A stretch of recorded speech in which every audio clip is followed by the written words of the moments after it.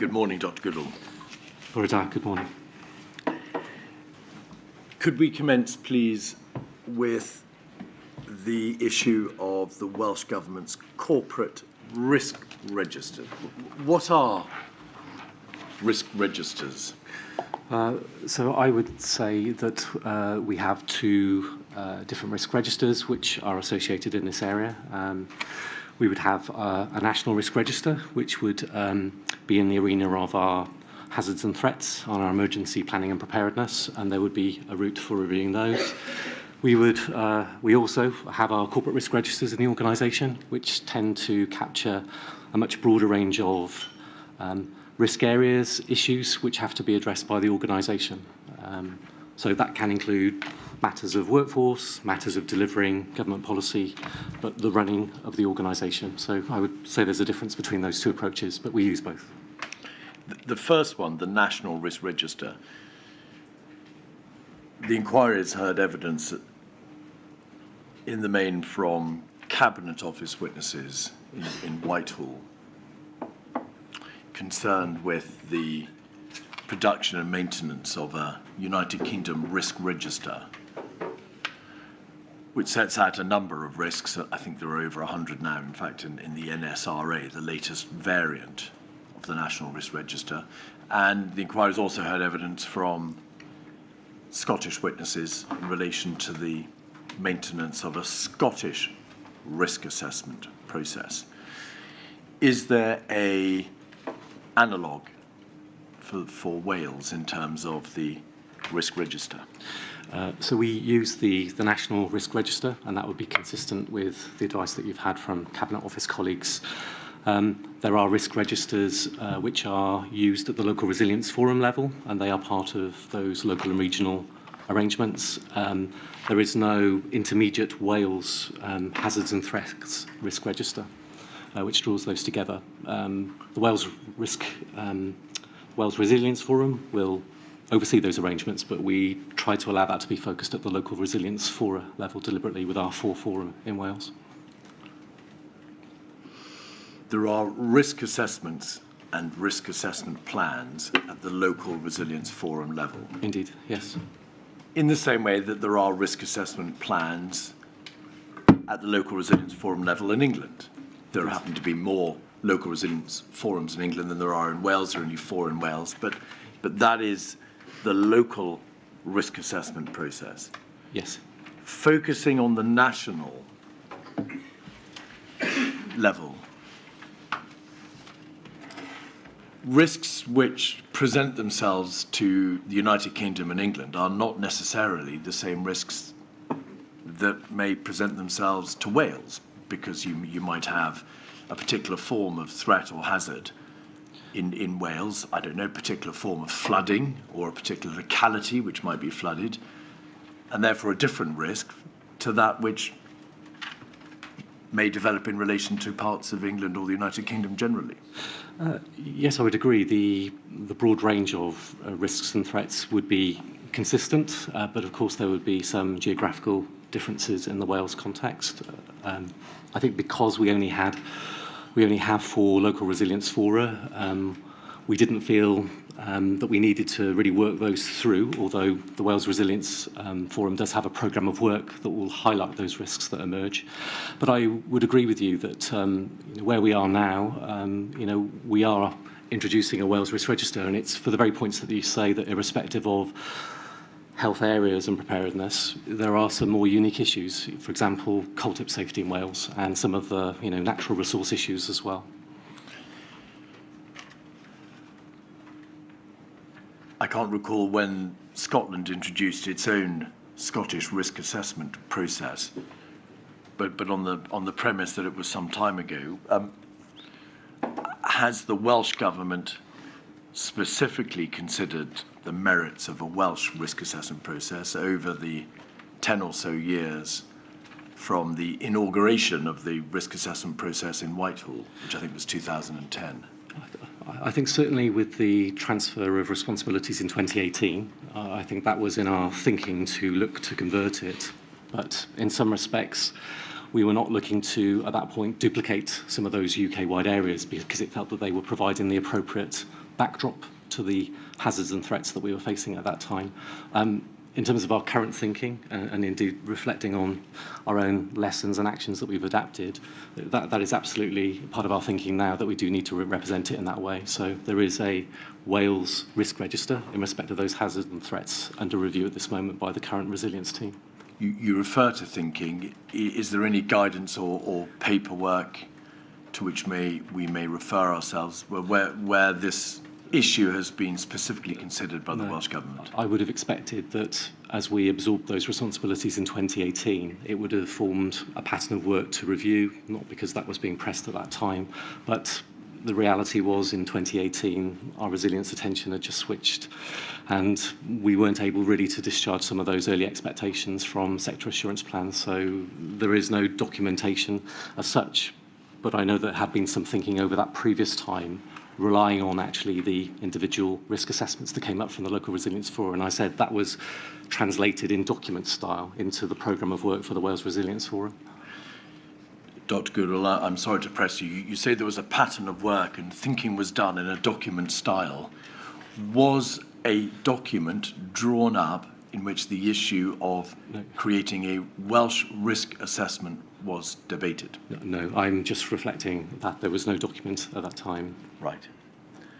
In hindsight, and it must surely follow, because the Welsh Government's position now is that there is a need for a Welsh-centric risk assessment process, that was an error. It should really have been done at the time that the transfer of functions order was made in 2018, so that there would be a risk assessment structure to which these new executive functions from Whitehall could be attached.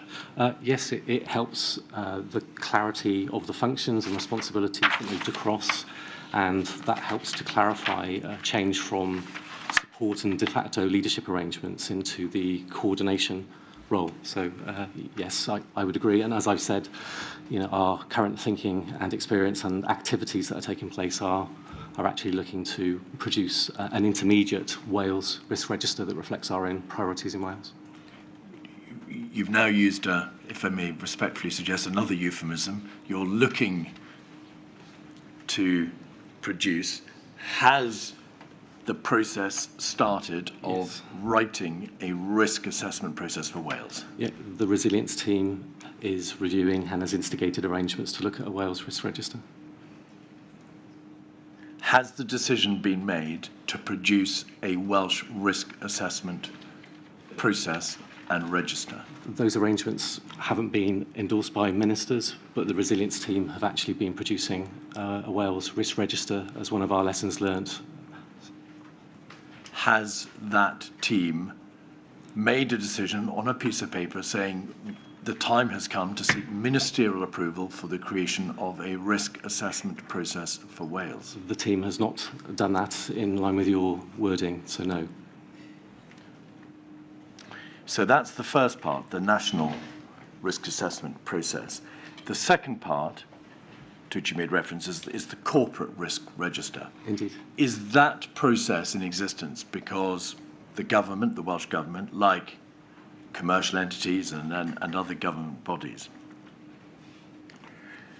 is required to assess what risks may face that particular entity, the Welsh Government, and obliged to identify the steps that are required to mitigate the risk, to ensure that the consequences that would normally flow from that risk developing can be addressed?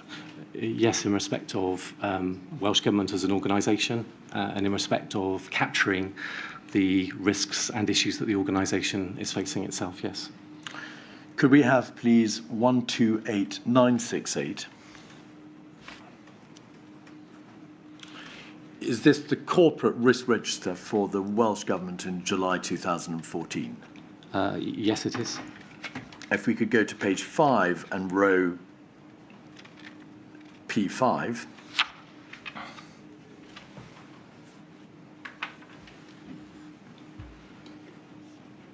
Thank you. So page 6, actually. P5 says resilience major emergencies. if we fail to provide leadership to ensure Wales is prepared for and resilient to the full range of national hazards and threats, including pandemic influenza, terrorism, major flooding, severe weather, and currently the impact of the firefighters' industrial action, then there is a risk to the health and well-being of the citizens of Wales. And then if we could go back up to page 6 and the bottom half, the document sets out, does it not, mitigating steps. So things that need to be done in order to make sure that that risk doesn't develop into reality. And the controls are comprehensive governance structure, links with responder agencies, liaison, investment in facilities and communications, emergency contact arrangements, the existence of a Pan-Wales response plan, ministerial agreement to strategies, in particular the 2011 document, and Welsh Government-led pandemic influenza group meeting. So all, I suppose, the various moving parts of the Welsh Government and what it's doing in relation to meeting the risk of pandemic influenza. Can you tell from this document, Dr. Goodall, what the overall view was of the state of those mitigating actions? So does the document tell you whether or not the Welsh Government believes that it has adequately addressed the risk by virtue of its mitigating actions? Is there a reasonableness or a critical review of the overall state of play in this document? It sets out the initial assessment of the risk, which is the score of 20. That scale runs up to a maximum of 25, and it provides the score on the right-hand side after those actions have been deployed, which, allowing for the actions that are set out under the control section, gives that a residual score of 12. So whilst they don't read across individually and directly to that number, they would be capturing in around a view that there was a sense of assurance about the actions that were taking place at that stage. And this would have been in the run-up to some of the exercise sickness type arrangements as well at that time. Can you tell from the colour coding on the right-hand side the degree of reasonableness of the actions that were being taken? So is this a category red, major risk, impossible to mitigate, or an orange risk, which is, that's all right, we've identified reasonable mitigating steps and we think the risk is now reduced, or is there some sort of other categorization? No, it would be your latter description, which it would be indicating that there was a view that those mitigating steps would have reduced the overall risk assessment score. To what sort of level? To an amber level. And what does amber mean? Amber means that need to keep it under observation, under consideration. It's not at the highest level of escalation for actions. All right. Can we now move forward, please, to the analogous entry for June 2019, just before the pandemic, 215558, please.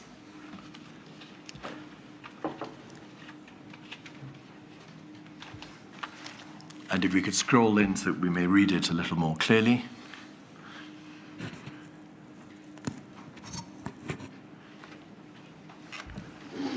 For Q1, 2019 to 20, the risk is identified as a disruption event affecting people, places, finances, communications, and IT. If there is a significant disruption event, whether an act of God or planned attack or event, the Welsh Government may struggle to recover its operations quickly and effectively, so that continuity of business critical activities is lost. And the mitigating measures are now identified as the existence of a business continuity plan. In very broad terms, the disaster recovery arrangements are in place. The assertion that lessons are learned from disruption events, and the claim that emergency response protocols are in place and are practiced through desktop and live exercises. So a number of questions, please, Dr. Goodall. Firstly, why has the identification of the risk become so much more broad and opaque by 2019? There is no specific consideration of pandemic influenza being a risk, and therefore no specific consideration of what mitigating measures might be necessary to meet that risk. Why was that? Yeah, so there was a change in the development of the corporate risk register from the earlier version that you showed as part of the evidence through to, I think it was 2016, 2017, when the risk register had been reviewed and set out more in the context of the specific issues that were relevant to the running and operation of the organisation. And this disruption event description was translated, therefore, into could the organisation reassure that it was able to instigate its own arrangements, so its own internal business continuity plans, that it was able to have disaster recovery arrangements for IT, and became more internally focused in respect of a smaller range of risks that were set out in the risk register at the time. From my personal experience, because I was the Director General for Health and Social Services, we had actually included pandemic flu and other health emergencies preparedness within the context of our group-based risk register. And I think rightly, whilst of course that would touch on some of those internal areas, because of our oversight of the system, we actually did need to make sure that we were covering off those pandemic flu risks in that arena, and they were consistently described in there. But there was a shift in the corporate oversight and the way in which the risk register was put together. So this is, can we set up the emergency coordinating centre? Do we have a rota in place? Do we have our own resilience plans internally? And looking at it for the internal operation of the organisation. I'm sorry, Doctor, I don't follow. Wouldn't a corporate risk register always focus on the operation and running of the business with specific issues relating to it? Not following what you mean by it changed, other than it obviously did change. It changed to look at the way in which the civil service itself would step up in the emergency context, and also recognising that emergency planning and response over time had been limited to individual and almost rare events. We'd seen a pattern of requiring our contingency arrangements to kick in much more often and using our internal coordinating arrangements. So there was a decision that was taken corporately reflecting on risk register arrangements, and that decision was manoeuvred through. It was a much smaller list of corporate risks that were held at that level. Dr Goodall, can I ask you, as you answer, please, to slow down a little? Of course. We're going very fast for the stenographer. Of course. Dr Goodall, this is a risk register for the entirety of the Welsh Government, is it not? It is the Welsh Government Corporate Risk Register. Yes, it's the Welsh Government Risk Register for the operation of the civil service of the organisation, yes. Yes. And risk registers are meant to identify risks facing the particular body to which the risk register relates, namely the Welsh Government and its administration and governance. Influenza pandemic was generally regarded as the greatest risk facing the nations of the United Kingdom. It was a Tier 1 risk in the United Kingdom risk register. So why, if it is or was the greatest risk facing generically the Welsh Government, was the consideration of that risk, the detail of that risk, the proposed mitigation of the risk, the actions required to meet that risk, downgraded by virtue of being put into the Health and Social Services Group Risk Register, which is not the Welsh Government. It is one part of the Welsh Government. It is the Health and Social Services part of the Welsh Government, and necessarily then taken out of the generic Corporate Risk Register.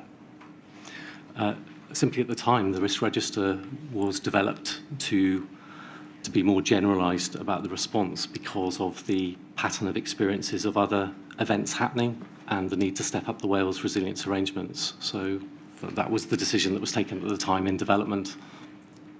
Do you accept, Dr Goodall, that the inevitable consequence of that decision was that whilst the civil servants and ministers in the Health and Social Services Group part of the Welsh Government would have been thereafter focusing on the risk of pandemic influenza, because it was then in their risk register, nobody outside that group would have been required to focus for the purposes of the risk register on pandemic flu on the part of the Welsh Government, because it was no longer in the risk register. I don't feel that represents the position, because there was a lot of preparedness activity taking on. I know that Cabinet received updates in 2018 and in fact had instigated sector resilience plans from all of the sectors in Wales which were explicitly on pandemic flu, and that would have reflected the seriousness and the high level of risk associated with it. But there is a danger in looking at the risk register that whilst it covers a series of individual areas, that you would lose some of that expectation within the organisation if you weren't able to report up those concerns from the health group. I agree. You make, if I may respectfully suggest, a good point, which is that, of course, work and preparation continues by the by. But would you agree that if you take out of a formal, quasi-legal document, which is designed to ensure that the leaders of the Welsh Government focus on the greatest risks which face the government as a whole and the people of Wales, there will inevitably be a tendency to take your eye off the ball, because nobody is saying, right, what must we do? Our own risk register says this is the greatest threat that we face, or a hazard that we face. We must focus specifically on what we're doing to meet it. I'm concerned that it is possible that organisations would shift their attention. I would hope that the manner in which we continue to focus on the hazards and threats and that risk profile in terms of the oversight of the Wales Resilience Forum would have kept that attention. And certainly we continued with our preparedness activities through that period of time. And of course I had the opportunity to raise any additional concerns from the Health and Social Services Group perspective, because we were overseeing those arrangements within the detail of those plans as well, where pandemic flu did feature. Mr. Vaughan Gething, who was firstly Deputy Minister for Health and then subsequently until the 13th of May 2021 Cabinet Secretary for Health, Wellbeing and Sport, has provided a statement to the inquiry in which he says this: preparedness was not a particular focus of interest or concern in government, the Senate or outside, and I don't remember any significant questioning on the topic either in government, the Senate or in the media or elsewhere. And elsewhere in his statement he says preparedness had not featured prominently before in my work. That changed when I had a part in exercise sickness. That would tend to suggest, Dr. Goodall, that at a high general level, whilst individual parts of the Welsh Government were getting on with doing what they felt they needed to do for preparing the Welsh people for the Tier 1 risk of a pandemic influenza, there was an absence of particular focus by the government on preparedness. Would you agree? I know the Minister was very personally involved in exercise sickness, but we would have taken some confidence in, at that point, the moderated schools. But I note the Minister's statement, and we would have raised those issues with the Minister if we had had significant concern about our response and preparedness at that time. But I know that he obviously had reflected, given his involvement in exercise sickness, about its significance. Had the risk rating for disruption events, including pandemic influenza, gone up between 2014, the first chart we looked at, and 2019 to 20? The overall risk rating and whether or not the risk had been mitigated. The overall risk score stayed at the same very high level. And what about the risk score after the mitigating events are taken into account? The mitigation score had dropped from 12 to 8, and as I said, we had used that more in terms of the internal triggers for business continuity. So there was a different assessment but the score had gone down from 12 to 8. What does that mean, that the score had gone down from 12 to 8? It means that in respect of the mitigations and that more general view, there was a view that those areas would give a degree of confidence about the responsiveness of the organisation and the triggers that we'd utilise internally in the organisation. May we be clear, please, Dr Goodall? The reduction from 12 to 8 signified an appreciation or acknowledgement by the Welsh Government that the mitigating features, the measures it had identified to meet that risk, were no longer as effective as they had been in 2014. Their impact had been diluted. Is that not right? The score here would mean that there would have been more confidence that the arrangements were working. That would have come back on experience of instigating some of these arrangements like disaster recovery over that previous time. So it's a lower residual score. It was at that time showing a high level of assurance. The risk has gone down from 8 out of 25. As it was, the state of preparedness has got better according to this risk register. Yeah, indeed, yes. It had dropped from 12 to 8, yes. And was that in part because further actions were identified as having been, or actions were identified as having been put into place, a business continuity plan, generically disaster recovery arrangements were in place, lessons were being learned, and response protocols were in place? Is that why the overall risk had gone down? Because those things were being done? Yes, it was. And also, as I say, because of that broader use of it as being the internal trigger rather than a cross-Wales trigger. But the reality was different, was it not? Because, as you agreed yesterday, the major civil contingencies planning documents, the communicable disease plan, the 2011 strategy, the Health and Social Services Group pandemic influenza response plan, none of them had been updated since 2014. The transfer of functions order in 2018 had taken place, but the Welsh Government did not have the full resources, the capacity or the structural system to be able to accommodate those changes of executive function. Not all the recommendations from Exercise Cygnus or Taliesin had been implemented. And the work streams that did take place throughout 2018 and 19 were significantly interrupted by Operation Yellowhammer. So how can those control or mitigation measures have been properly advanced as a reason for mitigating the overall risk? Yes, in hindsight on those scores, with the experience we went through, that residual score, despite those broader areas, should have been higher, but it wasn't at the time. But Dr Goodall, somebody compiling, or somebody in the Welsh Government would have known when this risk register was being compiled that those mitigation measures were to a large extent chimera, that they simply didn't reflect the reality of the position on the ground, did they? I think they were genuinely reflections at the time about the way in which we had worked through various internal arrangements, including business continuity. We'd had experiences around disaster recovery, and it would have been demonstrating some assurance from the teams at that time, but I obviously can't change the score that is there at that time. Do you agree that those mitigation measures were not accurately described in that risk register?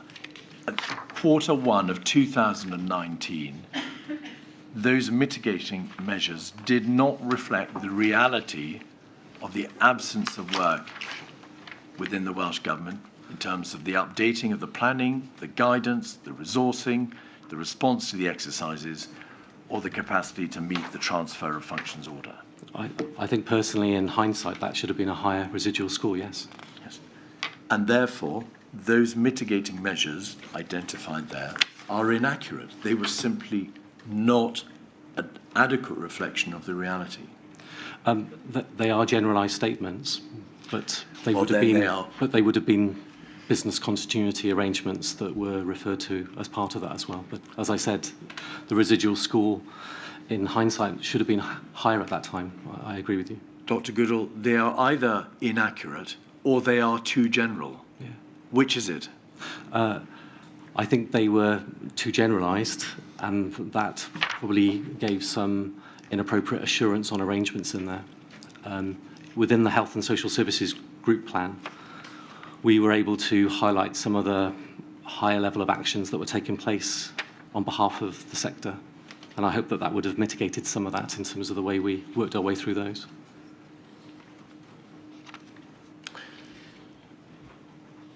Briefly turning to some of those plans and the guidance, do you agree that the 2011 strategy, the UK pandemic influenza strategy, was not updated before the pandemic struck, insofar as Wales was concerned, and that as it happened, doctrinally, strategically, it contained, as the evidence now very plainly establishes, a number of flaws? Would you agree with that proposition? I agree it wasn't updated, and I do agree, given the emergence of novel coronavirus pandemic, that there were a number of assumptions in there that directed us to not plan for a range of areas, and that might have included mass gatherings, non-pharmaceutical interventions. We would have been reliant more in a pandemic flu response for a series of opportunities to treat, to vaccinate, to use antivirals, almost as an initial response, and we simply didn't have that within the coronavirus response. But I do agree that there were a range of areas in there which were not looking to contain mechanisms, and therefore more focus on those non-pharmaceutical interventions would have genuinely helped in the response. And were all the pan-Wales or Wales-centric health emergency pandemic influenza related guidance documents all similarly tainted by that strategic error? So but presumably the 2011 strategy, which was a UK document, was looked at by the Welsh Government, which would then rely upon it for the purposes of drawing up its communicable disease guidance, its health and social services group pandemic guidance, its civil contingencies guidance, its pan-Wales response plan, and so on. But they were all drawn, weren't they, strategically from that original single United Kingdom document? Yes, the UK document directed and was the framework that we all worked within. It set out the strategy, and that would have translated through. It would have been different with some of the arrangements like the outbreak plan for Wales, because given the particular focus there would have been a focus on containment rather than the pandemic flu principle, which was an expectation that it would get to a level of community transmission. And therefore, because the 2011 strategy failed to recognise, through the inherent unpredictability of respiratory viruses, that there may be a non-influenza catastrophic outbreak with different incubation periods, different transmission levels, different viral load impact. None of those issues or the associated countermeasures that might have been drawn out to deal with those problems were addressed in any, as with Scotland, pan-Wales documentation.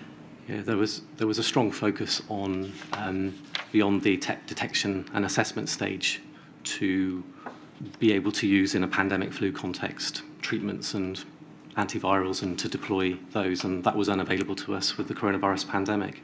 On the updating of documents that you raised, we did update the pan-Wales response plan in 2019.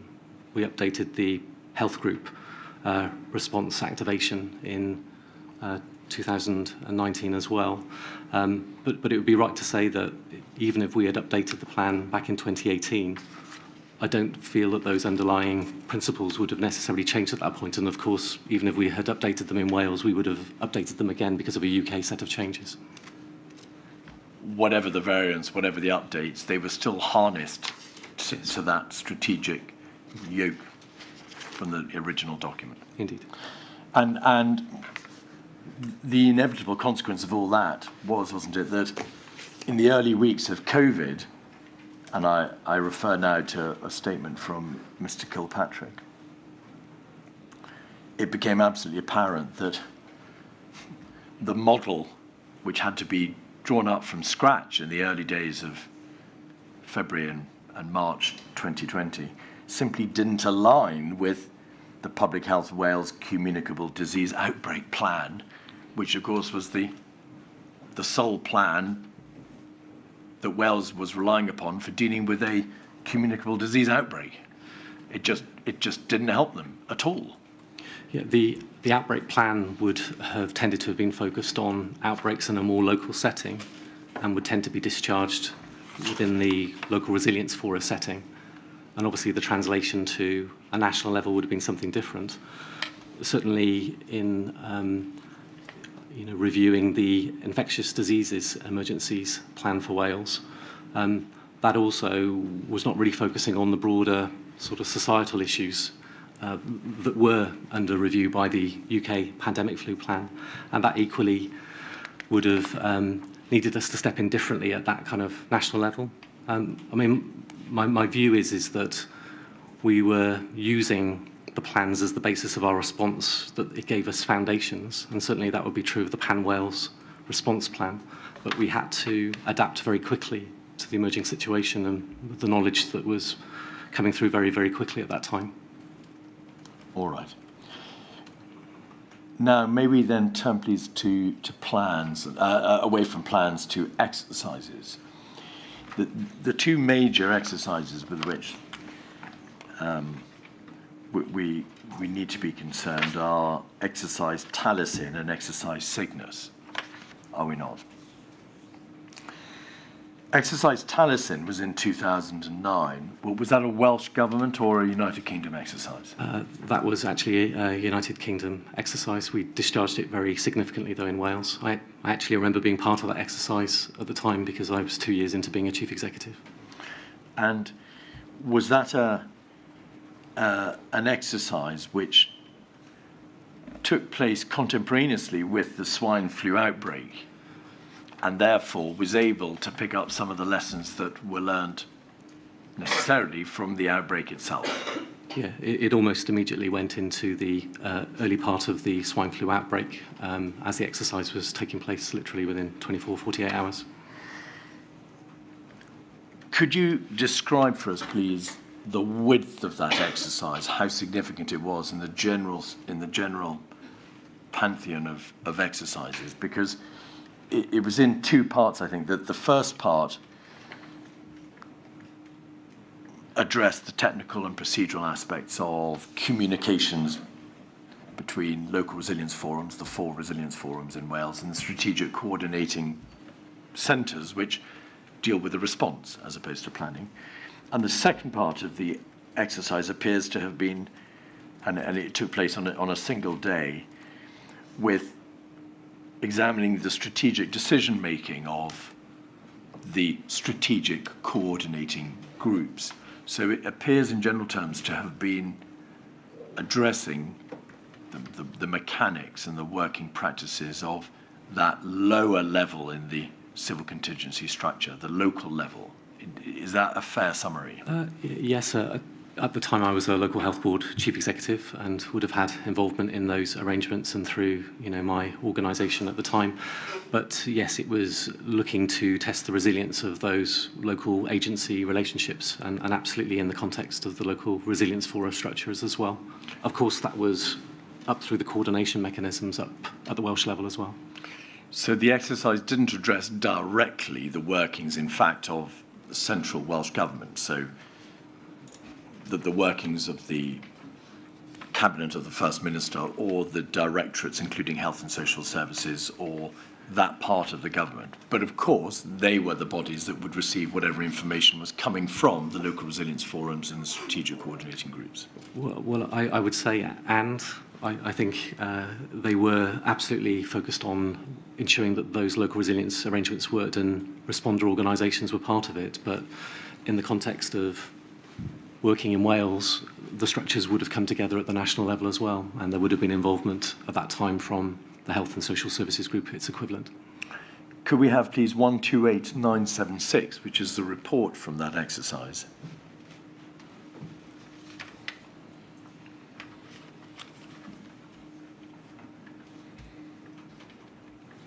Exercise Taliesin Swine Flu Structured Debriefing Report. It took place in the Emergency Coordination Centre on the 18th of November 2009, although there was an earlier day, as I suggested, I think in April, where there was an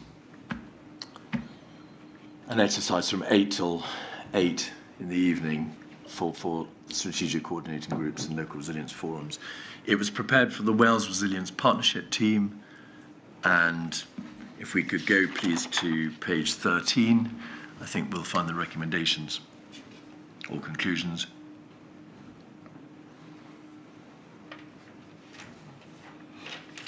If we could scroll back out, please. At the bottom of the page, the following conclusions are based on the issues raised at the workshop for swine flu and exercise Taliesin. In spite of pandemic flu being known as the highest risk, and with considerable investment being made in recent years to ensure that the United Kingdom is prepared to cope with such an event, a number of gaps were exposed in plans which need to be addressed ahead of a more serious pandemic. These issues in particular are, and then if we could we scroll back out so that we can get our steps in relation to, our bearings in relation to the particular areas. Excess deaths, social care, schools and early years setting, and over the page.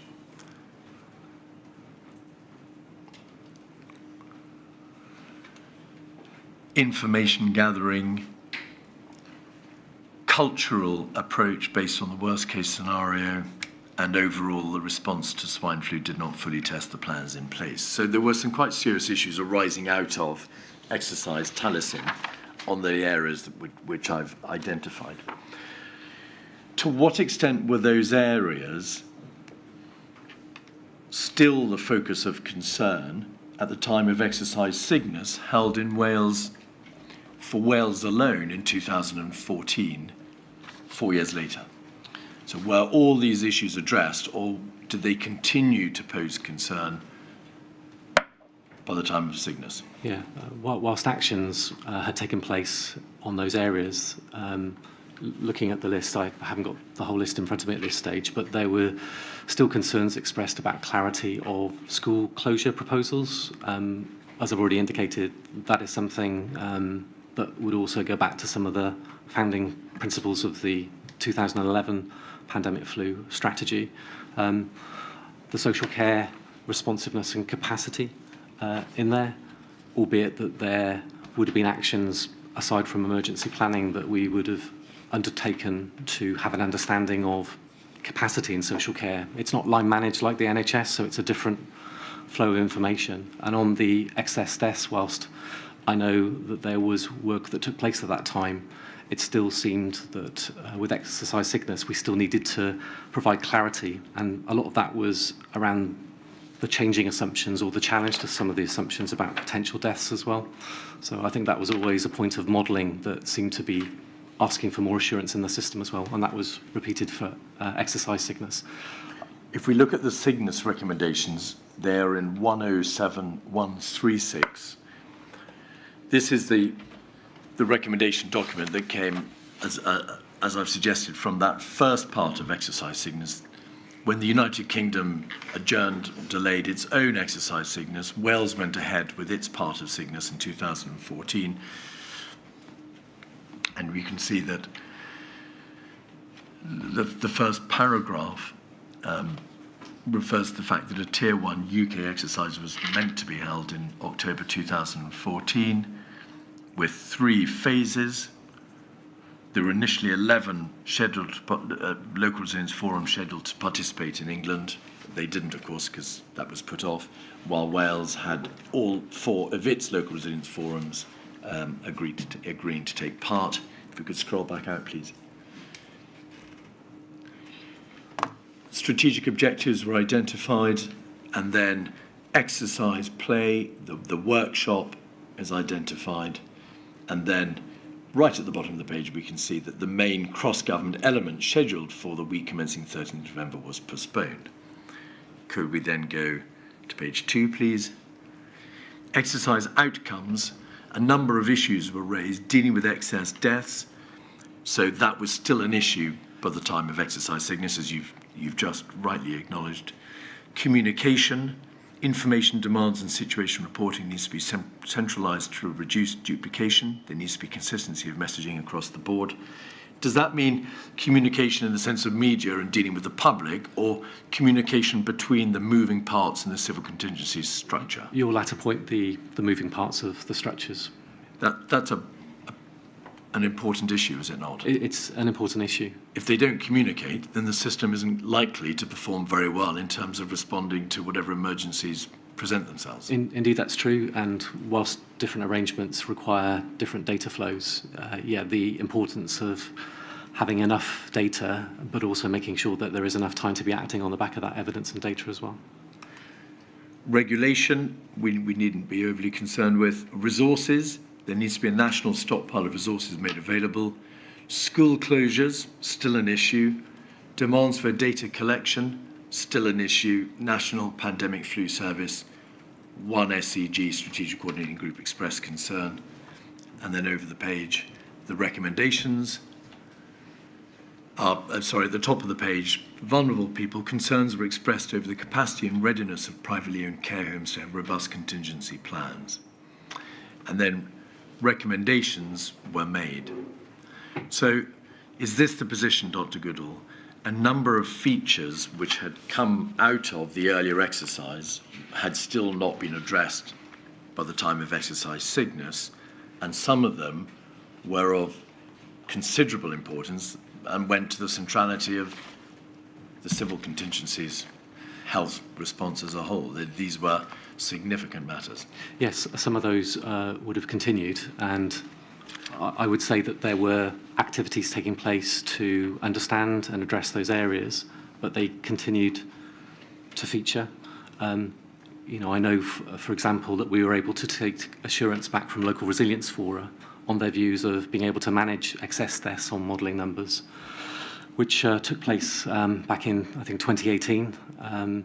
But I still don't feel that the work was fully completed even by that point on the back of the sickness recommendations. Certainly on care home understanding and capacity, having clarity on the local government responsibilities and their local business continuity plans for homes was important, and to seek that assurance. But at the national level, and this for me was beyond just the emergency planning response, we did need to have more understanding of simple issues like the numbers of beds available across Wales. So in my Director General role, we did commission an exercise to understand that capacity, just to try and have a similar understanding to the way in which we would use some of our NHS data as well. But it was still not to full resolution, I agree. The issue of the capacity of the adult care sector to cope with the demands of a pandemic was perhaps the most significant failing identified at the time of exercise sickness in 2014, was it not? Yes, I would agree that that was still an area of concern. It was the most significant area of concern because it directly went to matters of life and death in the care home sector. Would you agree? Yeah, indeed, and it was a serious issue for local authorities and their discharge of their responsibilities, and it was important to keep that focus up. As I said, it's why we wanted to have a broader understanding of those numbers. In 2016, the delayed United Kingdom exercise took place, and it was an exercise which Wales participated in because the original exercise sickness in 2014 had only been fairly limited, hadn't it? And therefore, it was obviously desirable that the Welsh Government took part in the adjourned exercise in 2016. Yes, I agree. And the recommendations from that, insofar as Wales were concerned, were contained in a document, a Wales debrief report, 128979.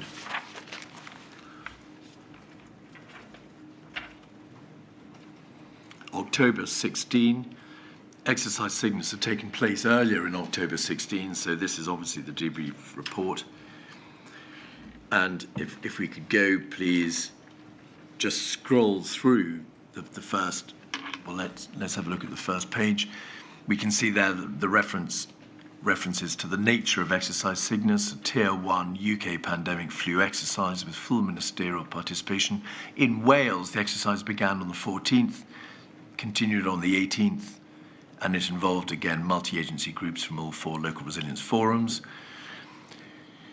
There was the main exercise was on the 19th and 20th, with the CMO leading COBRA officials at a meeting, or leading officials at a COBRA meeting, and the Cabinet Secretary for Health, Wellbeing and Sport, that would be Mr Vaughan Gething, and the Minister for Social Services and Public Health participating. There's then a reference to the NHS workshop on the 14th and how the Local Resilience Forum pandemic planning checklist and various injects were considered for the purposes of the exercise. And if we could go forward to the next page, there's a reference to countermeasures awareness workshop. And then if you would bear with me one moment, Dr Goodall. We'll go straight to the recommendations page. But while we wait for that to come up, is it right that the overall position was that there we are, thank you very much indeed. Very sharp attention by our brilliant technician. Page 4, recommendations 1, all organisations were asked to review their pandemic plans. 2, all organisations to ensure the sufficient awareness of what is within the Welsh National Stockpile. 3, all organisations review their local delivery points and antiviral collection points. If we could just scroll further forward one page, we'll see whether there are any more recommendations, and there weren't. So, insofar as Wales was concerned, only a small number of the recommendations from the overarching exercise were relevant. There were more recommendations than that. I think if you scroll. Is that because the recommendations they're in were sections, split up in sections by reference to particular parts of the exercise? particular parts. So. All right. Yes, there we are. Page 7. We have recommendations 4 and 5. I believe there were 12 in all. There were 12 within the Welsh context. There were 22, obviously, yes, when the overall exercise sickness recommendations came through, and I would say that they also remained relevant to us, of course. Of the 12 recommendations, of the overall 22 recommendations, the 12 that were relevant to Wales, how many of those recommendations concerned issues which had still not been addressed from the earlier Taliesin exercise and the earlier Cygnus exercise? Because of our particular use of this exercise, we hadn't quite gone into all of those arrangements in that way, but certainly the broader exercise Cygnus recommendations and the 22, they would have continued to show some consistent concerns that even if plans or activities were taking place, they still hadn't come to the best outcome that would give resilience in those arrangements as well. So we took the Wales recommendations and drew them into the exercise Cygnus recommendations just for ease of access. The reality was, wasn't it, that the concerns about the adult social care sector had not gone away 2 years later. The communication issue had not gone away. But in addition, by the time of the exercise Cygnus report in 2016, there was then additional concerns being expressed about countermeasures, the stockpiling. Is that correct? There was a wish to understand the level of provision that had been made to have assurance on those countermeasure arrangements. But as part of the Welsh response at the time, we had particularly wanted to test and exercise that. So it didn't mean that we didn't have stocks or countermeasures in place. It was just making sure that they were going to be appropriate for the modelling data that was emerging through exercise Cygnus as well.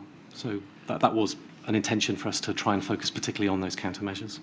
And was it at that point that the Welsh Government set up the Wales Pandemic Flu Task and Finish Group, about which you debated the merits of which with my lady yesterday?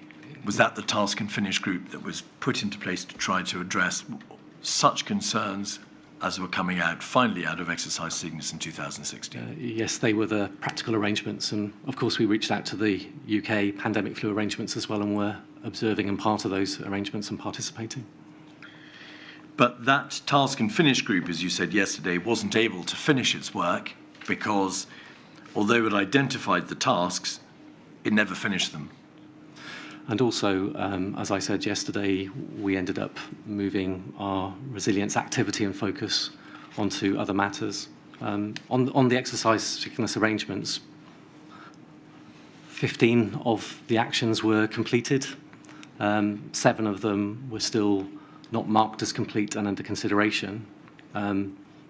I can describe how on some of those measures I think that they actually had more significant activity. As an example, there was a draft communication strategy that had been worked on and was available, but it hadn't been issued. We had worked through a draft extreme surge guidance plan, but at that point it wasn't issued. It was only in draft and under consideration. So there were a number of areas that we hadn't finalised or completed, as I said yesterday. It may be thought, Dr Goodall, that in the event of a disease outbreak and a pandemic,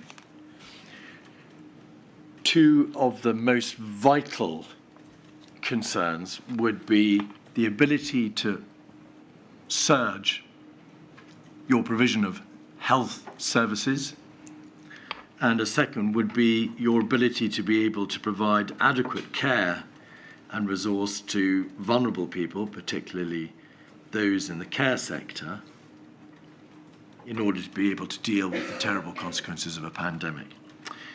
It was those 2 areas, the surge planning and the guidance and the arrangements for the protection of the adult social care sector, that were not addressed by the Task and Finish Group after 2016, even though those were areas which had been flagged up as long ago before as exercise Taliesin. Correct. Whilst the extreme surge guidance hadn't been issued, it was available as a draft, and ultimately we were able to use that when we were responding very quickly to the coronavirus pandemic. But as I indicated, it wasn't issued. In respect of the care home resilience arrangements, it was really important to maintain a focus on those arrangements, absolutely, and to make sure we were able to take assurance from the sectors and the systems reporting into us. In addition to this incomplete task and finish process, did the Welsh Government, following something called the Pollock Review a few years before, which had been a review specifically commissioned to address why it was that lessons weren't being learned from reviews and inquiries, set up something called the Joint Organisational Learning Strategy, a body called the Wales Learning and Development Group, and then ultimately the Wales Pandemic Flu Preparedness Group, to also look into why learning was not being properly put into place following exercises.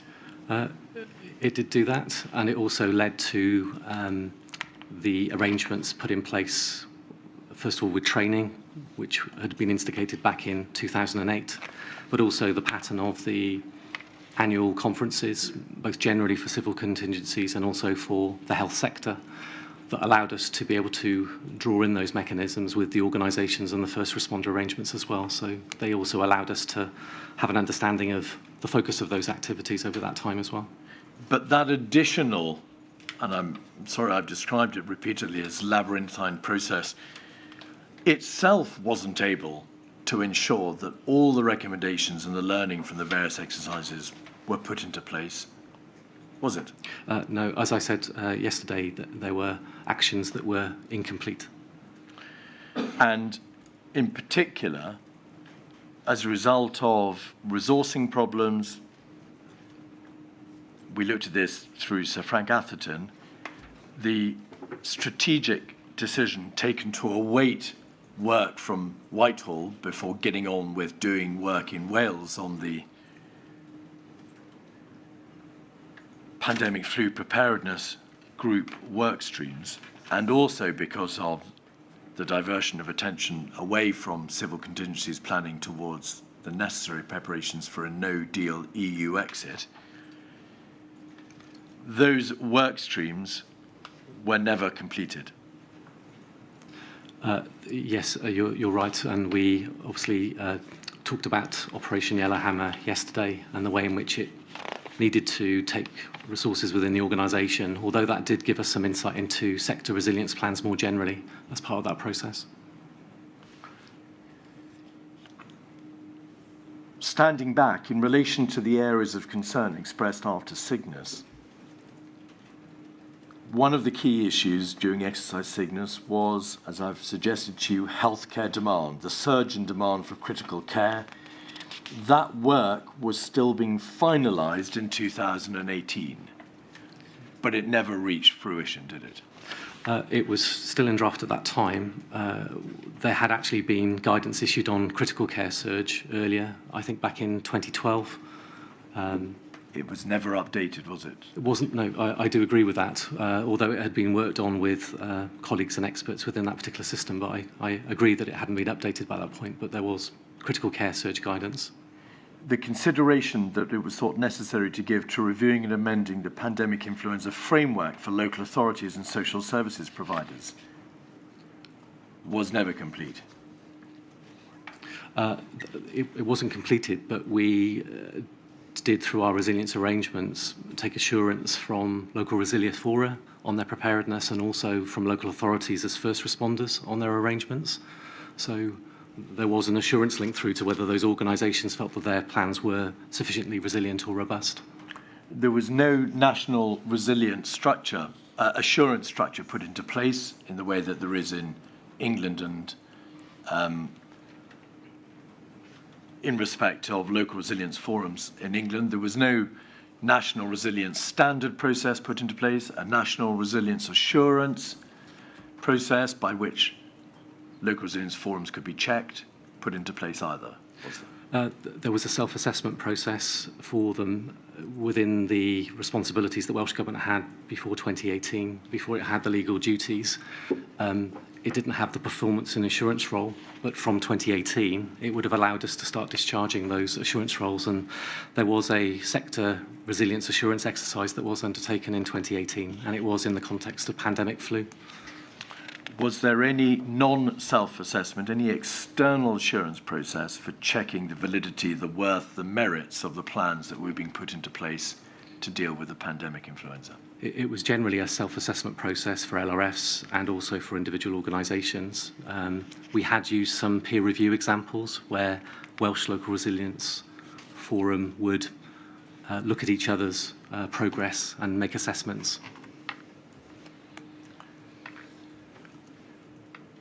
There was, in 2018, an understanding that following the transfer of functions order, there needed to be a review generally of the civil contingencies structure in Wales. Is that correct? Yes, I agree. We needed to understand how we were going to properly and fully discharge those responsibilities. What happened to that general review of civil contingencies following the transfer of functions order? Whilst we had done the sector resilience oversight and we had expanded the team with the new responsibilities coming over, our attention and activity had simply moved across to Operation Yellowhammer and the EU exit arrangements, and that meant that the resilience team was embedded in that work, as well as a very large part of the organisation as well. So the discharging of those responsibilities as we intended was put on pause, even though we were using and deploying the civil contingency mechanisms for EU exit.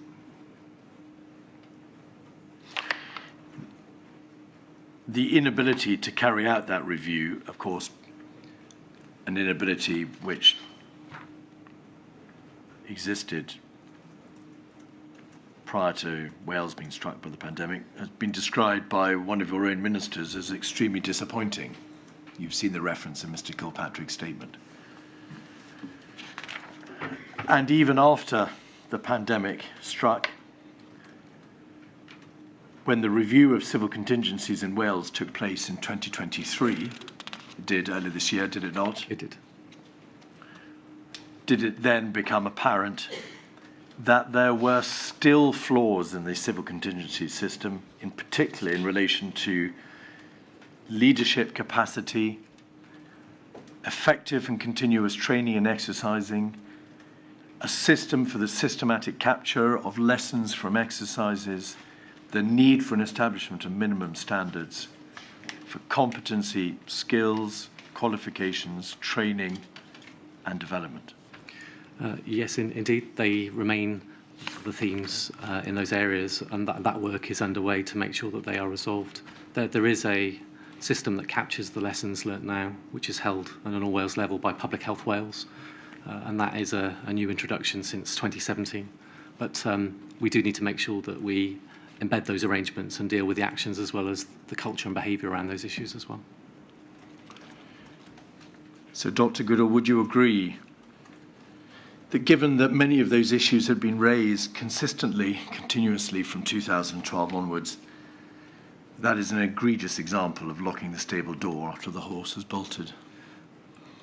We've had to learn many lessons and adapt, and we need to ensure that we keep addressing the issues from our planning and also from our recent experiences as well. I have no further questions. Milady, you're given permission for 3 areas of questioning to be advanced by COVID-19 Bereaved Families for Justice, Cymru. Thank you.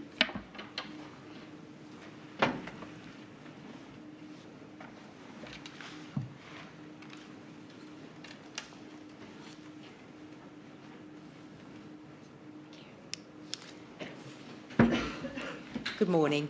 I'm Bethan Harris. I appear on behalf of COVID-19 Bereaved Families for Justice. I have 3 questions, Dr. Goodall, and I have 10 minutes, so I'll be keeping an eye on the time. Yesterday, Sir Frank Atherton, when he was giving his evidence, he was referred to a document which had been produced for the Health Protection Advisory Group, and for the reference, that is 177362. I won't take you to that document, but I'd just like to read, first of all, what he said in evidence. He was taken to the document and it was introduced to him as a paper prepared for the committee, that's the Health Protection Advisory Group, in July 2019, 6 months before the pandemic struck. And the document contained within it this statement: the current microbiology/infection services in Wales are fragile and are struggling to deliver on a day-to-day basis the prevention, early diagnosis and frontline support that professionals and the public require. He was asked whether that was not a major concern, and he agreed it was a major concern. I'd like to ask you about a document that you've referred to in your witness statement that you've exhibited. If it could be brought up on the screen, please. The number is 177552. You've referred to it in your 3rd witness statement at paragraph 128. And hopefully that can be brought up on the screen. Thank you. I think it's there. This is a ministerial advice. You see it, Dr. Goodall? Yes, I can. Thank you. Thank you. And it's addressed to the Minister for Health and Social Services. It's dated the 2nd of September 2019. Subject: strengthening and improving the National Health Protection Service in Wales. Box 1, what is the issue you're asking the Minister to consider? This advice summarises the current health protection challenges faced in Wales and sets out the investment needed to meet this challenge and to strengthen and improve our National Health Protection Service.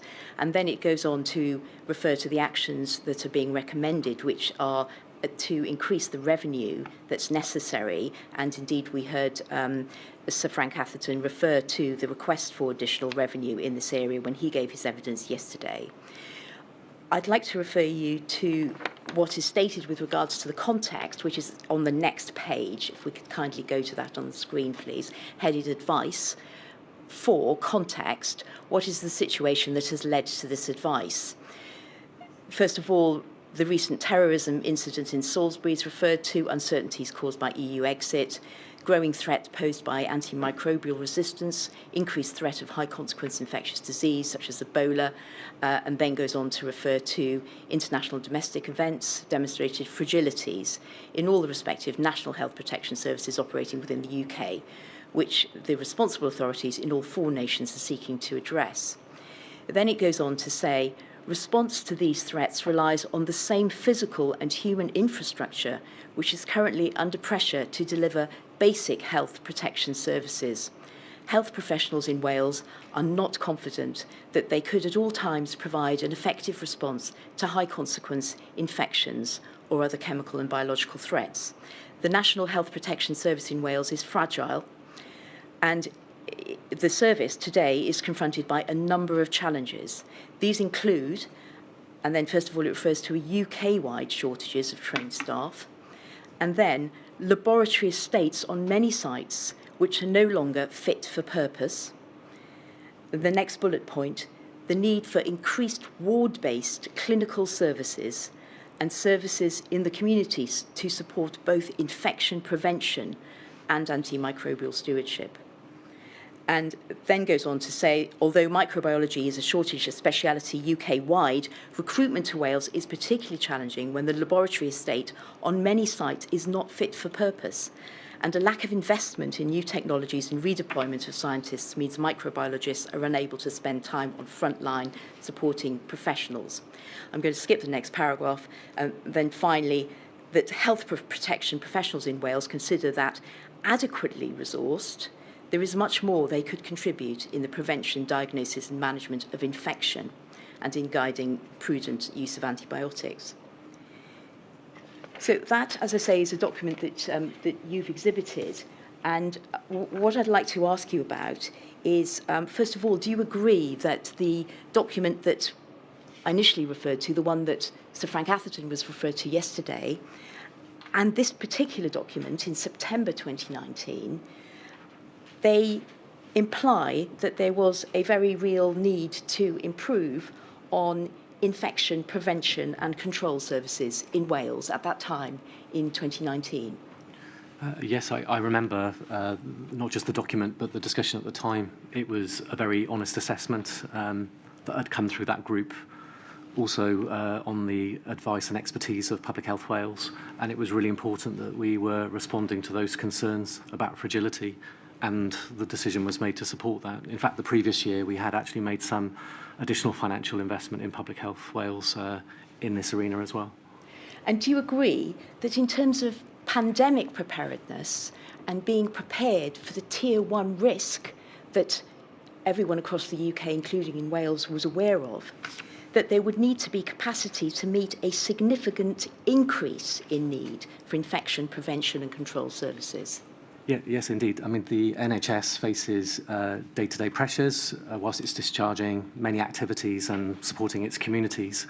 The day-to-day pressures of the service, would need to have some resilience built in to be able to deal with those extra responsibilities as well. So yes, the existing service was under pressure, which was why we were addressing it, but we were also trying to build in some resilience into the system with the investment as well. And going to what I think you're saying, and I'll ask you to confirm, were the two of the main pandemic preparedness planning documents, I'm going to ask you whether they actually reflect the importance of infection control and prevention.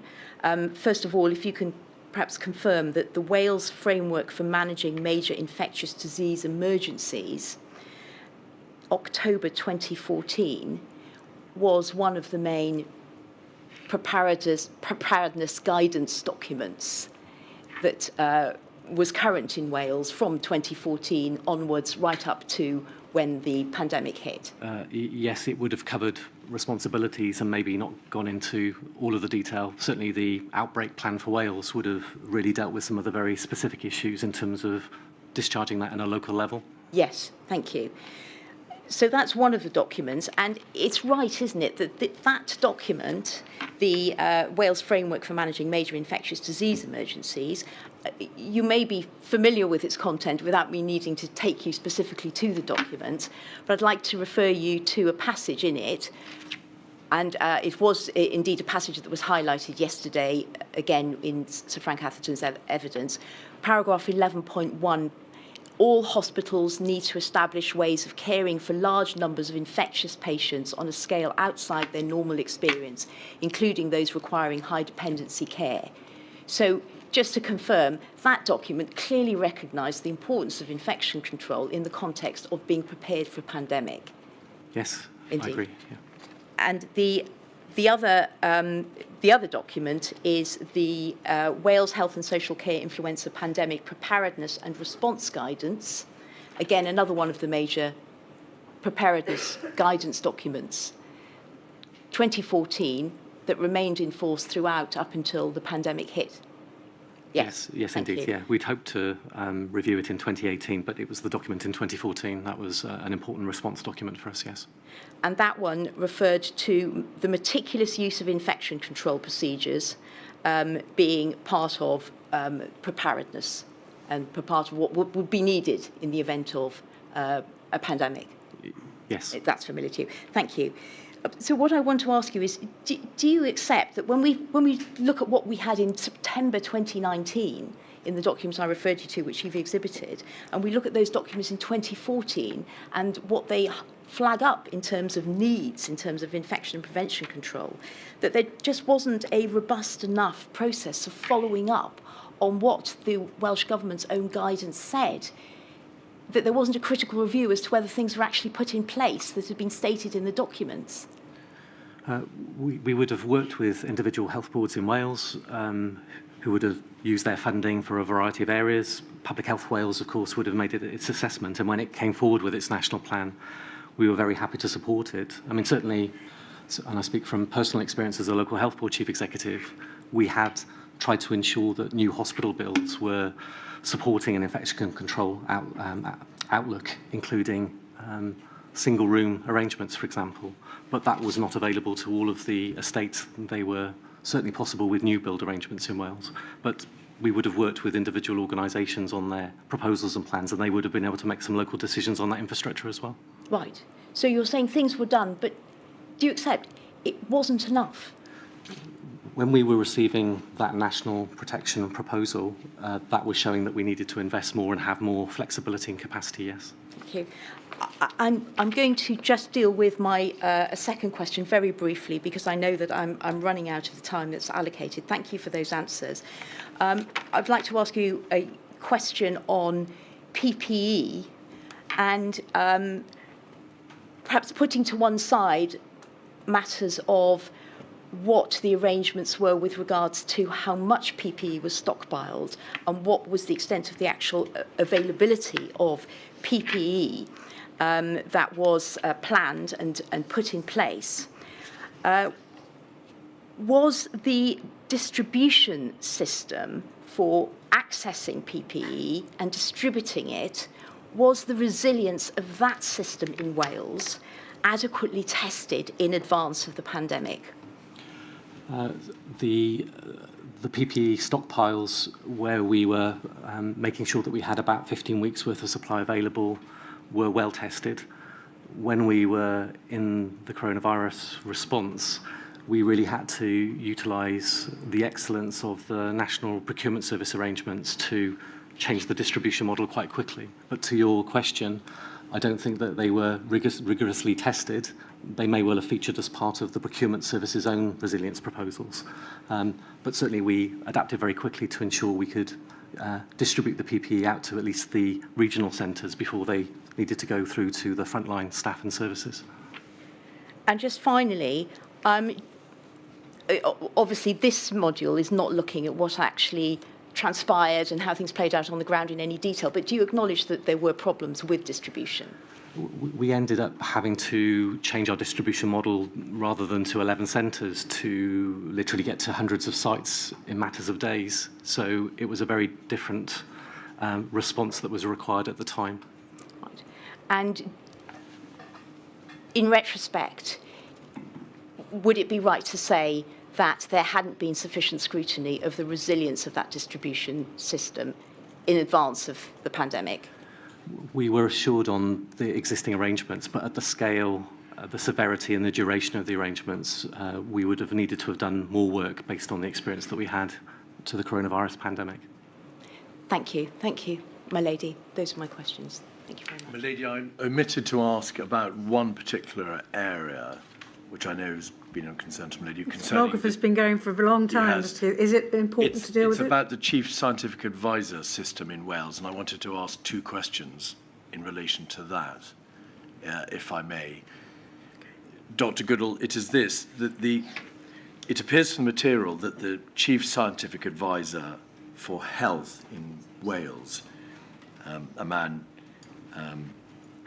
who is actually, I think, a Mr Rob Orford, because he's concerned with being the Chief Scientific Advisor for Health, is not part of the UK Chief Scientific Advisor system.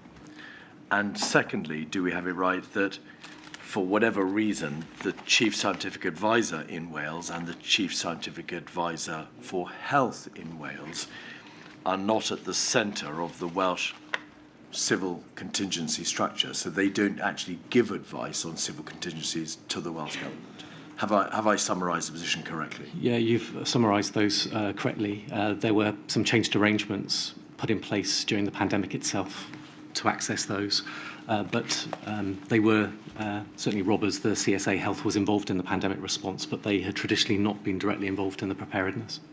Thank you. Thank you very much, and I shall return at 22. All rise.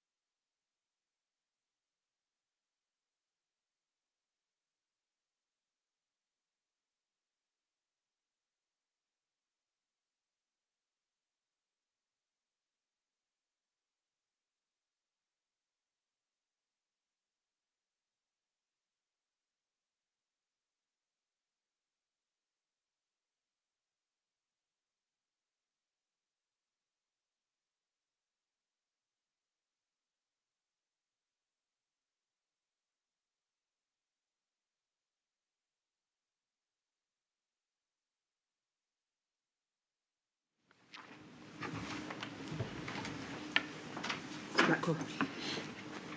My Lady, may I please call Dr Quentin Sandifer, OBE?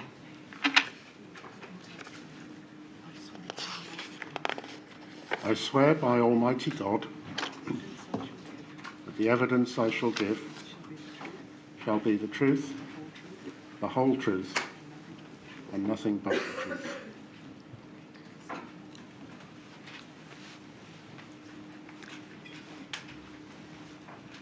Dr Sandifer, thank you very much for the assistance you've so far given to this inquiry, and also thank you for coming to give evidence today. You have prepared a witness statement, which we see at 192266. Your signature appears at page 83. There we are. You signed this statement on the 27th of February this year. Can you confirm, please, that it's true to the best of your knowledge and belief? Yes. Thank you. And, my lady, may we have permission to publish it, please? Thank you. We can take that down. I'd like to begin by establishing through you, Dr Sandifer, the creation of Public Health Wales. It was formulated in 2009 by the Minister of Health and Social Services following a review of public health functions undertaken in 2006. Is that right?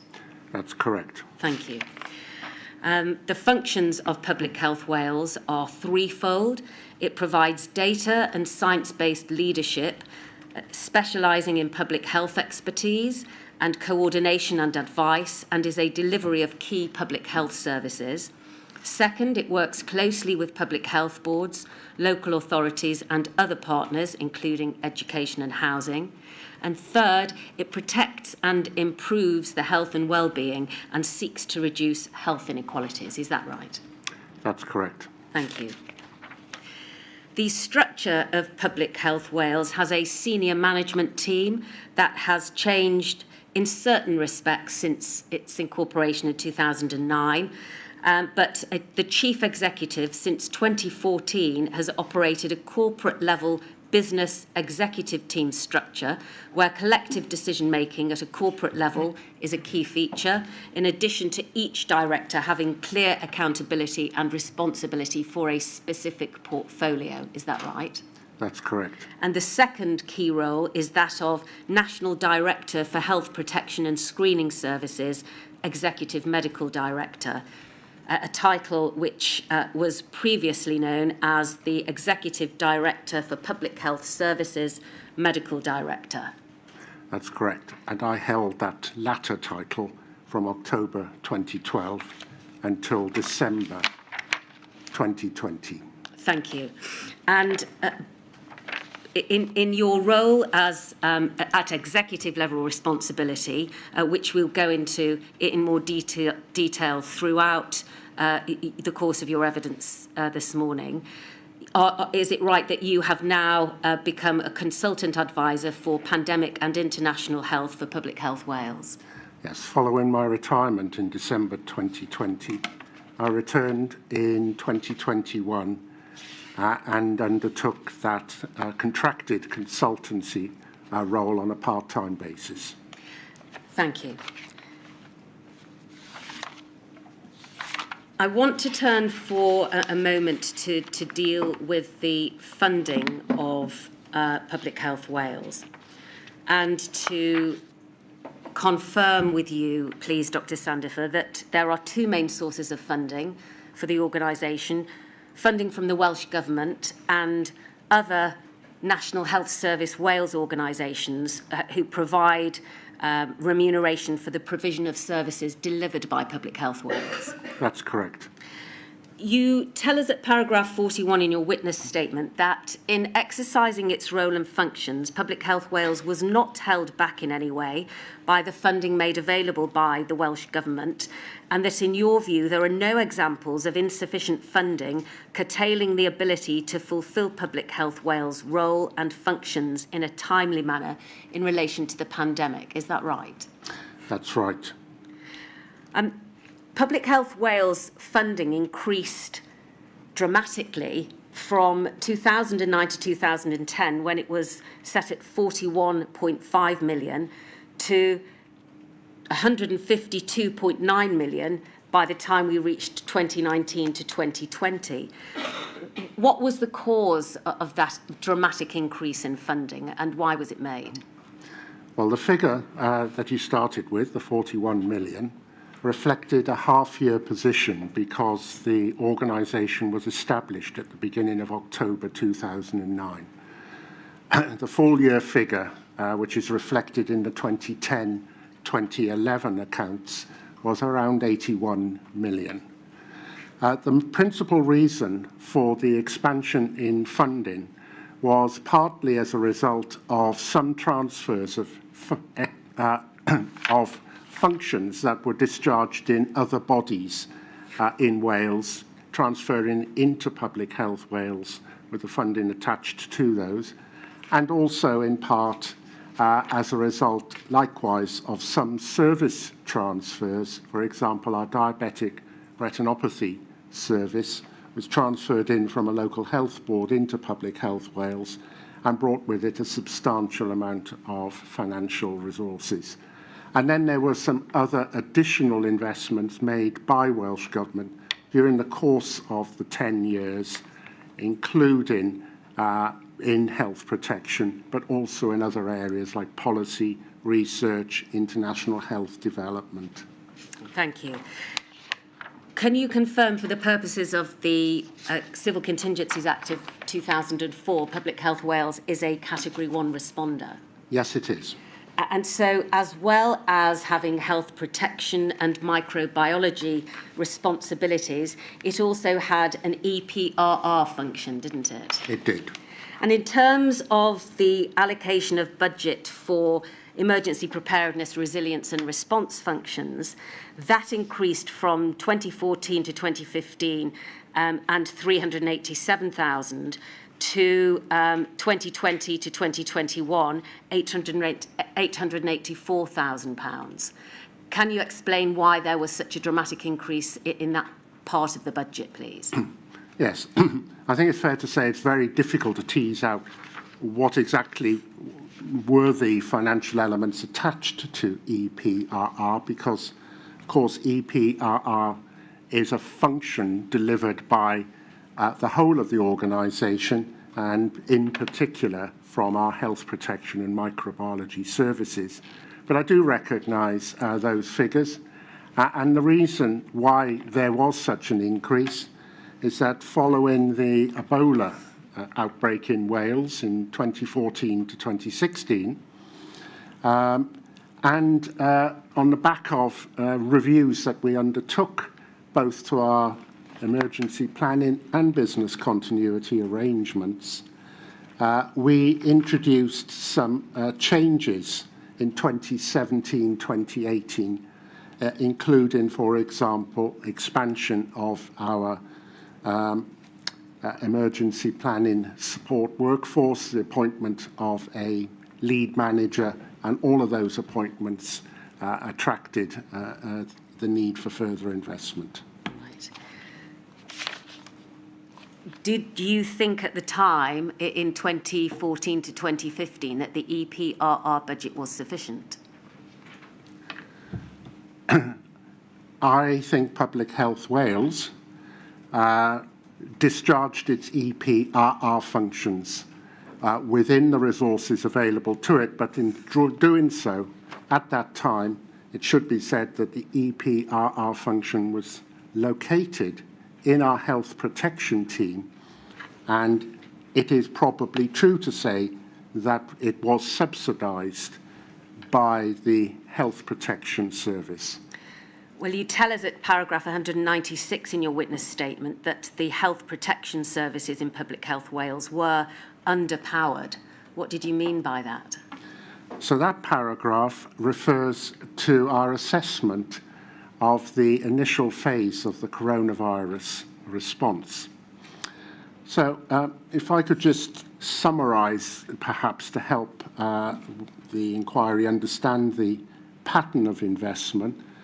Between 2010 and 2019, there had been no budget cuts, and there had been an increase in both the financial resources and the workforce in the health protection and microbiology services, which is where most of the EPRR functions were based and from which they were delivered. Right.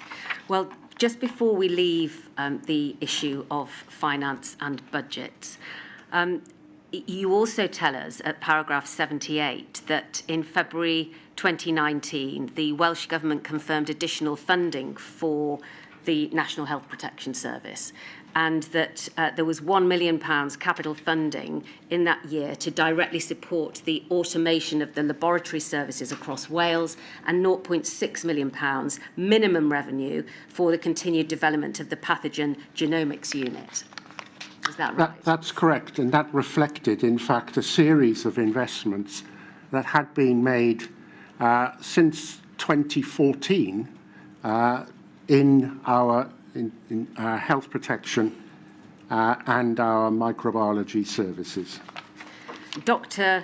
Tracy Cooper, your successor in post, tells us in her witness statement that funding facilitated enhancements to the microbiology laboratory network and infrastructure, but that those improvements were still being made and implemented at the time of the pandemic. Do you agree with that?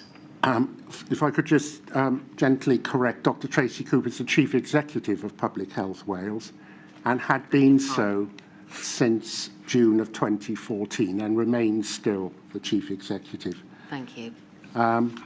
But to your point, yes, that is correct. All right. And she also told us that that funding was only a part response to the need raised by Public Health Wales for the strengthening of the health protection system across Wales. So she appears to be saying, and please correct me if I'm wrong, that a plea had been made for further investment, and the investment in terms of the laboratory services that was received was only a part response. Do you agree with that? It was. We began our discussions with Welsh Government in the second half of 2017 about what we regarded as the additional investment required to strengthen our National Health Protection Service. This also coincided with what we believed was some necessary investments, such as you referred to the capital investment, in particular technologies, molecular diagnostics and genomics sequencing in particular. And we were grateful for the investment that we did receive, but we had still anticipated and therefore made the case for further investment, which then came through later in 2019. Is that partly because in 2017-2018, the organisation identified to the Welsh Government, in particular, the need to strengthen the health protection system and what Dr. Cooper describes as a particularly fragile microbiology service? Yes. Right. And do you agree that at the time and before that investment was made, the microbiology services were particularly fragile? Yes, that fragility was created in 2015-2016 with the retirement of a number of senior microbiologists and difficulties what we had recruiting to those posts. And the investment that we referred to, the fragility and the investment we referred to, was accompanied actually also by some internal actions we took to strengthen the model for the delivery of microbiology at the same time. To what extent did Public Health Wales provide advice to the Welsh Government on its pandemic preparedness?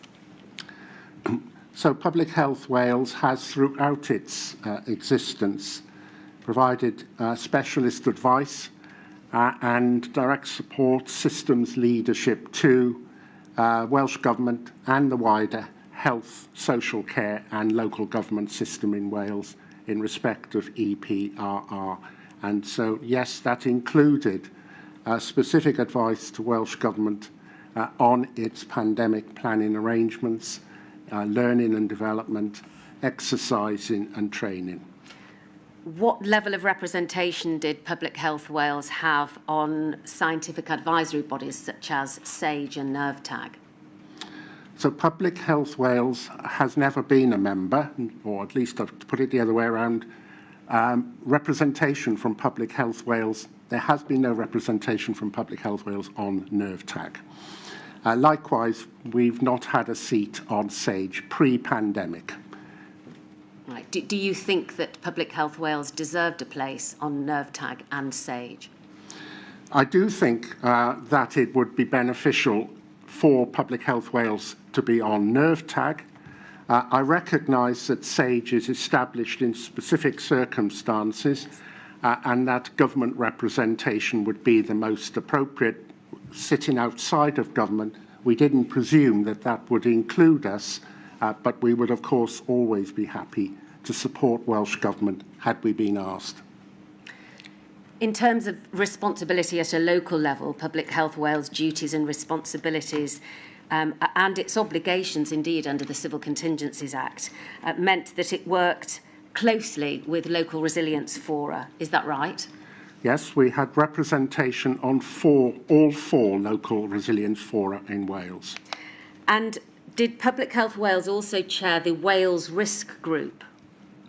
We did. The senior manager for our combined in 2017-18, we combined our business continuity and emergency planning arrangements.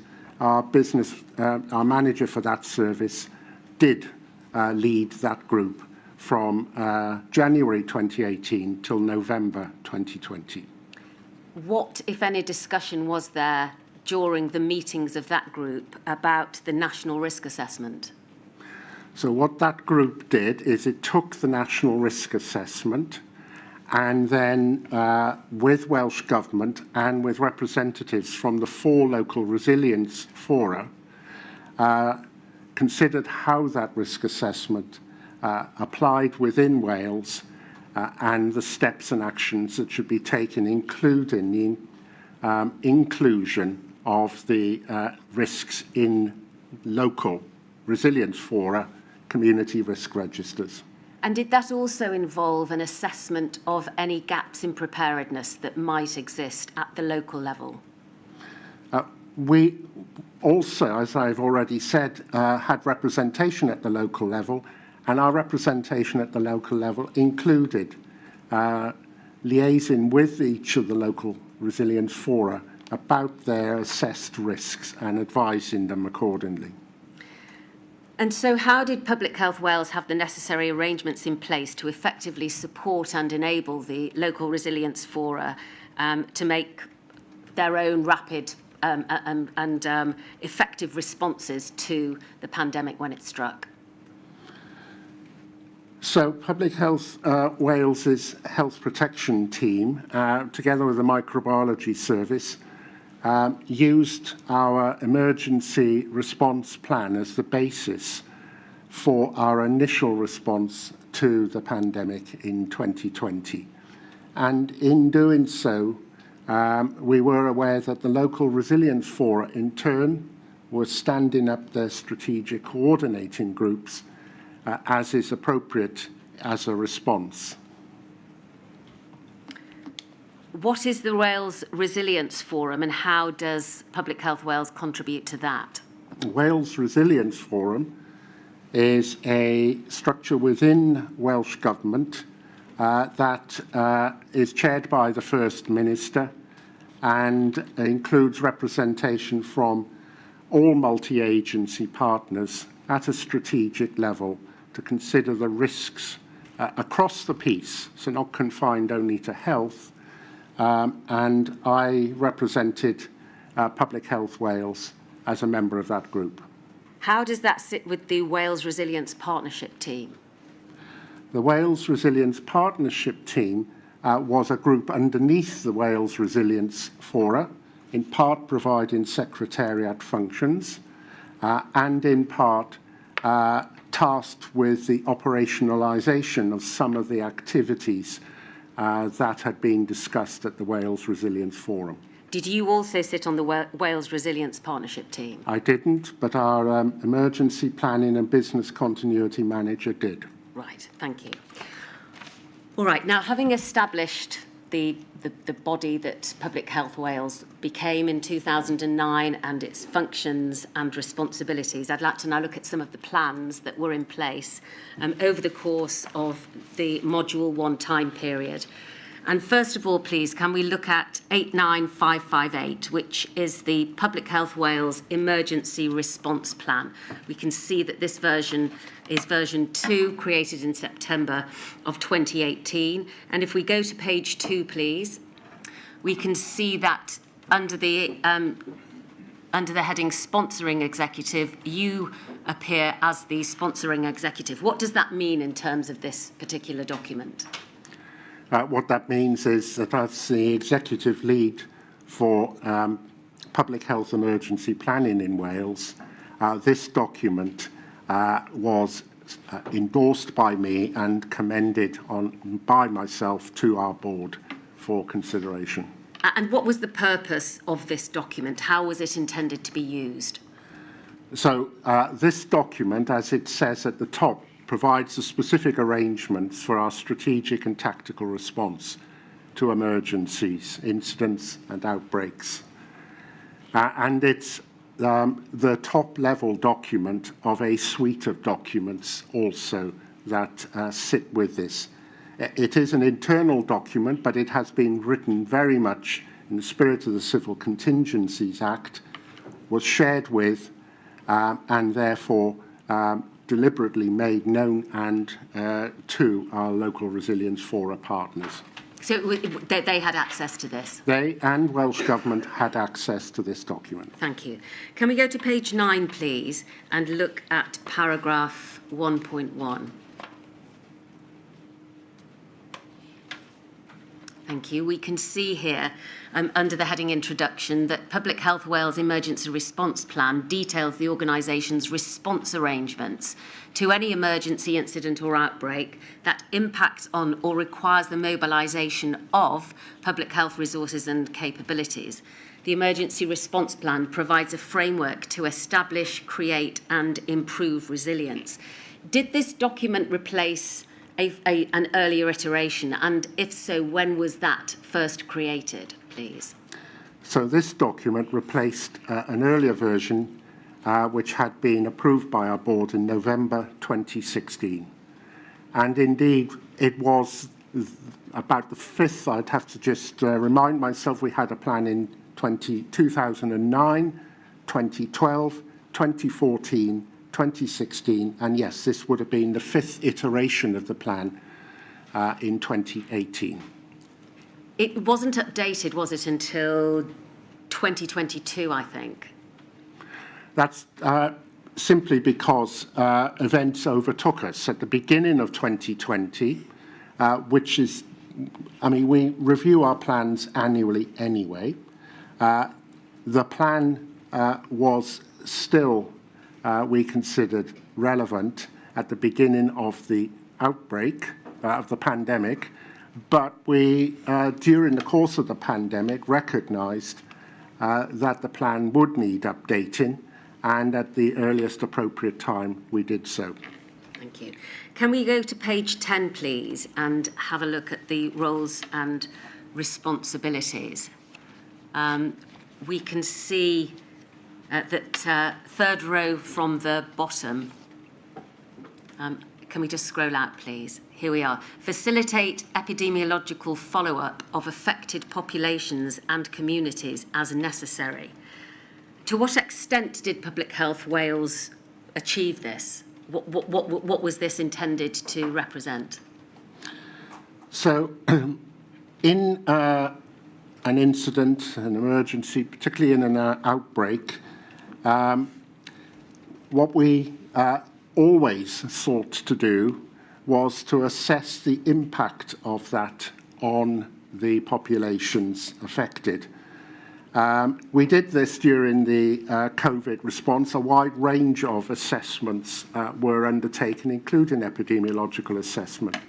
But an example would be, had there been a chemical release from a factory with a cloud of gas discharged and floating over a local population, we would follow after that event had been resolved. We might well follow up with the affected population to see if there had been any longer-term impact. Do you agree that within this document, the EPRR information largely focuses on command and control measures and doesn't include any specific detail on how to handle a coronavirus outbreak, and it doesn't go into any plan for non-pharmaceutical interventions? So I think I should explain that this plan, which is an all-hazards plan, it's a generic plan, was written in the context of Public Health Wales as a Category 1 responder, being able to demonstrate that it was fulfilling the requirements of the Civil Contingencies Act and the duties and responsibilities, including statutory and non-statutory guidance. And that is how this document has been written. So is your answer that you wouldn't have expected that level of detail to be involved or incorporated into a document such as this? I would expect that information to be in other documents. Right. Well, we'll move to look at other documents in a moment. But before we do, we can take that down, please. I'd like to ask you about the Health Protection Advisory Group. That is a group that had been, or indeed has been in existence for many years, hasn't it? It has, yes. And it was, it involved the CMO, the Chief Medical Officer for Wales. But you tell us in your witness statement that there was a period of abeyance of the group before it was re-established in May of 2018. Why was the group put into abeyance, which required it to be re-established in May of 2018? So the group is a non-statutory advisory group to the Chief Medical Officer. And in 2014, the then Chief Medical Officer retired, and the group therefore ceased to meet. The current Chief Medical Officer came into post later in the year, and then at the beginning of 2018, he decided that he would like to re-establish the group. What was the involvement of Public Health Wales in that group? Public Health Wales has always been a member of the Health Protection Advisory Group. And to what extent was pandemic preparedness discussed during those group meetings? So the group looked at the whole breadth of public health threats and hazards, and Public Health Wales advised and supported the group, for example, by preparing technical documents and papers for it to consider. And influenza pandemic preparedness had been one of the subjects of discussion in the group. And what was discussed about it? So we had been aware that in 2016 or 2014, as has been discussed already, there had been an exercise in Wales, and that there had also been an exercise at the UK level that Wales had participated in, and that had generated recommendations and outputs which needed to be followed through. And so did Public Health Wales become involved with the recommendations that fell out of exercise Cygnus and the other exercises that ran before that, which we'll turn to look at in a moment? So when exercise Cygnus took place, Public Health Wales had two representatives observing.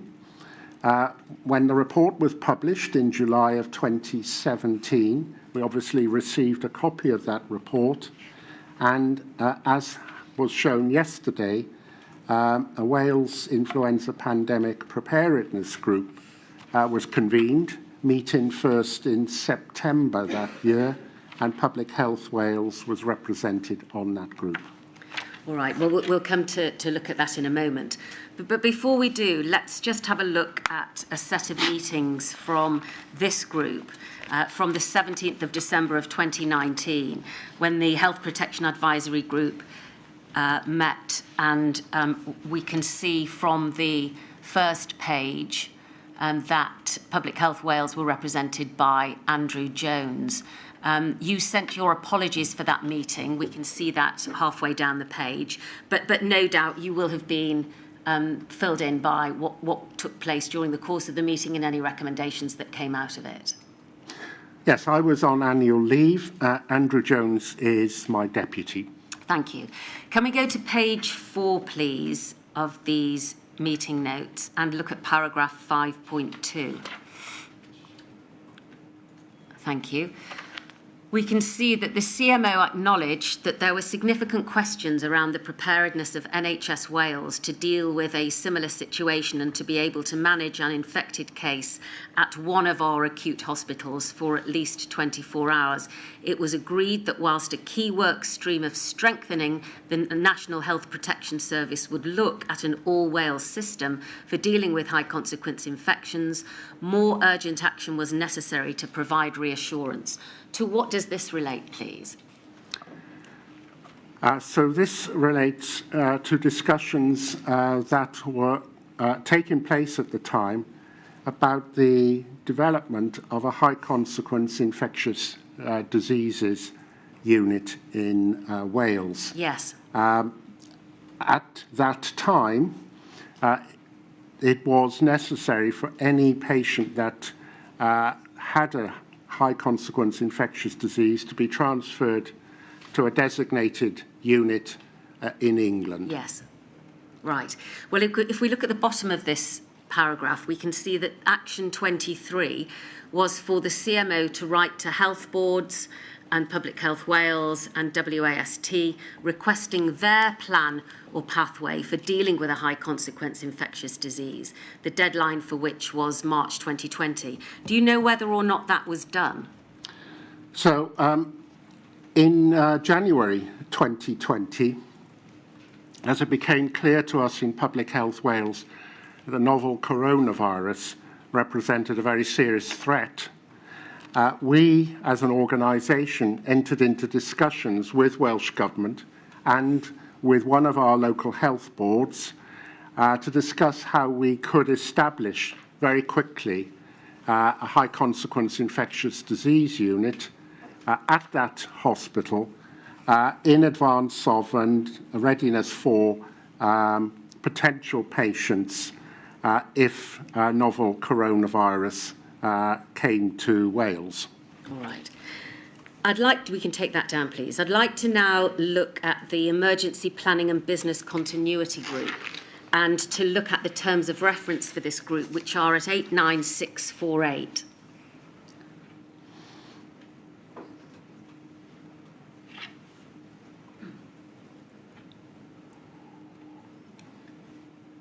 Thank you. We can see that's the front page there. These are the terms of reference. If we turn to page 2, please, we can see in the top third of the page that, again, you are the sponsoring executive as the Executive Director of Public Health Services and Medical Director. Can you tell us when this group was established and what the purpose was for the group being brought into force? So the group was established in August 2018. The story behind it is we had conducted a review of our business continuity arrangements in 2016, and that review had recommended that we should bring together our business continuity and emergency planning arrangements under the leadership of a single executive. They were at that time under different executives within Public Health Wales. It also recommended that we should establish the role of the business continuity, the the emergency planning and business continuity lead, the manager that I have already referred to. Yes. So all of that was accepted in 2017, and in 2017 we started to bring these all entities together, and that was finally completed and formalised in the first half of 2018. If we look at the bottom part of this page, we can see that under the heading Updates and Amendments that there is a blank table. Has this document, these terms of reference, ever been updated or amended? I don't know the answer to that question to the current time. All right. Well, if we need to establish the answer for that, then we will formally ask. But is it right that the Emergency Planning and Business Continuity team was steered by the local resilience forum? The Emergency Planning and Business Continuity team effectively provided the operational leadership for the implementation of the emergency preparedness, planning and response arrangements of Public Health Wales. And that necessitated engagement with a wide range of partners: Welsh Government, local government, the health boards, the local resilience fora. Well, let's look at the Emergency Planning and Business Continuity Work Plan, please, 2018 to 2020, which we can see at 183523. Was this document the work plan for the group?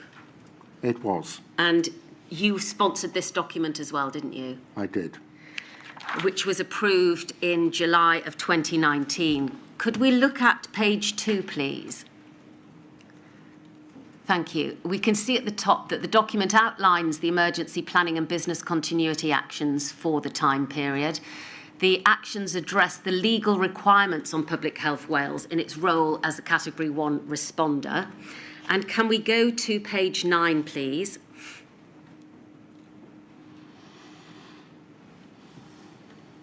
We can see that this sets out the emergency planning activity under the Integrated Emergency Management System. And if we could just scroll through the next few pages, we can see that there are the 6 phases that we've seen before. Thank you, if we can carry on. Ending with, next page please, response and recovery. There are no references to pandemic or influenza in this document, although there are references to bomb threats and Brexit health and other such matters. Do you agree with that? I do agree with that. Why were references to the threats of or hazards of pandemic, influenza and matters of that nature not contained within this document? So the reason why Brexit was included, because it was a live issue at the time. Pandemic influenza was not included because we were having those were set out in the other documents that no doubt we will come to the documents that have already been referred to, and that this therefore took a strategic approach to how we discharged our responsibilities under the Civil Contingencies Act in respect of any incident, outbreak or emergency that might take place. But it didn't explicitly refer to the development of pandemic influenza planning. Were you aware when you sponsored this document that the National Risk Assessment had assessed the hazard of pandemic influenza as being at the first tier? So it created the most serious threat. Yes, we did.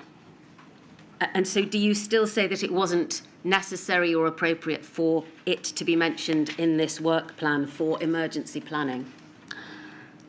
As I say, we recognised that pandemic influenza was at the top of the national risk assessment, and we were fully engaged throughout the period of Module 1 in direct discussions with Welsh Government and with our local resilience fora to prepare and respond to influenza pandemic. But that's not really an answer to the question. Didn't it deserve a mention in this document? In hindsight, yes, I can see that it could, but at the time, having just established this group, we didn't include it. Does the fact that it's not included demonstrate that pandemic influenza was not in the forefront of the mind of Public Health Wales and other organisations who were involved in the creation of this document? No, I don't agree with that. As I prefaced my previous answer, Public Health Wales has had a full and active involvement in support of and advising Welsh Government and partners in the development of our pandemic influenza plans. Public Health Wales did sit on the Wales Pandemic Flu Preparedness Group, didn't it? It did.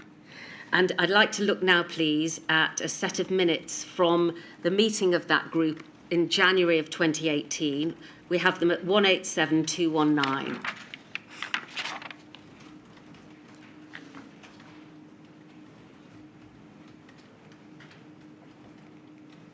Thank you. Now we can see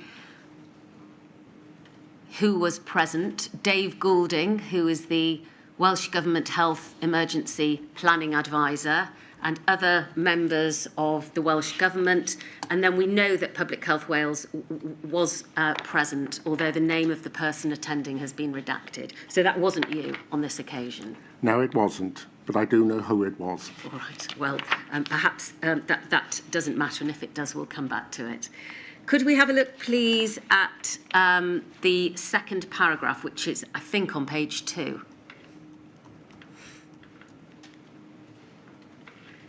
Thank you. Here we see, under the heading UK Pandemic Flu Review and Work Plan, DG discussed the PFRB high-level work plan, advising that the review board had agreed to extend the time period into a second year to address ongoing deliverables.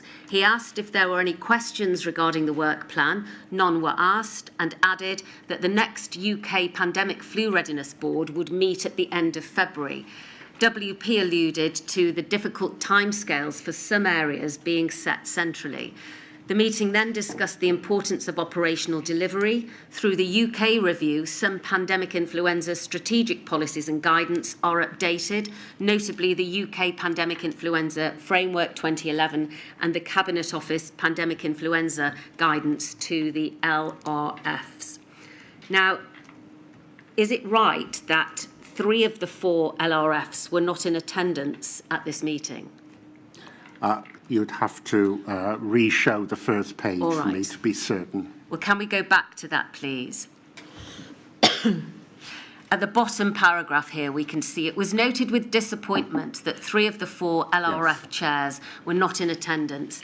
WP confirmed that the LRF chairs had been invited and that no apologies had been received from them. Reference was made to LRF engagement being taken forward by the DCLG in England and the need for Welsh Government to also engage with the LRFs in Wales. DG emphasised the importance of having the LRF chairs on the group and asked that this be reinforced with them. Does this chime with any concern that you had about the engagement of LRFs in this particular group?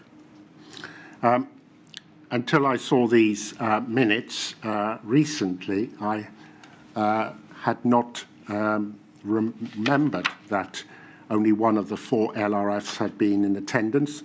My memory of our LRFs is that they were active and full participants in pandemic flu preparedness, and I've noted which health board was in attendance. I I share this disappointment of the Chair and fully agree with his sentiment that they should be reminded of the importance of attending. Was this a common theme? Was this a problem that the LRFs were not engaged in this particular group? No, as I said at the preface to the last answer, my experience was that the LRFs were active participants with us in all areas of emergency planning and response, including pandemic flu.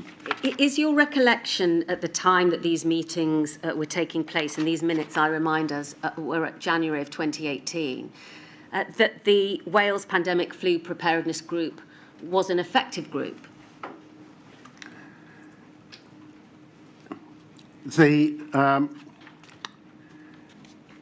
So I was aware that there were a range of work streams which had made limited progress, as has been discussed already.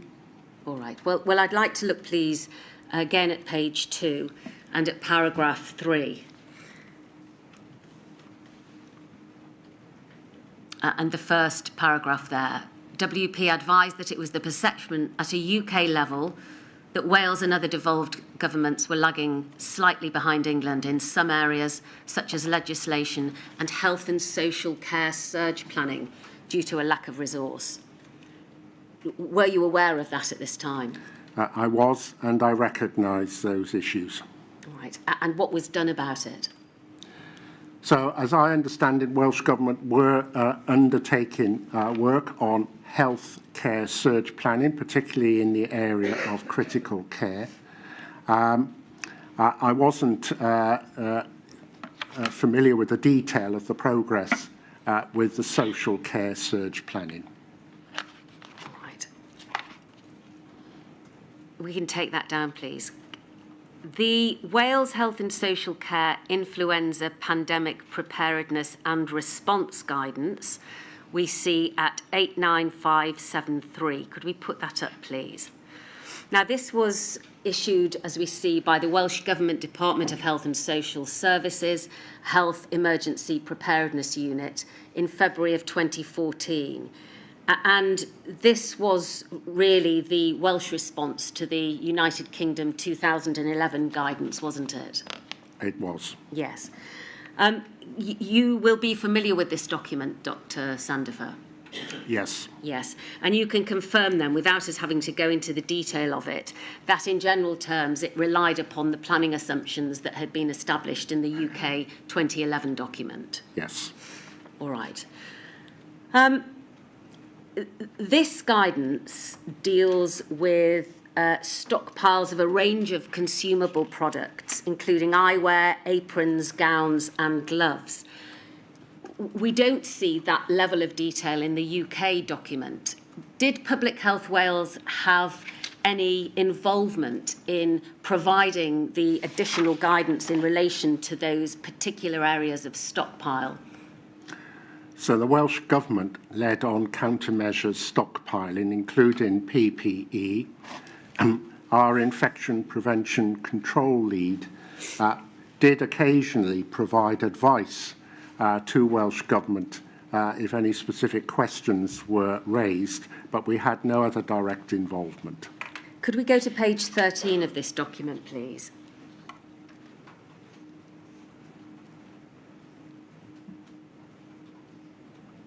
Thank you. Now, we can see here the coordination arrangements for major infectious disease emergencies in Wales. If we familiarise ourselves with this, we've got the National Security Council at the top, SAGE to the right. Then going from left to right on the second level, the Department of Health organisations and the devolved administration health departments. In the middle, we've got the Wales Civil Contingency Committee and the DH&SS Health Response Team, and to the right, the strategic coordination groups. And then on the third tier, left to right, we have the health boards, the NHS trusts, and there in the right-hand corner at the bottom, Public Health Wales. Now, is that coordination arrangement familiar to you? It is. There would appear from this chart to be no direct contact or line of contact between Public Health Wales and, for instance, the SAGE group that we see at the top right-hand corner. Do you think there should have been? So, as I said earlier, no, there was no direct connection between us and SAGE. We expected that Welsh Government would be invited to join SAGE at both ministerial and official level. And if it was thought appropriate by Welsh Government for Public Health Wales representation in support of their minister or officials, then we would have been pleased to provide that. All right. Can we go to page 31, please?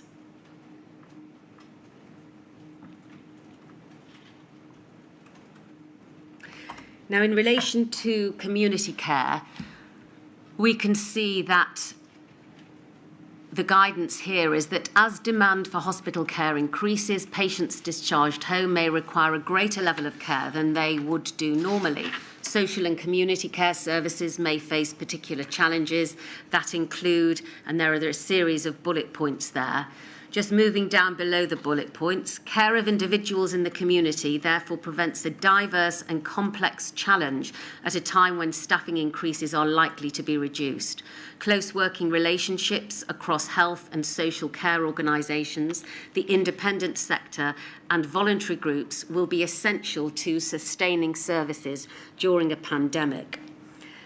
Do you agree, Dr Sandifer, that this plan should have included more guidance around when someone should be discharged from hospital and what should happen on discharge back into the community? For example, guidance on sending tested or untested patients to care homes or back into the community? Obviously, that became an important issue during the coronavirus pandemic. And I can see that that could have been helpful to the health boards. And incidentally, it was the health boards and the local government overseeing social care services that would have been the principal beneficiaries of that guidance. Right. Do you agree that there is also a failure or a gap in this guidance to include advice in terms of when lockdowns or social distancing measures of any description could or should have been implemented? Well, on lockdowns, I think it's fair to say from my own professional experience, I hadn't envisaged circumstances where we would have locked down a whole society or indeed a whole country in the way that we did in March 2020. Of course, self-isolation of individuals or perhaps a family unit or quarantine of a small defined population are established principles in public health infectious disease control, but lockdowns took us into completely uncharted territory. But there's nothing in this document about any social distancing measures of any severity from mixing with people within your community and that being restricted to the other end of the spectrum, which is lockdown. Is that a mistake? I would expect our health boards working through their local resilience fora to be familiar with the basic tenets of social distancing as a regular or a normal practice in reducing community transmission. So at the, if you like, that end of the spectrum, I'm not sure that that needed formal guidance. But of course, lockdowns, I don't think were anticipated in the way that they were implemented, and that is the reason why they don't appear. All right. Well, before we turn away from plans and guidance. I'd just like to look at two more documents, please. The first is at 89572, and this is the Welsh Government's Wales framework for managing major infectious disease emergencies. I know that the inquiry has already looked at this document. It's dated October of 2014. We can see at the bottom left-hand corner it's issued by the Health Resilience Branch of Welsh Government. I'd just like to look at paragraph 1.1 on page 5, please. And 1.2 as well. If we could zoom in, please, on those two paragraphs. We know that this framework sets out generic arrangements for the management of major infectious disease emergencies by health services in Wales and should be considered in the context of the principles set out in.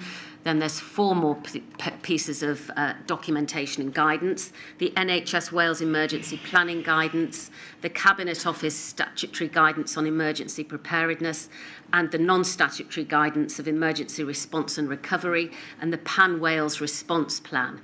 And the framework is supported by the following guidance, and we've then got 5 more pieces of guidance. The Communicable Disease Outbreak Plan for Wales, the United Kingdom National Framework for the responding to an influenza pandemic, which we've already mentioned, guidelines for smallpox response, Wales Health and Social Care Influenza Pandemic Preparedness Guidance, which we've just looked at, and the NHS Wales Guidance Mass Casualties Incidents, a framework for planning. This was a complicated business, wasn't it? It was. Did you, in your role at the time, find it unhelpful that there were so many different pieces of guidance and planning documentation that would need to be assessed and considered in the outbreak of a pandemic? I was very conscious that you had to have a good understanding of the range of organisations and guidance to be able to navigate your way through this. Right. Far better, do you agree, Dr Sandifer, to have a slimmed down, a simplified set of guidance and plans for everybody to be able to understand and follow? There's absolutely no doubt that the principle of consolidating and simplification is a good idea, would have been helpful, but I think it's just worth recognising the context of a couple of these plans. The Communicable Disease Outbreak Plan for Wales, which we haven't discussed yet, that was really a plan for responding to local outbreaks, whilst this framework was for responding to infectious disease threats that might affect the whole of Wales. So I think it's important to recognise that there was some need for distinguishing between a plan to deal with something at a local level, between something at a national level, but the general premise of simplification would have been helpful. Thank you. Well, let's look, please, finally, at the Communicable Disease Outbreak Plan for Wales, which is at 89575. Thank you. Can we go to page 2, please? Now, we can see under the preface, written in April of 2014, in recent years, there have been multiple plans in Wales for the investigation and control of communicable disease. All these have contained very similar guidance. Whilst it has been recognised that each individual plan was robust and fit for purpose, the presence of several plans for use in outbreaks has caused confusion as to which plan should be followed. Therefore, at the request of the Welsh Government, a multi-agency working group was convened in 2008 to draw the plans together in one generic template. So just pausing there, this is a reaction in April of 2014 to multiple plans for the investigation and control of communicable diseases. So this was an effort undertaken in 2008 to simplify things. But as we've just seen, in fact, although this one response deals with this particular area, when you look more widely, there were still multiple pieces of guidance and planning documentation that was still in existence. That's correct. Can we move down, please, to look at the full page? Thank you. And if we can go over to page... Oh, in fact, before we do that, can we just highlight what we can see in bold in the middle of the page, please? Because when we look at what was used to create this plan, we can see that it's an amalgamation of a major outbreak of food poisoning plan, an emergency framework for health-related incidents and outbreaks in Wales and Hertfordshire from contaminated drinking water, and then finally the model plan for the management of communicable disease outbreaks in Wales. So far as this inquiry is concerned, that is the model plan upon which this document was able to draw. Yeah, if I could just clarify something about the development of this plan. We had a series of plans highlighted in bold here in the early noughties, which we recognised caused confusion, as the first paragraph states. The work began in 2008. The first version of the Wales Communicable Disease Outbreak Plan was actually published in 2011. And then we kept it under review, and this plan reflected an updating of the 2011 Communicable Disease Outbreak Plan in April 2014. All right.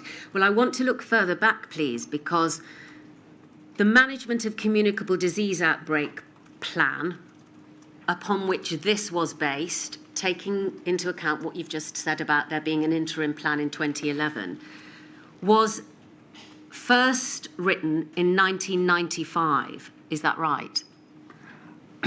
As I understand it, yes. And not updated until this plan was brought into force, although we can see that there was a draft update in 2007. So there was a draft update in 2007, and then that plan, together with the other two plans, consolidated into the 2011 plan that I've just referred to. Why was the management of communicable disease outbreaks plan not updated between 1995 and 2011? I don't know the answer to that. I predated my time in office. Do you think that by 2011, the 1995 plan was massively out of date? Well, the 1995 plan had been updated, but it was in a draft form. Well, according to, I'm so sorry, Dr Sandifer, but according to this note, although a draft update was in force in 2007, from what you've told us, that wasn't formalised until 2011. That's right. All right. But I would anticipate that our communicable disease specialists would have been working to the most updated plan, even if it was still in draft format. But why wasn't it updated between 1995 and the draft update of 2007? I don't know the answer to that question. Does that concern you? It is a very long time, and I would have expected our plans to have been reviewed and updated in a period of 12 years, at least once or twice. Yes. So does it concern you that it wasn't, according to this note? Yes, I mean, it's a concern that 12 years elapsed between updating of a plan. Again, I have to ask, does the fact that the Communicable Diseases Outbreaks Plan was in abeyance, I'm going to suggest, demonstrate that this was not a subject at the forefront of those who should have been thinking and planning about it? I don't think that's a fair characterisation of the people who were responsible for discharging communicable disease control during that period. It is a fact, and I'm not disputing that for a period of 12 years, it would appear that this plan was not updated, and I don't have information to explain that. All right. Well, I'd like to go back, please, just for a moment to the emergency response plan that we've looked at briefly, the Public Health Wales Emergency Response Plan, which is at 89558. Because I'd just like to, for a moment, concentrate on what level of consideration was given by Public Health Wales in this emergency response plan to vulnerable people. And we can see that consideration at page 25.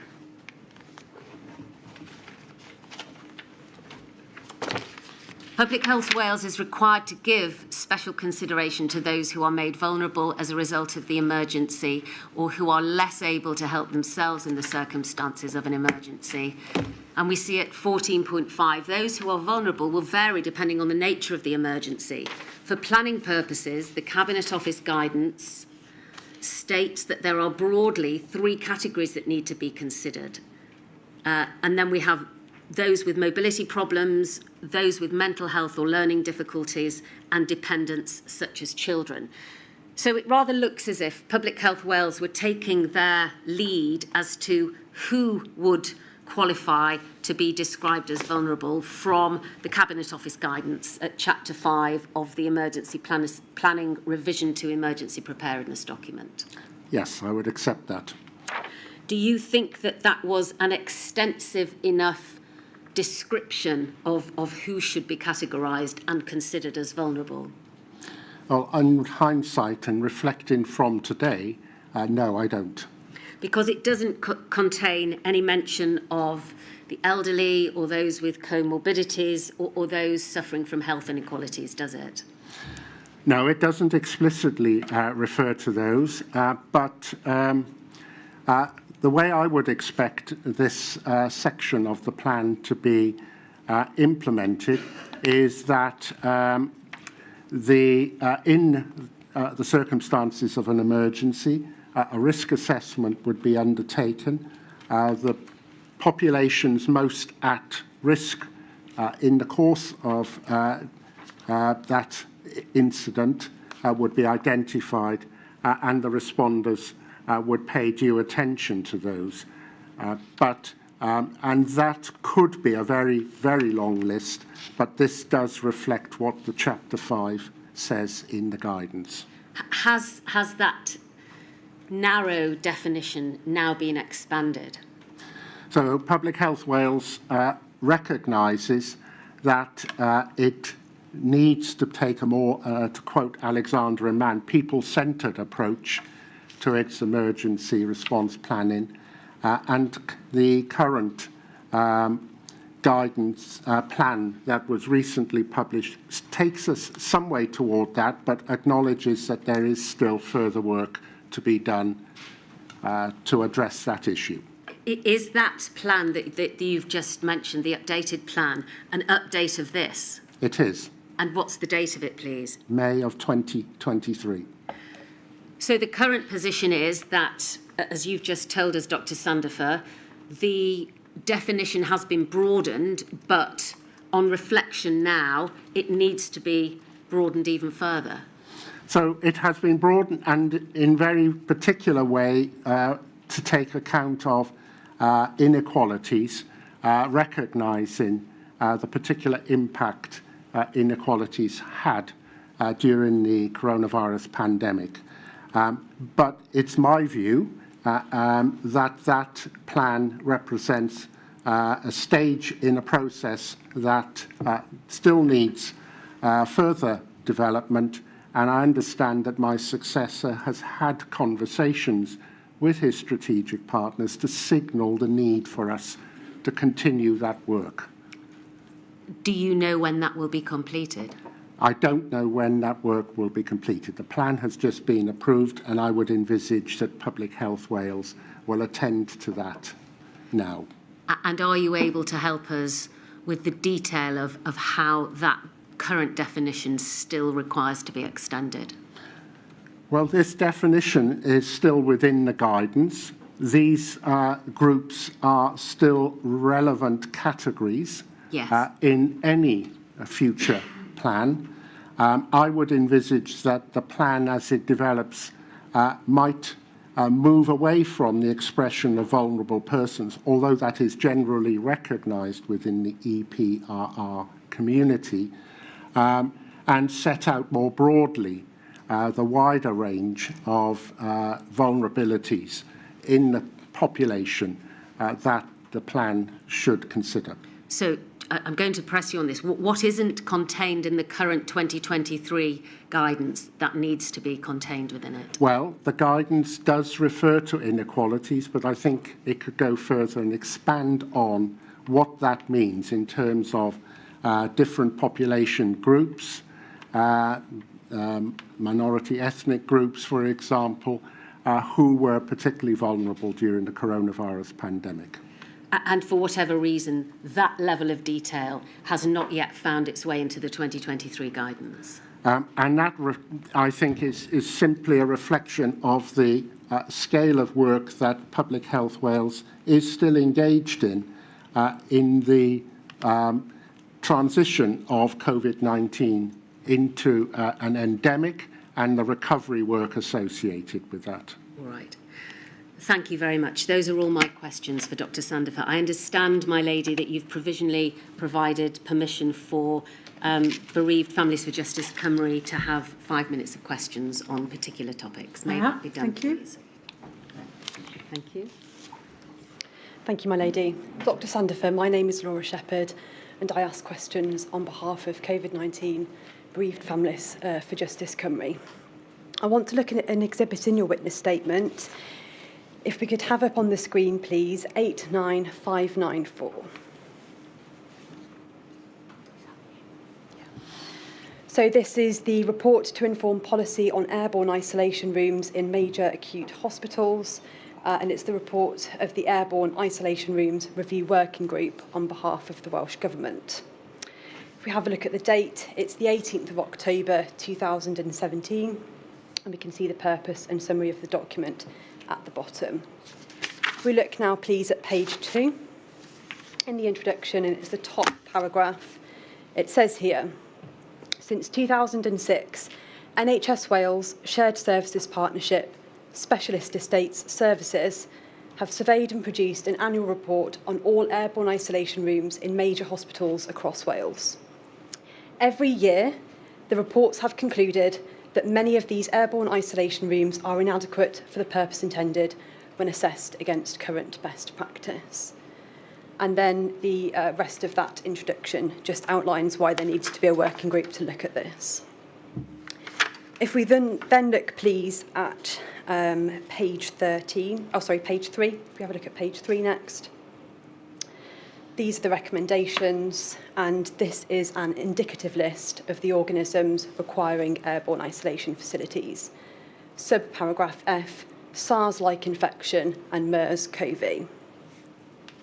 If we have a little look down at the bottom of the page, there are some recommendations. Recommendation 2, every hospital in Wales with a 24-hour emergency unit must have at least one negative pressure suite located within that emergency unit. And then the recommendation below, every health board in Wales must have at least one negative pressure suite able to accommodate a case requiring respiratory isolation.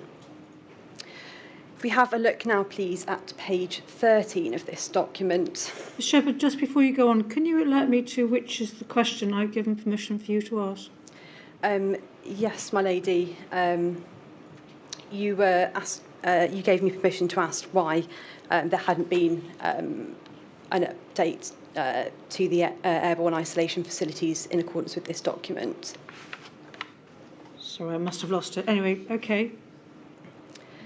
If we have a look at page 13, the very bottom bullet point of this page, it says current building structures do not support safe management of patients with infectious diseases.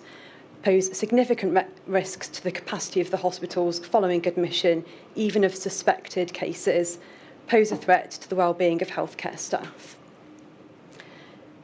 So that was the case as at 2017. Ms Blackwell Casey put to you earlier some meeting minutes from 2019 when the CMO, Sir Frank Atherton, had raised the issue with ability to deal with HCID infection. Was that still the case as of January 2020? Yes, I expect it was. I certainly raised it as a concern, an ongoing concern, in July of 2019 with the Chief Medical Officer. I fully recognise this report and I fully agree with the content of this report. And I should state here for clarity, the responsibility for ensuring that there are safe isolation facilities on the healthcare estate rests with the health boards in Wales. If we have a look finally, please, in this document at page 14 and the very top bullet point, none of the health boards are designed to deal with such threats, and there is no hospital in Wales currently that has a facility to manage emerging infectious threats at an optimal level. So, since 2006 this has been raised. It was raised in this document in 2017, and it was raised again by the CMO, Frank Atherton, in 2019.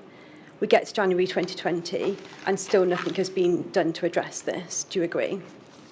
I agree that this was a significant area that, yes, had not yet been adequately dealt with over a very long period of time.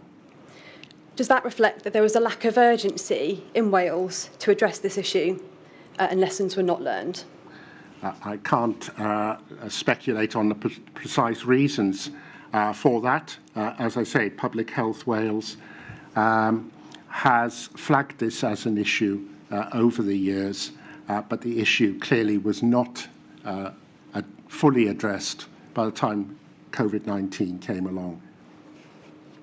Does that reflect a lack of urgency to deal with infection control generally in hospitals? Again, our health boards who have responsibility for the hospitals in Wales also have a responsibility for healthcare associated infections and antimicrobial resistance. And again, that was a journey that they were still on. Public Health Wales had worked with them over the years to address the performance, and generally progress had been made. Some had made better progress, but we were not yet where I would have liked by the time we reached the end of 2019. Thank you, my lady. Thank you, Ms Shepherd. I did find the question in the end. Thank you. Ms Blackwell. Thank you. That concludes Dr Sandifer's evidence. Thank you very much for your help. Thank you. I think the suggestion is I should take a shortened lunch break because we've got quite a heavy afternoon. Yes, my lady. Would you consider perhaps sitting again at 1:45? Very well. Thank you very much. 1:45, please. All rise.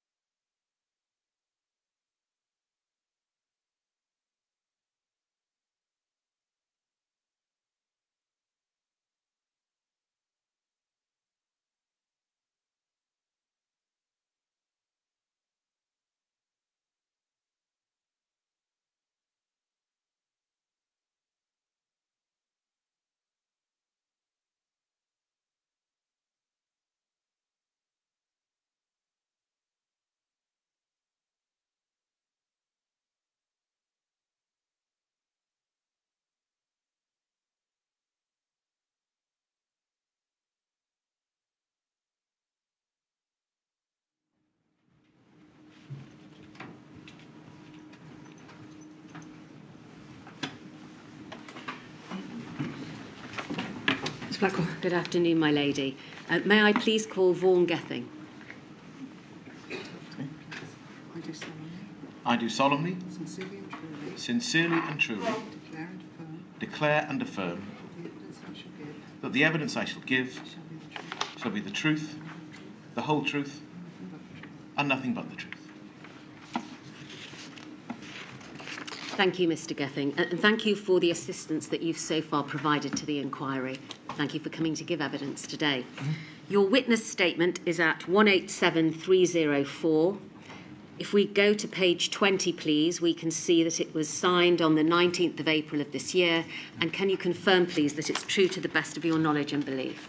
Indeed, yes. Thank you very much. We can take that down. Now, dealing with your professional background, so far as it's relevant to this inquiry, in 2003, you were president of the Wales TUC Cymru. You were also a partner at the law firm Thompson's LLP. In May of 2011, you became a member of the Senedd for Cardiff South and Penarth. In June of 2013, you were appointed as Deputy Minister for Tackling Poverty, and in September 2014, as Deputy Minister for Health. By May of 2016, you had become Cabinet Secretary for Health, Wellbeing and Sport, and you maintained that position when the name of that portfolio was changed in 2018 to Minister for Health and Social Services. And from May of 2021, you have been Minister for the Economy. Is that right? That's correct. Thank you. So you held roles within the Ministry of Health in one way or another since September of 2014. But before October of 2016, is it right that you had not been presented with the fact that a pandemic was a significant health risk to Wales? Well, I understood that if a pandemic happened, it would be. It wasn't, as it were, brought to my direct attention that it was something that I need to be particularly prepared for. I had other priorities, not this. So when did you become aware that a pandemic was a priority for Wales? In the run-up to Exercise Cygnus with the briefing, I can't remember which official it was, but described the fact that there was a request for an exercise and for my attendance and participation, which obviously I undertook. When you became Deputy Minister for Health, did you understand at that stage that pandemic influenza, in particular, was a Tier 1 risk for the United Kingdom? No, it wasn't the focus of my role as Deputy Minister for Health. Well,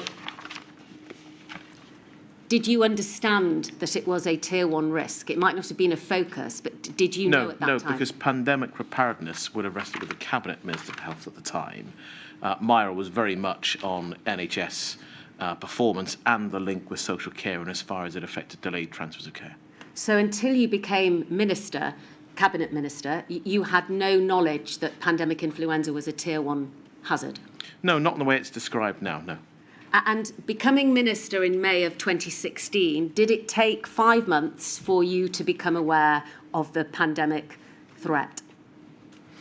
So when I became the Minister, the Cabinet Minister, I received a briefing which did mention pandemic preparedness, but there wasn't an in-depth briefing, and it was in the run, as I say, in the run-up to Operation Cygnus, the Cygnus exercise, that I was much better informed about the preparation for a pandemic and indeed the potential scale of it and its relationship in the UK-wide risk register. So before the briefing in October of 2016, what did you know? At the time that you became Cabinet Minister, did you understand that pandemic influenza was a Tier 1 risk? Not in those exact terms. I think that would be wrong. I knew that we had pandemic preparedness, and I'd seen it and read my initial briefing, obviously, but not in the way it's now described in the Tier 1 risk register. It would be wrong for me to try to tell you that I understood that it was in the Tier 1 risk register. That was definitely in the run-up to and the briefing for Cygnus. So what did you know of it in May of 2016? What did you know of pandemic influenza? I knew that it was a potential risk. I'd obviously lived in Wales and so was aware that swine flu had been something that the government had to deal with. So it was a much more general than the specific awareness of it being a Tier 1 risk in the UK-wide risk register. As newly appointed Cabinet Secretary for Health, Wellbeing and Sport, didn't you think that it was your business to understand what was the most pressing health risk to Wales? In the briefing that I had, it described the fact there was work ongoing about pandemic preparedness. It described the fact that this was something the department was responsible for. At the time of my appointment, in terms of the most pressing risk, the risk register, I think, describes if these things come to pass, these are the biggest risks that can happen. My job, in terms of being the health secretary for all the risks I had in front of me, were the very standard things in a politically contested environment. Can we take it that if you didn't appreciate it was a Tier 1 risk, you didn't read the National Risk Register or the assessment? No, I did not read the National Risk Register. And nor did you read any of the guidance and documents that we've been through during the course of this inquiry so far. I'm going to describe it as a myriad of guidance and plans that were in force at the time, dealing with civil emergencies in general and pandemic influenza in particular. No, I'm aware you've gone through a range of plans with previous witnesses, and I did not read those on my entry into the post. When did you read them? I've read some of them for the first time preparing for this inquiry, because as a minister, for some of those documents, they're not actually read for the minister to read. It's about how the system, the overall system, is prepared. I did obviously receive briefings on our pandemic preparedness from Cygnus onwards at various points in time, and they're included in the documents for the inquiry. All right. Just pausing that, sorry, I was going to, like me, you speak very quickly, and we have a struggling stenographer, so Okay. I have to train myself to try and slow I will down. try to speak slightly slower. Thank you. The inquiry has heard much about the United Kingdom influenza preparedness strategy of 2011, and you will now be familiar with that document, Mr Gething. Yes, I've seen it. Yes. It doesn't feature at all in your witness statement. Mm-hmm. When did you first read it? I read it and looked over it in advance of preparing for this inquiry. So whilst you were in post as Cabinet Office Minister for Health and Social Services, you hadn't read the United Kingdom influenza preparedness strategy? No, I'd received briefings on the strategy in advance of Cygnus, and indeed briefings on our own strategies in Wales to try to implement those. So were you aware during your time in office that the Welsh Government had implemented the strategy into their own planning? Yeah, that was my understanding, yes. Right. Does that mean that you were aware then of the Wales framework for managing major infectious disease emergencies? I was aware of it in as far as I was briefed of it, but as I say, that document isn't written for ministers to run through and to read through. And I think it's part of the point about where you sit as a minister within the system and the choices you're required to make.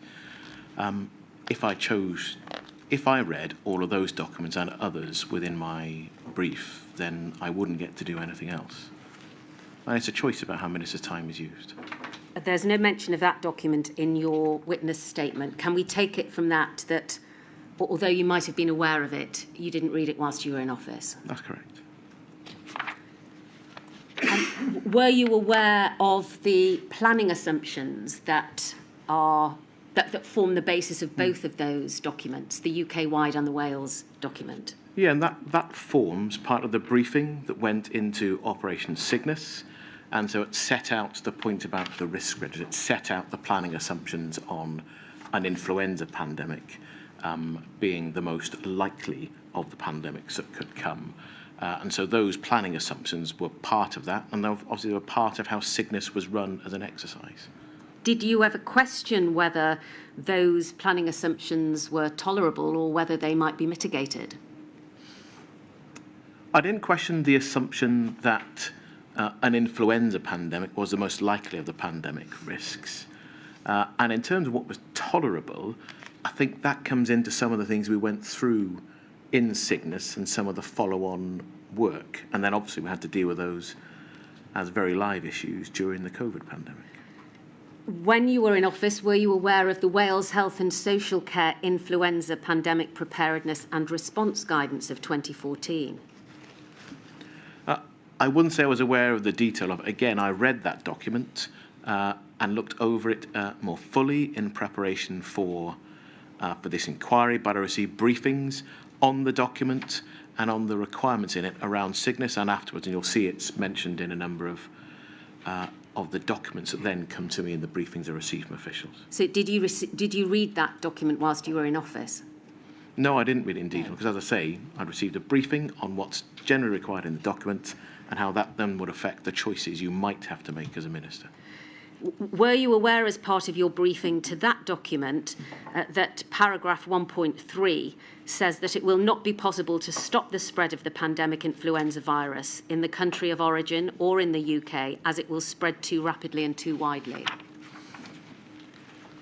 I'm aware that's the planning assumption, and as I say, in the run-up to Cygnus, the assumption of that exercise was that flu was already here, and the challenge of dealing with an influenza pandemic, again, the assumptions were it would already be here in numbers and it would be spreading. So that challenge was there, but I don't want to, in terms of the specific paragraph and had I read that before, that's not correct, but I was aware of the assumption, as you put it earlier, in planning terms.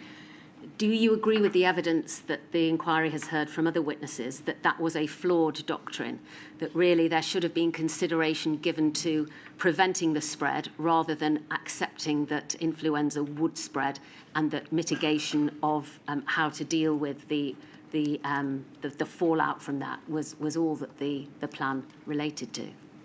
Yes, I've heard the witnesses from a number of people that it was a flaw to assume that it would be an influenza-type pandemic and it would already be here. There are, of course, questions we'll come into, I'm sure, about how far you could either prevent or contain something like that.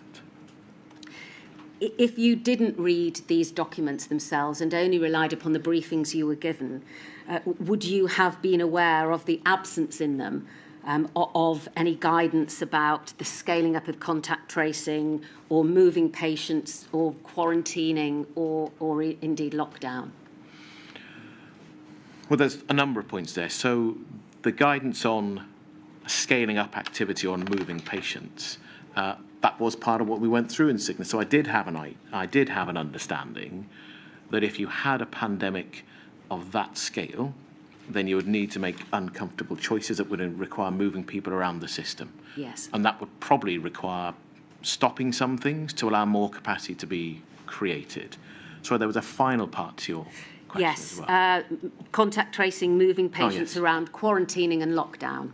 So on quarantine, I've heard the evidence of Dr Sandifer this morning, and I did understand, because of particularly some of the localised outbreaks we had, that quarantining in family or community groups was entirely possible, but not at the scale that was envisaged, and there was not a genuine consideration of the scale or the depth of the COVID pandemic, so there wasn't then a consideration presented to me, and I think this evidence is common to all nations in the UK, of the scale of the lockdowns that were then considered and implemented during the COVID pandemic. So in terms of preparation, there wasn't preparation to consider that scale of lockdown. We'll come to deal with Operation Cygnus in a moment, but just on the issue of your level of knowledge, did you, as Minister for Health, commission any research, advisory papers or briefings to you as to what the evidence was telling the scientists in terms of this pandemic influenza hazard? No, because I did rely on the briefings that I received, on the advice I received.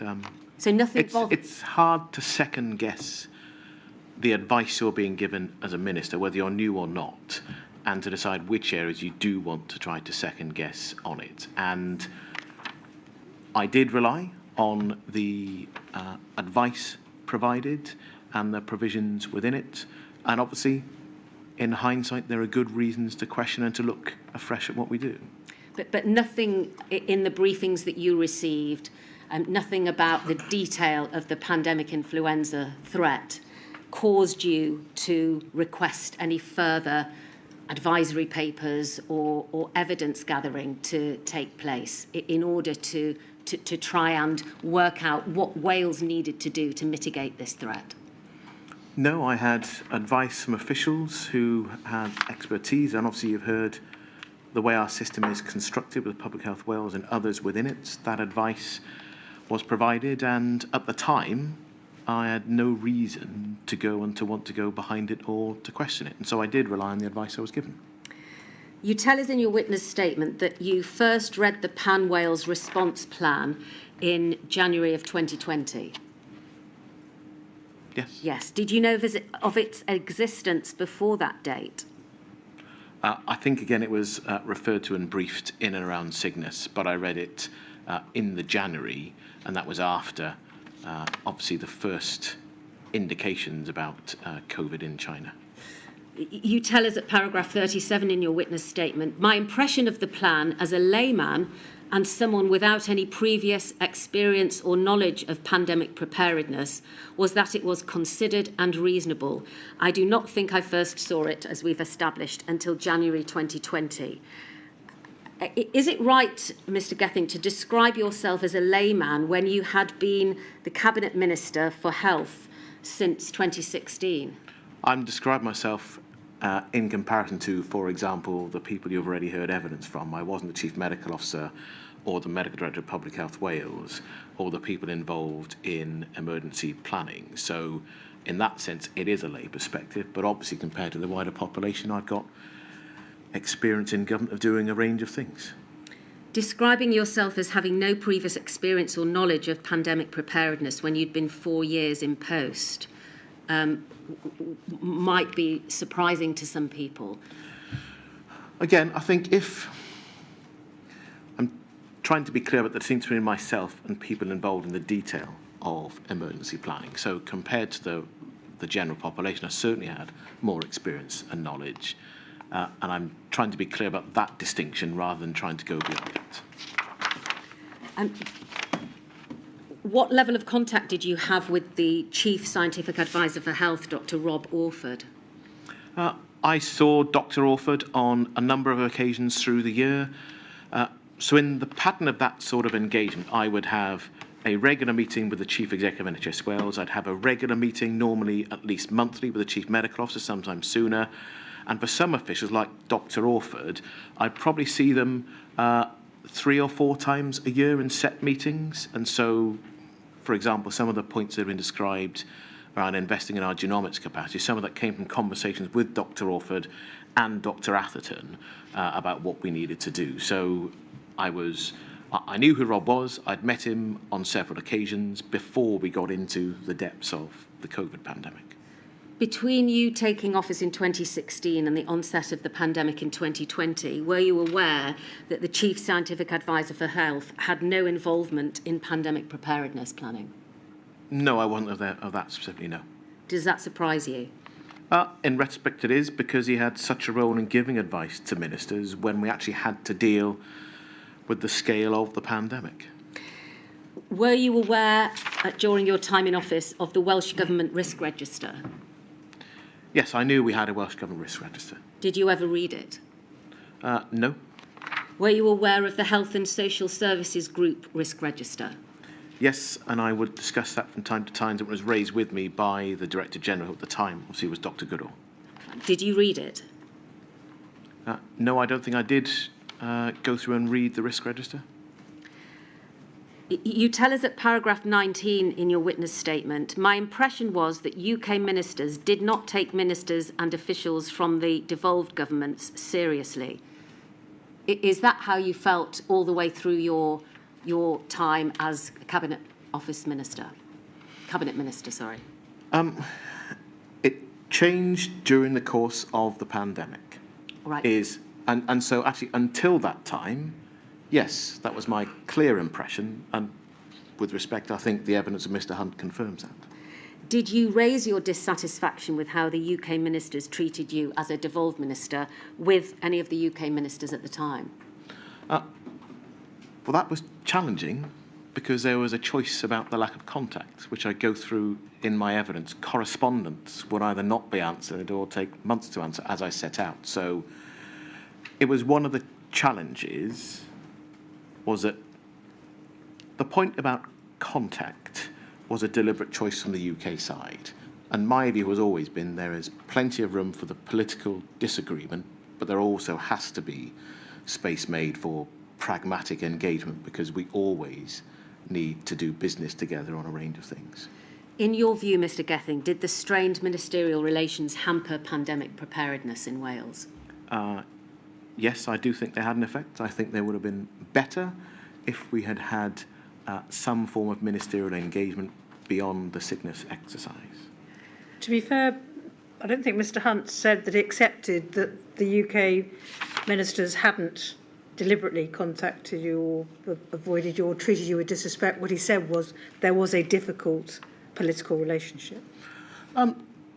Again, I think that Mr Hunt's evidence does not disagree with my evidence. He simply doesn't agree with the positive points I make, that it was a choice. We would request meetings. We wrote on a number of issues. We didn't write every week. It wasn't, we'll write a letter and see if we get a response. When we wrote on real and serious issues, we did not get a response, so it took a very long time to get a response. And that isn't an accident. They knew who I was and what I was writing for. In no-deal Brexit preparation, I did not meet the Cabinet Minister for Health, whether it was Mr Hancock or Mr Hunt. And again, that's a choice. When you then have to deal with each other, as we did, you were starting relationships from anew with someone you'd never met. And I think that is suboptimal. He did mention that there were good relationships between officials, even if the politicians weren't getting on as perhaps most of us would like to think they would try to get on. In what way do you think things might have been different if the ministers had had the kind of contact one would hope and you were talking about? When ministers talk and pragmatically agree, it always helps to speed up decision making, and it can often help to highlight risks and opportunities. And I see that in my current role as well as my previous one. And so I do think that if there'd been ministerial engagement, even only once after sickness, it would probably have moved along preparedness for all of us. I say in my own statement that I think that there were good relationships between officials. But as I say, I think it would have been assisted if, despite the fact that we are politically very competitive, especially around the politics of the health service, there should always be room for some pragmatism, and you have to do business. You don't have to like the person on the other side of the desk, but you should from time to time meet. Thank you, my lady. Was it your experience as a minister, Mr Gething, that the public-facing political concerns set the agenda, and that was to the detriment of forward planning for things like a pandemic influenza? So the public-facing concerns definitely affected the agenda, because every day something could happen that you would end up having to deal with as the minister, and that's life in ministerial office, especially if you're a health minister. At the start of the term, what we were trying to do was to deliver a long-term plan for health and social care, and so I was trying to do that whilst dealing with the very headline issues as well. So yes, it did mean that other issues had less attention. Antimicrobial resistance, for example, and it was mentioned in evidence earlier today, that was an issue that got occasional attention between not just myself, but in the animal health field and veterinary health field as well. Pandemic preparedness was never a subject of questions, never a subject of scrutiny within the Welsh Parliament, and I suspect that will change, and that will be a change for the better. Does that mean at the time that there was limited, it was given a limited priority by the government? It didn't have the same priority as those headline issues that did take up lots of the life and the energy of the government. And I know you've heard from other evidence that there was preparedness was taking place, but it didn't have the same intensity that trying to deliver a long-term plan had, or responding to the latest very public challenges that our whole system, not just a minister, would have to deal with. Do you think that there needs to be a check on what is appearing or coming down the line in the long term, as well as the focusing of ministers' attention on the here and now? Yeah, and that's the difficult balance to strike. So at the end of 2018 and into 2019, I was dealing with a maternity, a significant cluster of serious harm in maternity services in the Cwm Taf Health Board. So that was an issue that I wasn't aware of until it was brought to my attention by officials. I then had a meeting where we then had to do a number of very difficult things, and that took time that was entirely appropriate, and it was the right thing for my time to get directed at, but it meant that other things then needed to move. And so there's the challenge of what comes up. We do need to shift your priorities, as well as your point about longer term priorities, and that's definitely a lesson learning point, not just for people in the government, but more widely as well, I think. I want to turn now to discuss with you your knowledge and involvement of the exercises that the inquiry has heard so much about. The inquiry heard this morning in questions put to Dr Goodall about an exercise in April of 2009 called Taliesin. During your time in office, were you aware that that exercise had taken place? It's exercise Taliesin. Taliesin. Welsh poet. I do beg your pardon. But no, I wasn't aware. And of course, 2009 was before I was elected. Yes, I understand that. But the result of that exercise, and one of the recommendations being consideration given to the social care sector, that wasn't something that was brought to your attention.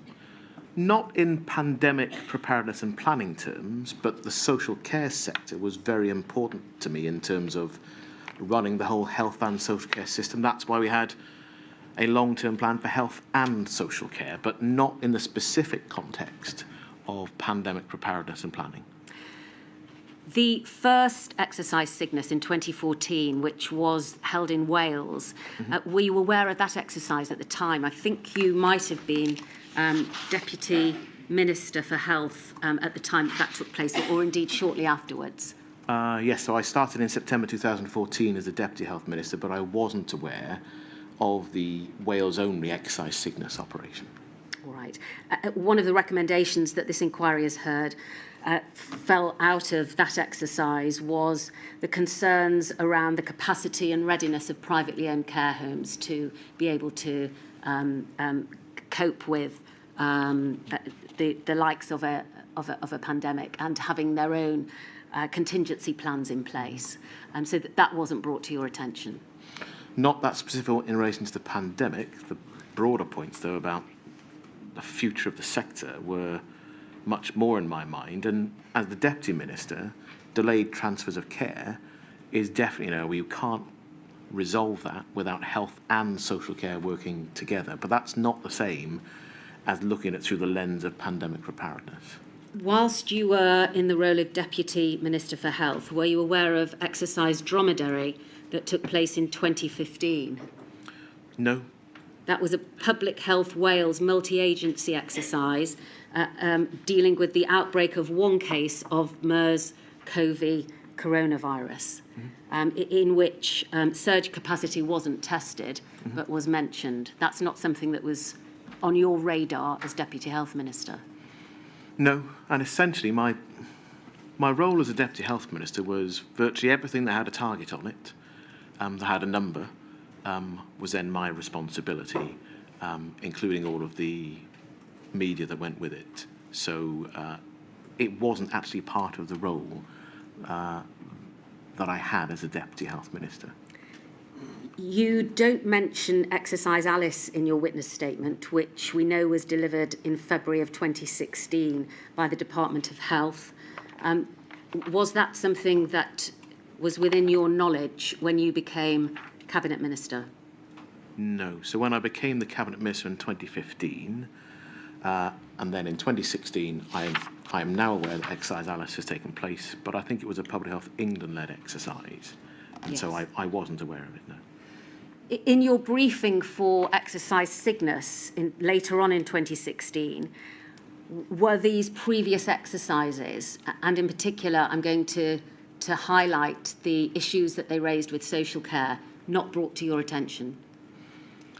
Not in the sense of pandemic preparedness. So around the exercise and the briefing and the conversation that takes place, then actually social care is part of the system-wide challenge that you're trying to understand and run an exercise for. Did you have any direct involvement in Exercise Cygnus in October 2016? Yes, I attended ministerial meetings on both days as requested. My deputy at the time also attended some of those exercises as requested. So on both of the days when ministerial attendance was requested, we both attended and participated. It was a huge exercise, wasn't it? It was. It involved a range of people. I remember having the briefing with Dr Atherton, and I remember sitting down in the basin of Cathays Park, in the control centre where it was run from, and participating in those meetings. Was it important to you that all relevant learning from exercise sickness was carried forwards and incorporated into Wales pandemic planning? Yes, and as I think I describe in my statement, I understood there would be lessons learning, there would be an officials group both within Wales as well as with other partners, and I expected that the learning from that would then be implemented.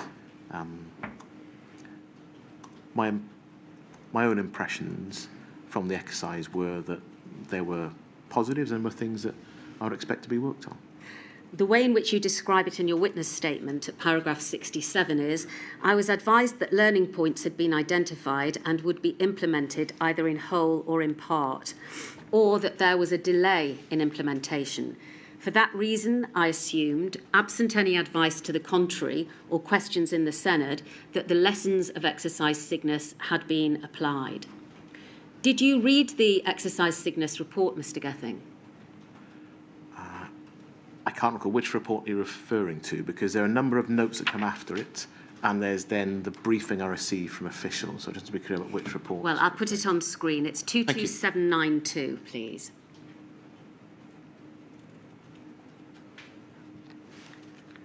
So this is the report following the 2-day or 3-day exercise in October of 2016.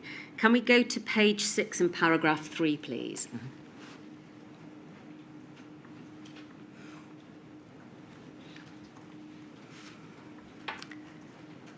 Under key learning, thank you. The analysis of the evaluation reports from the organisations participating in the exercise indicate that the UK's command and control and emergency response structures provide a sound basis for the response to pandemic influenza. Mm-hmm. However, the UK's preparedness and response in terms of its plans, policies and capability is currently not sufficient to cope with the extreme demands of a severe pandemic that will have a nationwide impact across all sectors. Let's just pause there. Do you remember reading that in October of 2016? No. Had you read it, would that have caused you some concern? If I had read this, and I think it was produced after October 2016, I'm not sure the exact date, yes, but whenever, if I had read that paragraph, then I almost certainly would have asked extra questions about what was then taking place. And there is definite learning from that about, again, I made the point earlier about where ministers' time is used.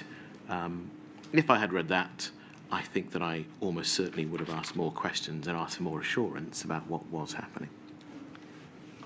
Can we take it that you didn't read the report? No, I didn't. I did not read this report. I recognise the front now in preparation for it.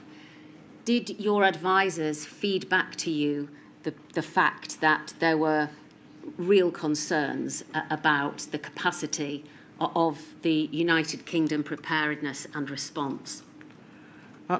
My advisors fed back, and you've got the documents, that there was a need for improvement, there was a need for learning to be applied, and I received briefings on the progress of those during 2017, 18 and 19, and I know you've got some of the email trains around that as well. What steps did you take then to satisfy yourself that Wales would be prepared for the next pandemic?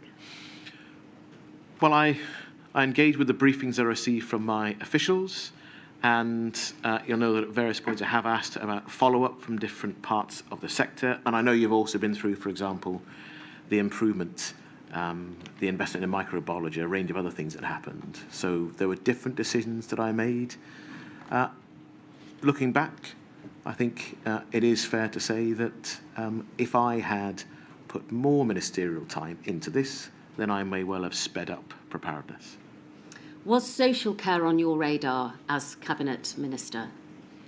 Yes, I've set out earlier that social care was part of the departmental responsibility, and at the start of the term, my deputy and I at the time invested fairly significant time, and then through the rest of that period, in not just having the long-term plan to cover both health and social care, but actually direct time with local government and with partnership boards bringing health, local government and the third sector together, because we knew that you can't have a long-term future for the health service without social care being part of the answer.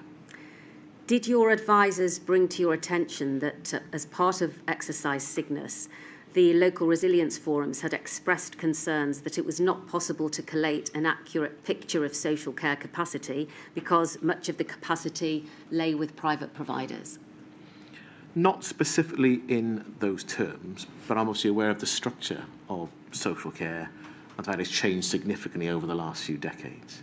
You will be aware now that that concern is something that was raised as far back as Exercise Taliesin, and nothing appears to have been done about it in the meantime. Is that a concern that was ever brought to your attention when you were Cabinet Minister for Health? Not in those specific terms. Like I said, the concerns about social care were broader and not simply focused on pandemic preparedness. It was much more about the stability of the sector, given the demands that it faces. And the structure of it is part of that too. Did you cause for any research, briefings, action to be taken as a result of what you knew to be the problems with social care during the time that you were Cabinet Minister? Yes, we invested in social care. It was part of our plan for the future.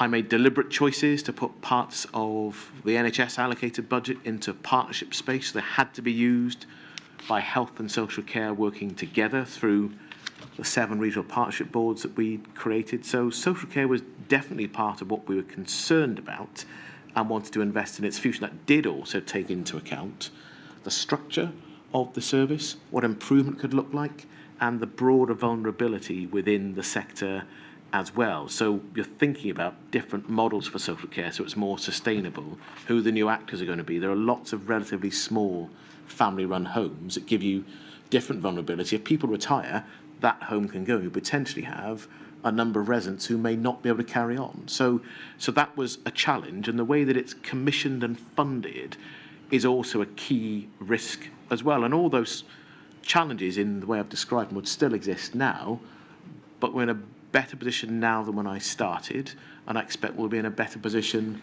in the future because social care is essential for the future of the health service, and it's part of our success story that lots of us can expect to live to be older, and there's a need to plan for and to deliver against that. Did you take any action on this recurring issue that there appeared to be no register of private care homes in terms of the contingency plans for a pandemic or for any sort of outbreak that they might have? Did you take any action on that? No, not on that specific point. Are you aware, Mr Gething, that following Exercise Cygnus, there was a group created called the Wales Pandemic Flu Preparedness Group? Yes. Did that group ever report directly to you? I received briefings from that group. The named individual who provided those briefings is David Goulding, and he's referred to in the papers. Were you aware that during a meeting of that group, the following was discussed? Adult social care and community health care. NR advised that there was currently an issue around who would be the SRO for the social care work stream within the Department of Health. He added that within Wales he was trying to establish where there was social care capacity, but the task was extremely difficult as most of the care provision was provided by independent companies. So in other words, there was a restatement of the problem, knowledge of private social care. Yeah, and that's part of what you're looking at across the whole system, regardless of the purpose, because understanding who's providing the care, understanding the commissioning arrangements that are largely led by local government, and understanding the variety of different homes in each of the 22 authorities is part of the challenge we have and had when it came to dealing for this in very real terms. Were you able to watch the evidence of Frank Atherton from yesterday, or have you been able to receive a briefing on what that might have contained? I've seen some of it. We had cabinet yesterday, so I wasn't able to absent myself from to watch all of it. All right. Are you aware then that in an email trail from July of 2018, there was concern expressed about the pace of development of the review and guidance, and which needed to be exposed to ministers, according to Mr Atherton, along with resource issues?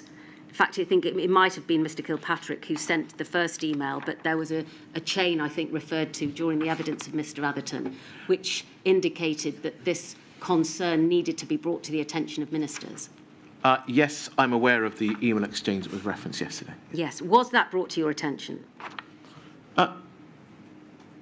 Not specifically in terms of that exchange, but I know you've had other evidence about some of the other steps that were taken. But, for example, I didn't then get a briefing saying, we need you to intervene, Minister, because we're not making enough progress.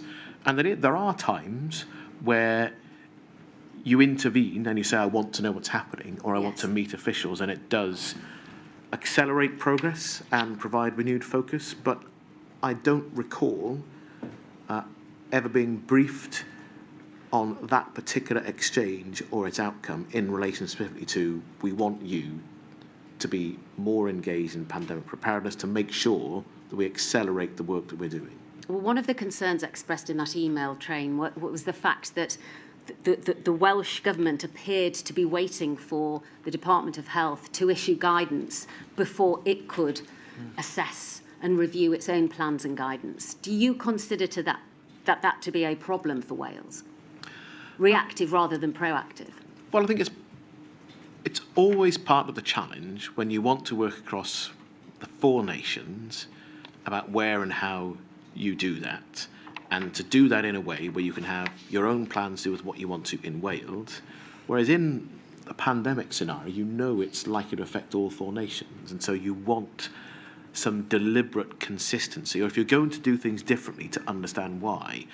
And because England is a much bigger bloc within the UK, and it's likely that if you have a future pandemic, it'll come through England first, that's just the reality of travel patterns and population size, that you would want to have that comes through. So, again, if that was put in front of me as a minister, I would, and it goes back to, I think, my latest questions about what could be helped.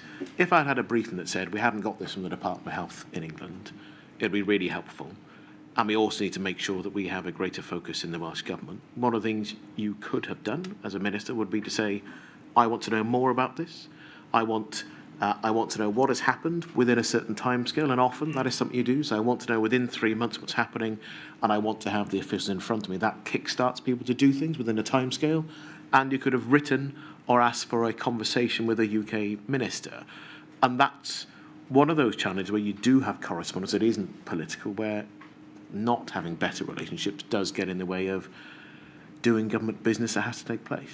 One of the issues which Wales could have grappled with, without having to wait for the Department of Health to act, is getting to grips with private care home capacity and ensuring that they had in place contingency plans, isn't it?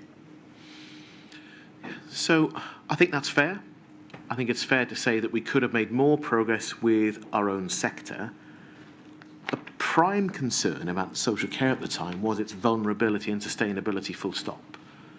And so actually that still means needing to understand who's in the sector.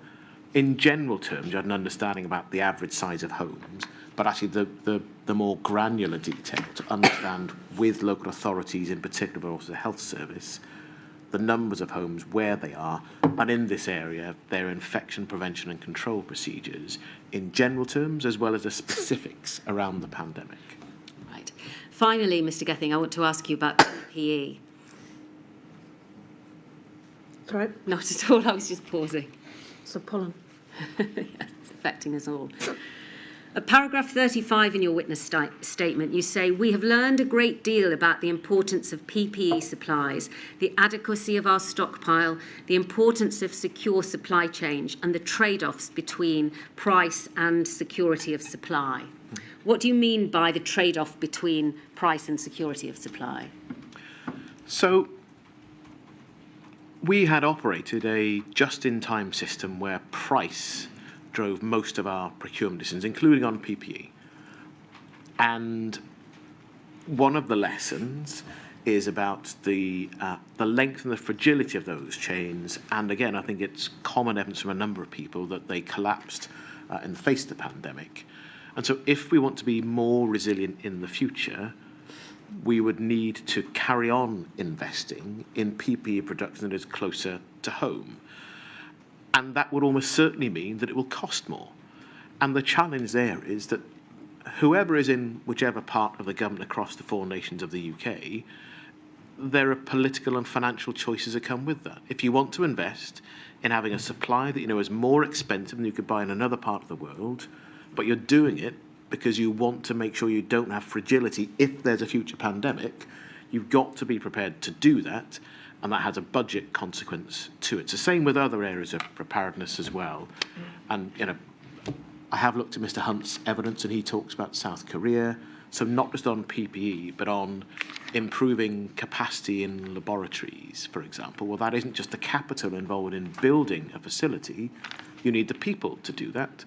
And you've got to invest on a recurrent basis for that to happen. So those are choices, and that resilience, if you're looking to build it in, if you need more capacity, you can't avoid the fact that will cost more money. And that's a choice we have to be prepared collectively to make. And I think that holds regardless of who's in government in whichever part of the UK. Were you aware that Welsh and UK-wide planning assumptions were to plan for successive flu waves to each last approximately 15 weeks in duration? Yes. I'd like to just look, please, at the document which sets out the stockpile held in South Wales of PPE. It's at 66526. And just reminding ourselves that the central PPE stockpile for Wales was the Pandemic Influenza Preparedness Programme stockpile. And this is Audit Wales report entitled Procuring and Supplying PPE for the COVID-19 Pandemic. It's dated April of 2021. Now, this will be the subject of evidence in later modules, but I'd just like to look, please, at page 21 and paragraph 1.26 to ask you about the planning and whether or not it was sufficient. And can we highlight, please, the table in the middle of the page? Yeah. This is the quantity of items in the PIPP stockpile, as we've just established, in March 2020 and how long it lasted. Aprons, 6 weeks. Eye protectors, 10 weeks. Type 2R masks, which are of particular use for care homes and hospitals, 5.5 weeks. FFP3 respirators, 10.9 weeks. Gloves, singles, 1.5 weeks. Hand sanitizer, 4.3 weeks.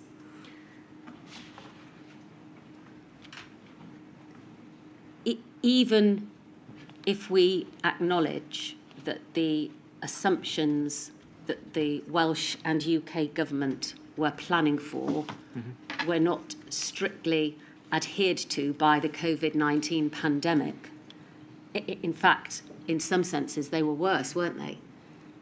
Do you agree that the PPE stockpile in Wales was woefully inadequate to deal with the pandemic that was being planned for? Yes, so our collective planning assumptions did not stand up against reality.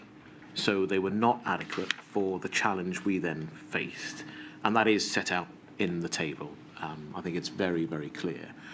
And I don't think, with respect, sorry to interrupt, that wasn't the question, because the question was the planning was for something that was going to last 15 weeks. Yes. And the point Ms Black was making is that it didn't even last the 15 weeks, not just COVID. No, and that was, and I remember having a conversation about this time, I want to try to avoid going too far into the actual response, we were going through PPE at a much faster rate than our planning assumptions assumed we would. So actually, we found that our stockpile that should have lasted for a whole wave didn't. And you know, the rate at which we were going through it was much faster than we expected. And it's why in the very early stages, this was one of my major concerns in practice. But I don't want to get drawn too far into what I know we'll be going through in Module 2. So do you agree, Mr Gething, that the plan that was in place was not a pandemic, but it was an inadequate plan in any event, even for the pandemic that it was being created for? I think it's fair to say that the plan for an influenza pandemic would still have had challenges. If we'd had an influenza pandemic, I hesitate to say it was inadequate because it's such a loaded term, but it certainly, with all the evidence that I've seen, I know the inquiry has seen, the planning for an influenza-type pandemic was not complete, and we would have had vulnerabilities if it had been an influenza pandemic. Thank you. My lady, those are all the questions I have for Mr Gething. You have provisionally provided permission for a series of questions, all to be asked by COVID-19 bereaved Families for Justice Cymru. Please may that be done now. Certainly. Ms Shepherd. Mr Gething, my name is Laura Shepherd and I appear on behalf of COVID-19 bereaved Families for Justice Cymru. I'm going to start off by asking you about stakeholders. I don't know if you heard the evidence of Rosemary Gallagher that she gave last week. She spoke about the engagement, or perhaps lack thereof, that she had with the UK government. Did you, as Health Minister, invite the Royal College of Nursing or the British Medical Association or any other clinical stakeholder groups to have input into the Welsh Government's pandemic planning? No, I didn't ask Royal Colleges to take part specifically. In the way that pandemic planning was undertaken, you've had this evidence from a range of people. Officials within the Welsh Government worked with a range of partners, but I'm not sure whether they did engage with Royal Colleges or not. And I didn't see Rosemary Gallagher's evidence on this point. Were you aware that in her report in 2011, Dame Deirdre Hine, this was following the swine flu pandemic, she advised us to increase stakeholder engagement in pandemic planning? Yes, I'm aware of that in preparation for this inquiry. I'm not sure if she defined the list of stakeholders, but I'm aware that it was one of the recommendations. I'm going to move on now to ask you about surge capacity. You've been asked questions about the sufficiency of the PPE stockpile. And I know that you heard the evidence that was given earlier by Andrew Goodall, and he spoke about the work stream that was in place as to surge capacity and how that wasn't finalised before January 2020. When it got to the pandemic, do you agree that there was a difficulty with surge capacity in Wales? Yes, there was a difficulty in surge capacity in Wales, as in the rest of the UK. And the challenge is, if you're going to surge capacity, it's not just a facility, it's people you need. And that is the big challenge. So if you can invest in more people, you have more capacity to surge to, but those people will be working before you need to change things. So the ability to surge is about people. It's partly about facilities. It's also, and I think I went through this briefly in questions earlier, you have to choose what you're not going to do to create that space, whether that's the number of people who you would then expect to provide care, to give you more capacity, or whether that is stopping some services from happening or reorganising the way that they do. Were those choices made in preparation, or were they made at the time when COVID hit? So some of that work had been done in preparation. I know you heard from this from Dr Goodall. The work hadn't been concluded, but the thinking about it was not starting from a zero base.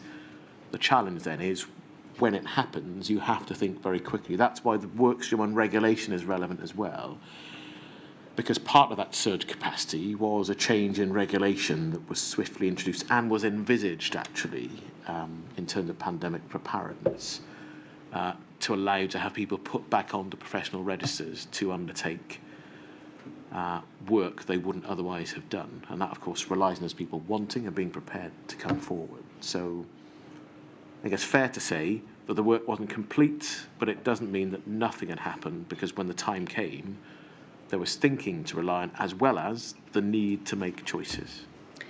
I just want to have a look at some of the planning presumptions when it comes to surge capacity. If we could have up on the screen, please, 89573. This is a document you've already been referred to today. This is the Wales Health and Social Care Influenza Pandemic Preparedness and Response Guidance dated February 2014. If we could have a look at page 7, please. So in the box there in the middle of the page, the very top row in that box says up to 50% of the population could experience symptoms of pandemic influenza over one or more pandemic waves, each lasting 15 weeks. Mm-hmm. And then if we look a couple of boxes down, it says 1 to 4% of symptomatic people may require hospital treatment. So that's up to 2% of the entire population of Wales in hospital, potentially in a 15-week period. Was Wales prepared for that?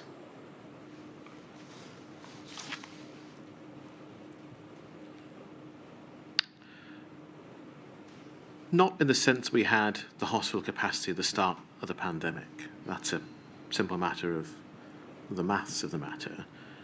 To be prepared to know that you might have to do that, in general terms, we didn't have a granular plan on here is how we will create that capacity. I think it's also fair to point out, Ms Shepherd, that the planning assumptions are on the reasonable worst case scenario. So that is if you're not taking action. And actually, of course, we did act, and the assumptions are these things can happen if you don't take action. What we did meant that 42% of the population did not require hospital treatment, and to create the capacity for that, again, I'm trying not to get drawn into Module 2, my lady, but of course we did have to rapidly go through some of the challenges around field hospital expansion. I'm going to move on now then to excess deaths, and what I mean by this is the measures in place to deal with that, body bags, mortuary capacity, and the ability to maintain the dignity of those who died. According to a Welsh Government document from the Technical Advisory Group, there were 2,257 deaths involving COVID-19 between the 1st of March 2020 and the 31st of May 2020. So that's a period of 12 weeks. Wales was not prepared for that number of deaths, was it?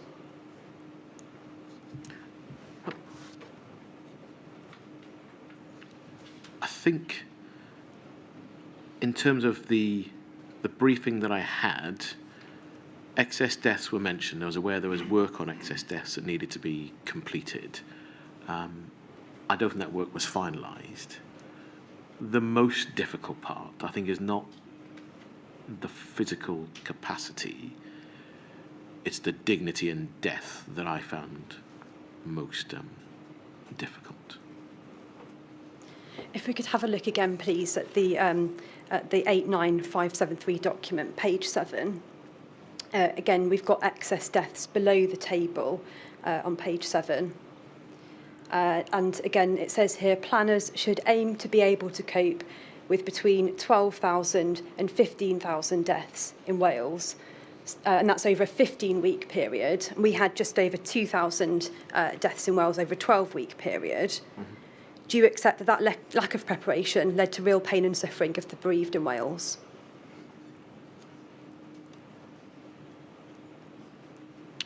I think, in honesty,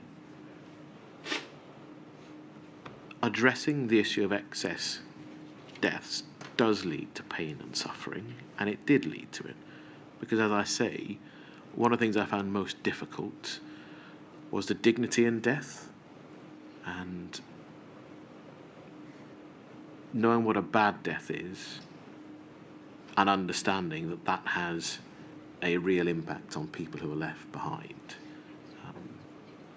And when we started and had to consider the measures we might have to take immediately for mortuary capacity and for crematoria. And I knew that crematoria capacity, and there were plans that had gone through and been discussed with partners about how to increase crematoria capacity, but actually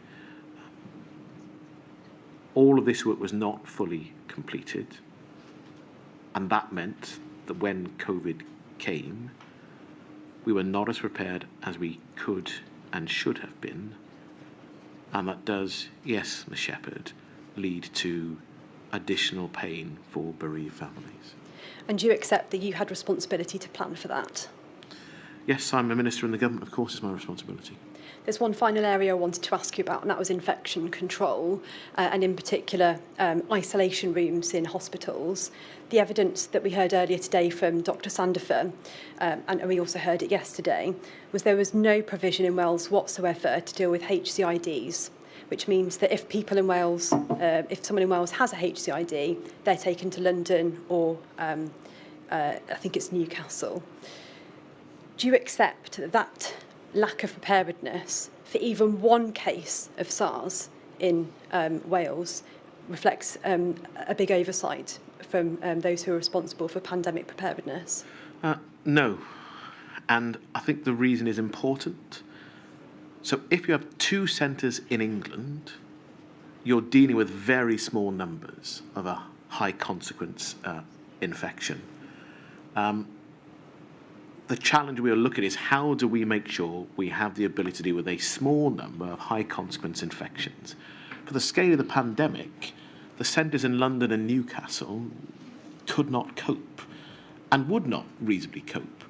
Actually, the challenges around how you surge capacity, as we had to with intensive care and more, is much more relevant to pandemic preparedness and coping with a genuine pandemic, as we did in the early stages of containment.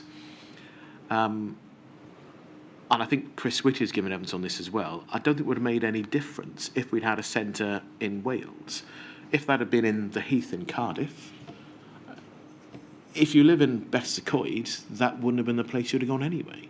And so there's a challenge about understanding the difference between a very small number of high consequence infections. If you recall, when there was a nurse who returned from the work she was doing and the challenge around Ebola, actually that is where you have those very limited number of high consequence facilities.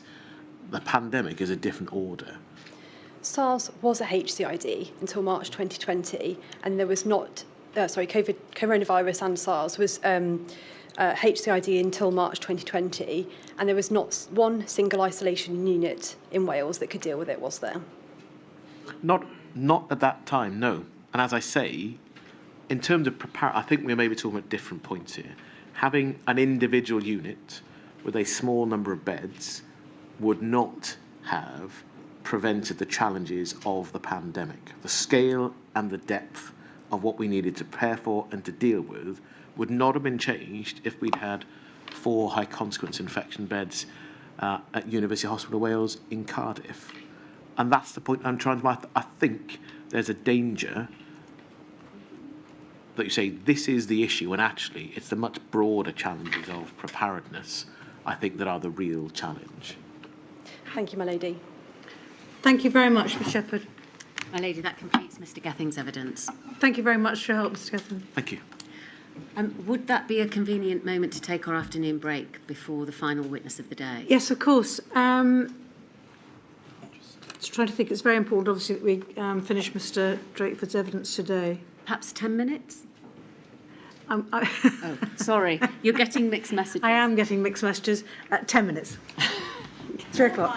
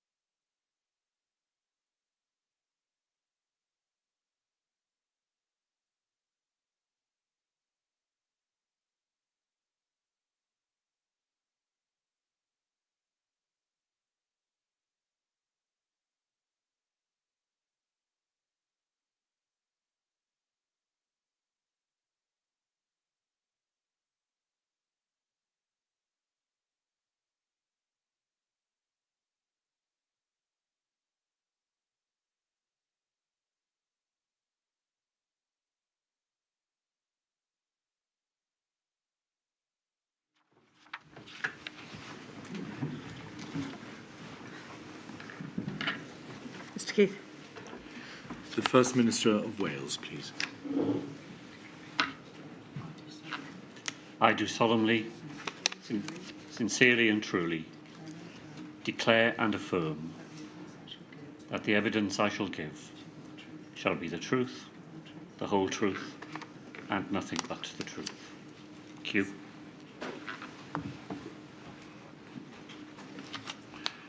Would you be good enough to give your full name, please, to the inquiry? Mark Drakeford. Mr. Drakeford, thank you very much for the assistance that you have so far provided to the inquiry by way of the provision of a witness statement. Is that a witness statement dated the 21st of April 2023, to which you've appended your signature and declared the statement of truth? It is. Mr. Drakeford, whilst you give evidence, could you please keep your voice up whilst at the same time not falling into the trap into which a number of other witnesses have fallen of speaking too fast for our stenographer? Mr. Drakeford, it is very well known that you are the First Minister of Wales, and you have been so since December of 2018. But before that, from March 2013, were you Minister for Health and Social Services, and from May 16, Cabinet Secretary for Finance and Local Government, and then November 17, Cabinet Secretary for Finance. I was. Your experience therefore reflects or is important for a number of areas in this module, because in practice you've worked inside, and of course you now lead, the Welsh Government since the outset of devolution, and you've worked as both Health Minister and Minister for Local Government, and therefore you have great experience of dealing with the system for health emergencies, as well as, of course, the resourcing for the preparedness structures in Wales. Did you also have to deal with the Ebola outbreak whilst you were Health Minister? That did happen while I was the Health Minister, yes. And you may indeed even have been an advisor in government at the time of the swine flu pandemic before that. That's true. All right. I'd like to start asking you questions, please, about devolution and the position concerning civil contingencies. You are, of course, familiar with the Welsh Minister's Transfer of Functions Order 2018. That is a hugely important piece of legislation, secondary legislation, which came into force on the 24th of May 2018. And it transferred functions from ministers of the Crown in London to Welsh Government ministers in relation to the field of civil contingencies, as well as, I should say, a large number of other matters. Is that broadly correct? That is correct. So that we can understand the position, prior to that date, were there a number of functions, activities, executive functions, which were already within the competence of the Welsh Government? That is to say that they were not reserved, they were devolved matters, but they had not practically been transferred to the Welsh Government, enabling you to be able to carry them out. Well, the Welsh Government had been involved in dealing with civil emergencies from the very start of devolution. The very first year I was part of advising the Welsh Government, we had a series of events in flooding, in fuel protests and foot and mouth disease, which illustrated that, in fact, if not in law, the Welsh Government was drawn into responding to those civil emergencies. And that continued to be the case in the decade and more thereafter. But legally, some of the functions which you were required, obligated to carry out, were on one view still reserved matters which had not been converted into devolved matters, enabling you to act legally, or were matters which had been changed into devolved matters, but the piece of secondary legislation formally confirming that they were powers that you could exercise hadn't yet gone through, but you just got on with the job. In many ways, the transfer of functions order regularised the way in which things had happened on the ground for some time. An important part of that order concerned Part 1 of the Civil Contingencies Act 2004, the United Kingdom legislation concerned with civil contingencies, because until the order was made transferring functions from ministers of the Crown to the Welsh ministers, the Welsh Government was unable to pass regulations under that Act and also formally to discharge the functions specified by the Act itself. Is that broadly correct? That is correct, yeah. There's evidence before Milady's inquiry that until the transfer of functions order, much of the discharge of civil contingencies powers by the Welsh Government was therefore framed not by that legislative framework or the legality of the functions order, but by the views of the first ministers in place at the time and senior Welsh ministers. You were, in other words, forced back onto into the position of making decisions yourselves as ministers, as executive,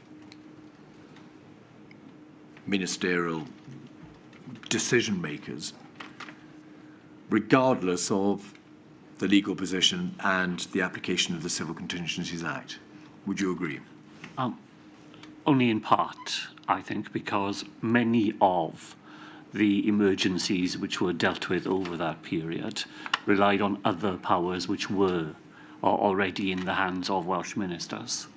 So I could give you one example. While I was the health minister, there was a major measles outbreak in South Wales. It was a public health emergency, but all the powers that we needed to respond to that were already in the hands of Welsh ministers through the Public Health Act of 1984.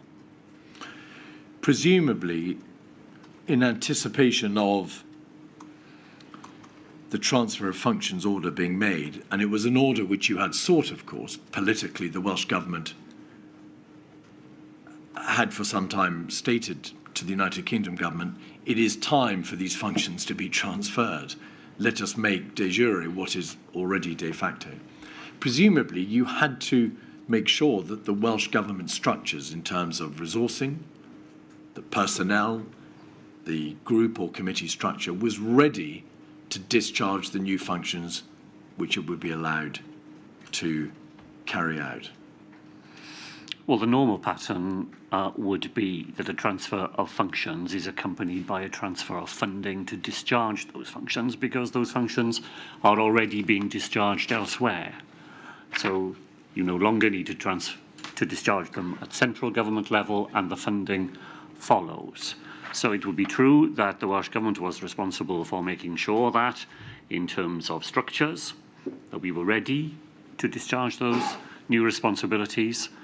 In this case, as I think inquiry will know, no funding followed from the UK government for these purposes.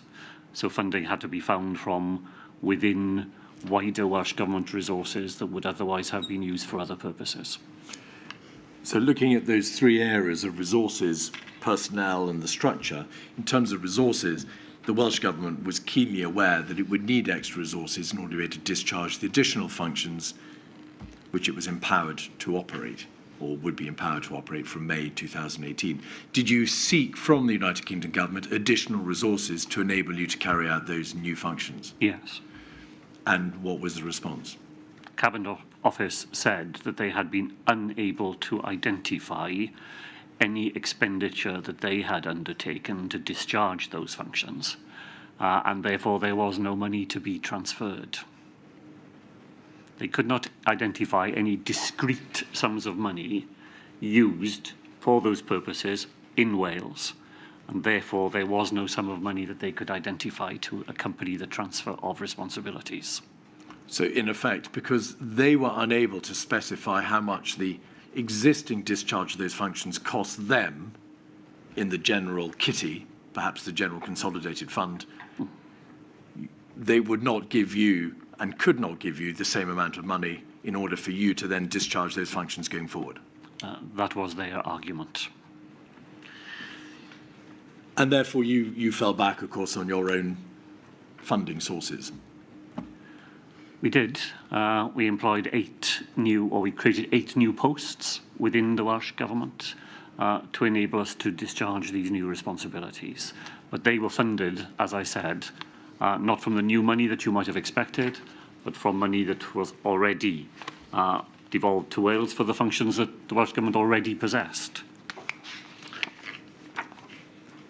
May we take it from the fact that post-COVID, the relevant risk and resilience directorate or division has many more people now in it than was the case in 2018, that the number of people you were able to fund fell short of to use a word from earlier in the evidence, the optimum. You would, all other things being equal, had you had the money, preferred to fund considerably more people than the 8 that you were able to do so. Well, my experience as finance minister taught me that you always had to think of 2 things.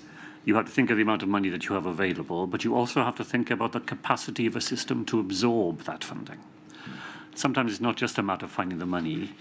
Systems can't spend the money wisely if you provide it all too quickly. Capacity has to be built up over time. And in the beginning, 8 posts to take on these new responsibilities, I felt, as the finance minister having to find the money, that was both something we could manage financially, but also that the system would be able to use that money in a proper way.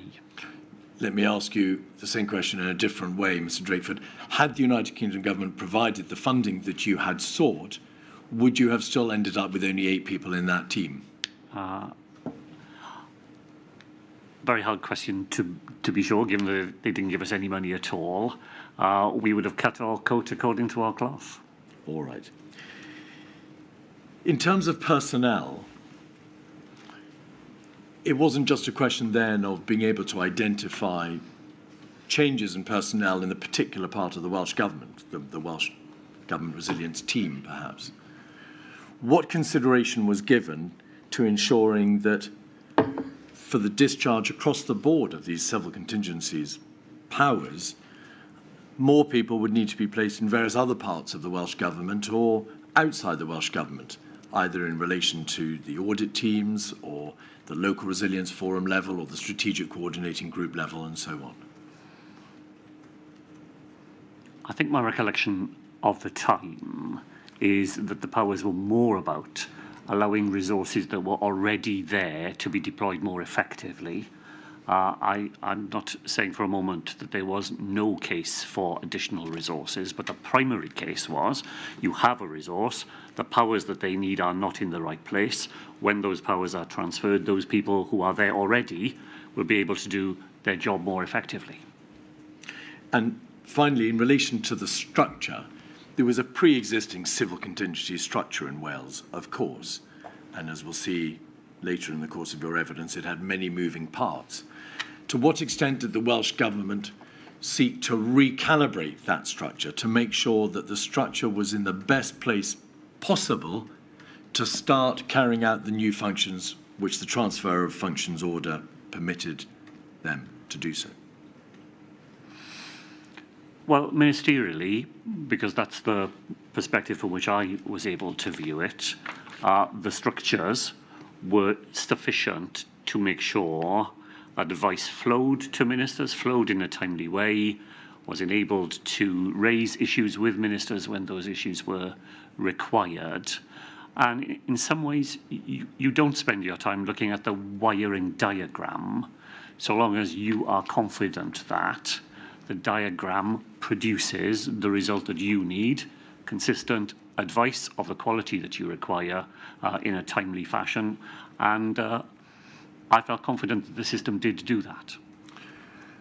Beyond, I don't mean this pejoratively, beyond the parochial issue of what advice individual ministers and the First Minister was receiving, to what extent did the Welsh Government stand back and say, is this structure for civil contingencies, emergency preparedness, the correct structure to be able to deal with the future discharge of these additional powers? And yes, the evidence is quite plain that there are a lot of different bodies in the Welsh contingencies field. Were they the right bodies in the right place to be able to deal with these new functions? well, my predecessor as First Minister ordered a review of those structures to accompany the transfer of functions.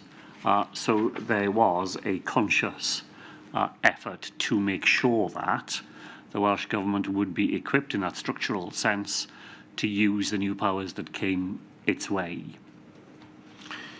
There was, and my lady's had evidence to this effect, a report on civil emergencies in Wales dated the 6th of December 2012. There's absolutely no reason why you would have had that brought to your attention when you became First Minister, or even Health Minister, because it was before your tenure as Health Minister. But the evidence yesterday and in part today is that that report in 2012 highlighted the fact that there were too many bodies, too many groups in the civil contingency system in Wales, that there was a complex resilience framework, problems with inefficiency and effectiveness, as well as there being no common approach to risk assessment and a number of other important matters. Do you know whether or not, following that report in 2012, 6 years before the transfer of functions order, there was any rationalisation of the groups or the structures? Well, I've given some thought, having heard it raised in with previous witnesses. From the perspective of the Minister, the system did not look particularly complex. You know, there was, I think it's to be found in the Pan Wales response plan on a single page, the essence of the structure. Once the structure moves into the particularities of professional roles and perspectives, it does sometimes enter rather an arcane world that is only really understood by those who are part of it. But as a minister, what I needed to know was, how would advice get to me? Which levels would it have passed through? Am I confident that that means that the advice that comes onto my desk has been tested, has the necessary expertise? And I didn't feel that complexity was a barrier to that happening. We're going to try to find that diagram, Mr. Drakeford, if we can. I think Page it's 9. Pan Wales Response Plan 107119. Yes. And I don't have... You can find it on page 9. Oh, page 9, and thank page you. 11 goes alongside it.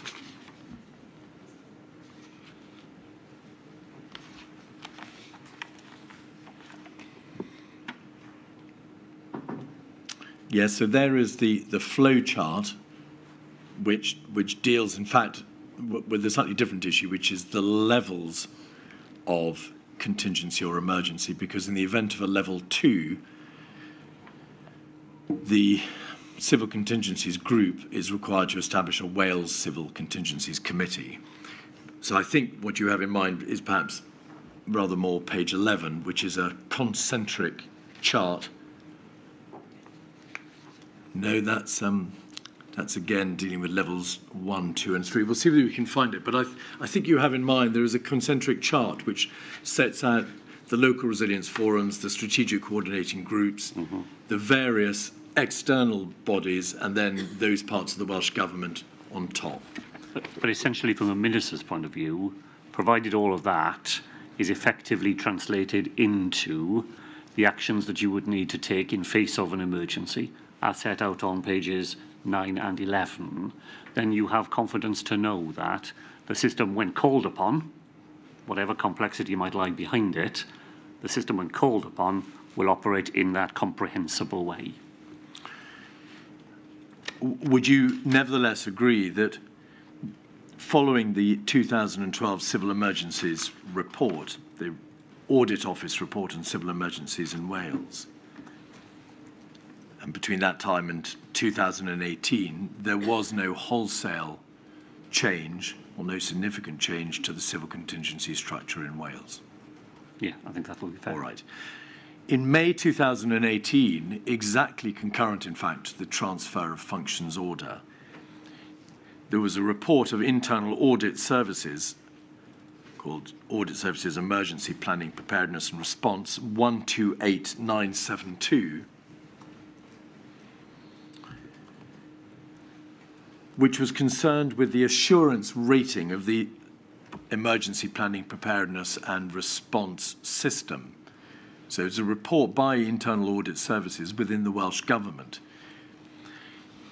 If you look at the top half of the page, you will see an overarching general assurance rating given to the system of emergency planning, preparedness and response. And quite evidently, Mr. Drakeford, all parts of the Welsh Government are subject to audit at some level and from time to time, and this is the audit on emergency planning, preparedness and response. The assurance rating is given as reasonable. If you take it from me that was a reduction in the rating from the earlier rating, which was substantial, that it had received 8 years before in 2010. Were you aware that at the time that the functions were being transferred to the Welsh Government, the assurance rating for the Welsh Government's emergency planning system had been downgraded one slot, one mark? I don't think that I would have known it in those terms. What I would have been aware of was advice that suggested that the level of threat over that period had grown, so that the system itself may have been as it was in 2012, but now it's having to deal with different threats and more significant threats. There are references in this report to prospective obligations which would have to be placed on the First Minister of Wales. You weren't First Minister then, you became so in December of 2018. But if you could have page 3, paragraphs 1.3 through to 1.6, page 3, 1.3 to 1.6.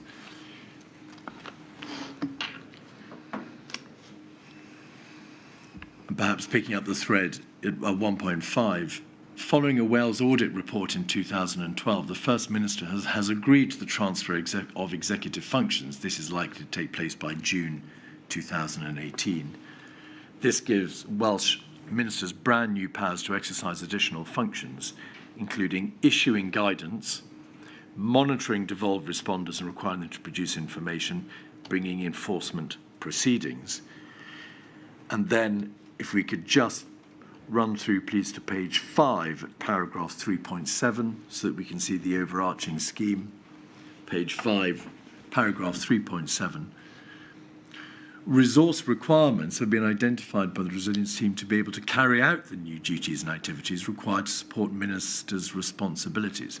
And there's a reference then to the then First Minister writing to the United Kingdom government looking for money. In broad terms, Mr. Drakeford, following that audit report, which had noted that the rating had reduced itself from substantial to reasonable, was there a wholesale rewriting of guidance? Were, in a general sense, the Welsh Government's pandemic plans and civil contingencies plans rewritten? Were there, or was there put into place a new system or an enhanced system of monitoring devolved responders and possibly bringing enforcement proceedings? The system didn't have a wholesale change, and the review that my predecessor set in motion in 2016 concluded that wholesale change was not required. They were adaptations and they were modifications, but the system did not need a root and branch rewriting in the terms that you put it. As you know, the powers that came with the transfer functions order were not exercised immediately. On a related issue, the Welsh Government had never produced its own self-standing risk assessment process or risk assessment document setting out all the risks facing the Welsh Government in the same way that the United Kingdom government did in London, and we're aware that the Scottish government did in Scotland. Do you recall whether, at this time of great change, consideration was given to the production and publication for the first time of a Welsh-centric risk assessment process? I don't think I could say to you I remember a specific discussion of that sort. I remember the general discussion, which is that for certain purposes, it is sensible from a Welsh perspective to rely on the expertise and the capacity that the UK government has.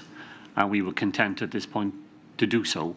I'm not sure we would have felt that there was a huge advantage to be gained from deducing Welsh-specific risks when the UK government's risk assessment process appeared to us to be one that you could rely on and had the expertise it required to deliver it. You are, of course, familiar with the doctrine that all risk is local, the subsidiarity principle. You've no doubt seen the evidence about how in the civil contingencies field the principle of subsidiarity is applied. There will no doubt be risks, won't there, which will affect Wales differently. There may even be risks which would only affect Wales. But to rely upon the United Kingdom risk register for risks identified by UK officials to apply across the board tended, did it not, to fail to give sufficient consideration to Welsh-specific risks and how they might be managed? Well, the way that that was discharged was through the 4 LRFs. So I agree with you that you need a local application of the national register. Whether there is a Welsh intermediate tier for that was something we did not feel at that time would have justified the resources that would have been required to develop it. But we did ensure that at the 4 LRF levels, there was a statutory obligation to produce a community risk register. So if I might just give you one example, the National Risk Register no doubt had things in it about what happened in the event of an explosion at an oil refinery. Now, in the Dyfed-Powys part of Wales, that's a significant concern, given that there's a concentration of oil refineries. In the north of Wales, that wouldn't be a very high consideration, there being no oil refineries actually across the North Wales coast. So the way in which we discharged the obligation, which I agree with, is an important one, to localise and particularise the National Risk Register was not at a Wales level, but at the level of the 4 LRFs. And that's exactly the point, isn't it? That the risk assessments were looked at solely in the context, at least formally on paper, of the 4 local resilience forums. There was no formal process by which the national Welsh government could identify a risk in relation to which it may have to step in to deal with alongside the local resilience forum, the strategic coordinating group, and whatever regional partnership there might be. I think you will find that in the, and I've heard you use the word labyrinthine structures that exist, actually there is a group which is chaired by the Welsh Government, which brings the 4 LRF risk assessors together for this purpose. So while it's discharged at the LRF level, the Welsh Government is not in ignorance of the way that those community risk assessments are being produced, because there is a coming together of the 4 LRFs under the chairing of a Welsh Government official in order to collect that back at an all-Wales from an all-Wales perspective. There is a Welsh Resilience Forum at which such issues are debated. My point, though, Mr Drakeford, was concerned with the system of risk assessment. There is no process by which formally the Welsh Government gets to analyse the risks which its country faces, which may have to be responded to not just by local resilience forums but by the Welsh Government itself, in the way that there is for Scotland and for England. No, for those purposes, we used the UK-wide risk assessment process. In October of 2018, at one of the meetings of that exact same body, the Welsh Resilience Forum, Mr Drakeford, the then Cabinet Secretary for Local Government and Public Services agreed that a review of emergency planning governance and structures was required, I think, in order to ensure whether they were, quote, fit for purpose. You agreed as First Minister, because by December you had become the First Minister, you had agreed that a comprehensive review should be undertaken, which would develop a platform to support the new regulations. So the answer, perhaps, to one of my earlier questions was that there was a recognition by you on behalf of the Welsh Government, but by you personally, that it was important to carry out a review to make sure that the system could cope with that transfer of powers. I think I said, apologies if I glossed over it in an earlier answer, that my predecessor, on agreeing the transfer of functions, had initiated that review. Now, by the time it came to make its way into sort of formal sign-offs, it had probably been overtaken by my arrival, but the initiation of it predated my becoming First Minister. We believe that following that Welsh Resilience Forum meeting, which didn't take place until October 2018, the matter formally did go to you as First Minister, and you agreed that that review was necessary. The review didn't, however, take place, did it, until 2023? No. And so that we can understand the chronology, it took the best part of 2018 for that review process to be initiated. The review was then hampered by the diversion of resources to what is now, by way of a familiar refrain, the necessary preparations for a no-deal EU exit. And then, of course, after that, COVID. Is it a matter of some regret that that review, which was obviously important, otherwise you wouldn't have ordered it, was not in the event able to be brought to fruition, and was not brought to fruition for a matter of years, there being at least 18 months from October 18 to March 2020? Well, of course, it was a matter of considerable disappointment to us, because the Welsh Government had, as you said, worked hard to secure the transfer of those responsibilities and to make sure that we were in a proper position to discharge them. But by the time I became First Minister, I chaired my first cabinet, I think 4 days after becoming First Minister, and almost the whole of that cabinet meeting is devoted to preparations for leaving the European Union without a deal. So by the time I became First Minister, the system was already turning its sights very firmly to a danger that was right in front of you and of very significant potential consequence. May we have, please, then, that review 187580, please, of 2023. There is the review of civil contingencies in Wales. It says across it, or at least on the copy that we have, Mr Drakeford, in stern terms, not government policy. But we have been collectively a little troubled by that. This is a review of civil contingencies in Wales ordered by the Welsh Government in part, but jointly owned by a number of other organisations. Why is it necessary, or why does it say not government policy? Is that because you haven't yet formally decided whether or not to give effect to its recommendations? Well, I am imagining, rather than being certain in the specifics, but this would be the normal way of things happening in Wales. The document would be produced. We would wish the views of partners to be received on it. There may be aspects of it that the fire service, for example, take just one example, might wish to draw to our attention. So while we would circulate the document to make sure anybody with an interest can contribute to the final version, we make it clear to people that it's not at that stage formally adopted as government policy. If we turn to page 33, please, we'll find the recommendations, priorities and next steps.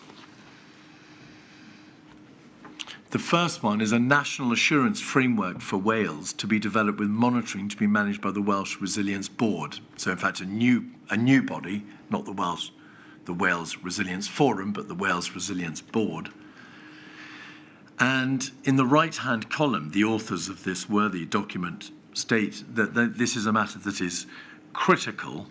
If we just go forward to page 35, we will see what is meant by critical, although it may be thought self-evident. There we are. Critical, do now.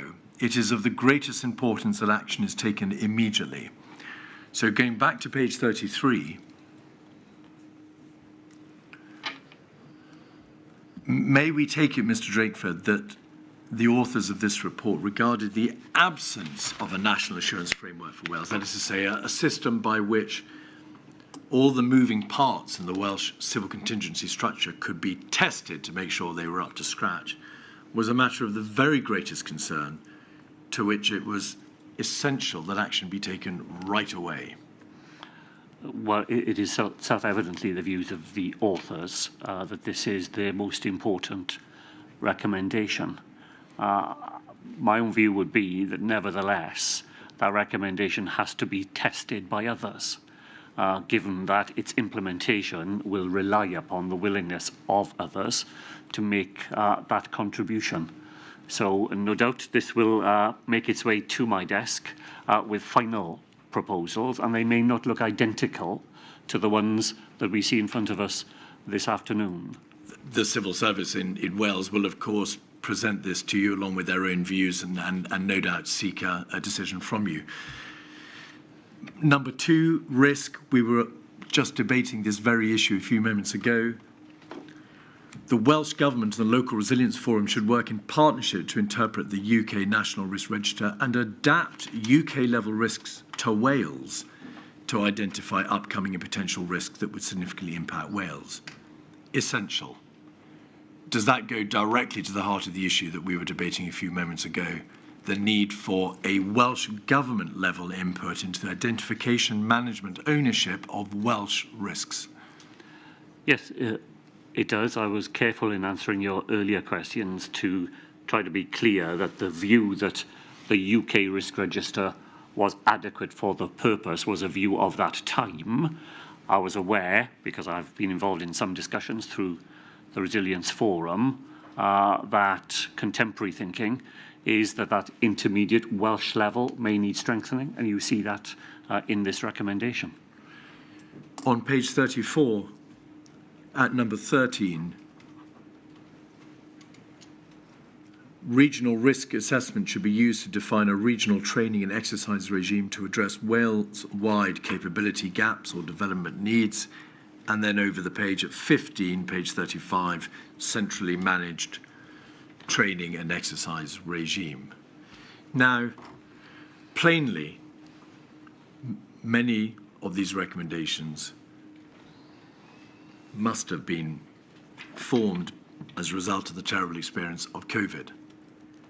But to the extent that they identify significant changes in the Welsh structure for civil contingencies, training, assurance, formal process of risk assessment, does this not rather indicate that there were pre-existing structural flaws in the civil contingency system in Wales, that is to say, even before COVID? I think I probably have two observations to make there. First of all, I wouldn't necessarily interpret the fact that a document says that skills and professional development is needed as meaning that that didn't exist previously. I think it is just a statement of the ongoing need to make sure that that is part of the system. And I don't think myself you can necessarily conclude that because, in the light of new powers, changed circumstances, that a report says that that now needs to be reflected in new and strengthened systems, that says that prior to those things, the system was not fit for the purposes which, at that time, were there to be discharged. But, Mr. Drakeford, the premise of that answer was that this is recommending new and improved systems. Insofar as the report recommended a national assurance framework, a Welsh Government risk assessment procedure, a provision of centrally managed training and exercise, those were not improvements. They are standalone and completely novel developments. They simply have never existed hitherto. And they reflect the report author's view of what is needed in Wales in 2023, rather than the report author's view of what is needed in Wales in 2023, rather than their reflection of what was needed in 2018.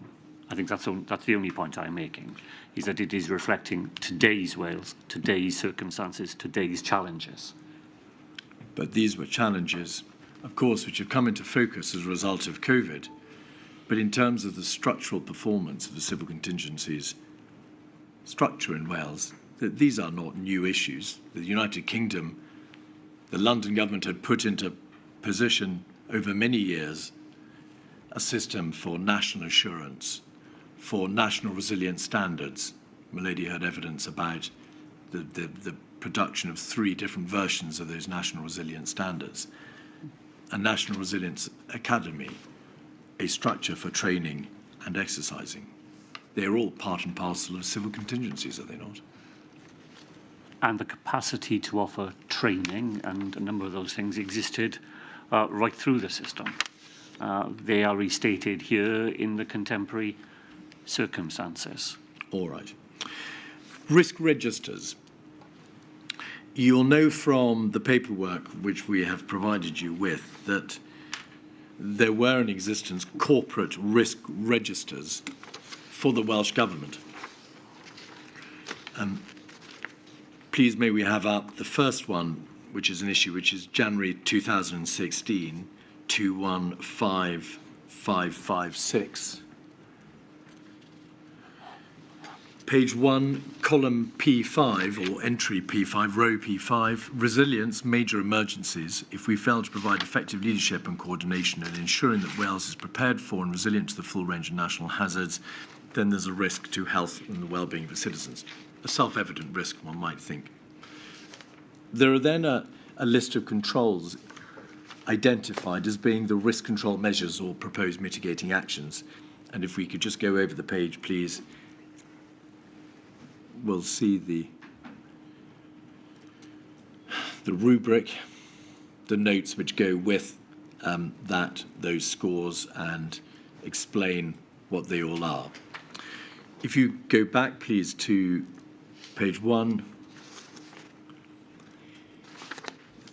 it appears in this risk register very little by way of specific identification of what the emergency that is pandemic influenza might consist of, or the specific controls or countermeasures for pandemic influenza, as opposed to major emergencies, civil contingencies, major events, and so on. Would you agree, Mr. Drakeford? I think that's a fair summary of what we see in front of us. If we then have a look at June 19, 215558,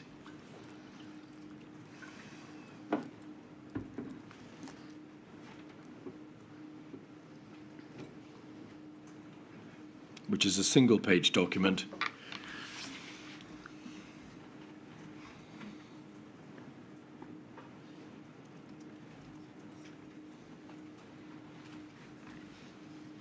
And on this occasion, please feel free to scroll in. Reference to Risk description, disruption event affecting people, places, finances, communications and IT. If there is a significant disruption event, the Welsh Government may struggle to recover its operations quickly and effectively. And then a number of mitigation measures, control measures, by way of business continuity plan, disaster recovery arrangements, lessons learned, emergency response protocols. Dr Goodall, the Permanent Secretary to the Welsh Government, from whom we heard yesterday and today, acknowledged that insofar as those measures purported to reduce the risk of disruption events, were whilst worthy on their own, in their own terms, they did not actually reflect the reality of the position on the ground, insofar as, although there were a multitude of plans, civil contingency, public health emergency, pandemic influenza plans, they had not been updated, and in the majority had not been updated since 2014. The disaster recovery arrangements were undermined by the fact that a significant number of recommendations from earlier exercises had not been implemented. Lessons had not been fully learned from disruption events, and emergency response protocols, whilst the subject of some training and exercising, had not been scrutinised to the full.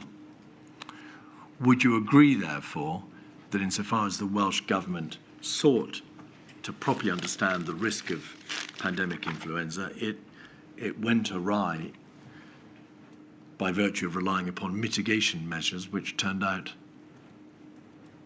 not to be wholly accurate? Well, as far as the two documents that I've just seen are concerned, I think Dr Goodall is a more effective witness than I can be. Ministers are not responsible for the corporate risk register. I would expect it to be used by senior officials to draw the attention of ministers to areas where senior officials believe ministerial intervention would be necessary, but ministers do not routinely see and are certainly not directly responsible for the material that lies behind them. So Dr Goodall's evidence to you would be more useful to you, I think, than my own. All right. Could you give us then some indication of the frequency with which the issue of the tier 1 risk of a pandemic influenza was brought to the specific attention of the First Minister? You were, as First Minister, ex officio the chair of the Wales Resilience Forum, and it's obvious that there are a number of Welsh Government documents in place. But how often was pandemic preparedness brought to you specifically as a priority worthy of your attention?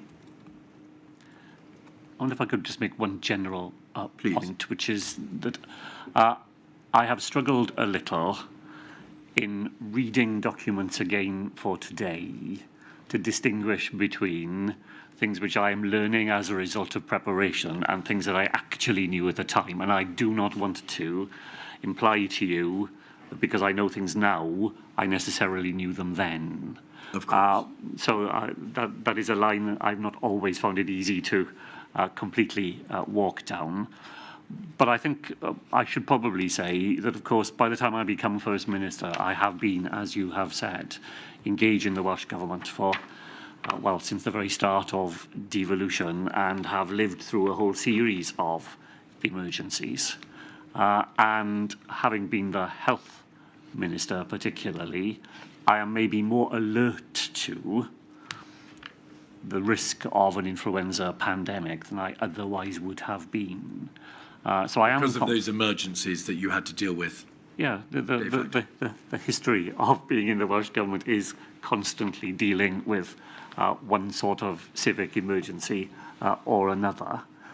During the time that I was the Health Minister, for example, as well as the measles epidemic, I was dealing with officials with a TB outbreak in the town of Llanelli, the Ebola outbreak happened while I was the health minister, and that is completely beyond things like flooding, coal tip safety, cyber security incidents, and all the other emergencies that you have to get drawn into.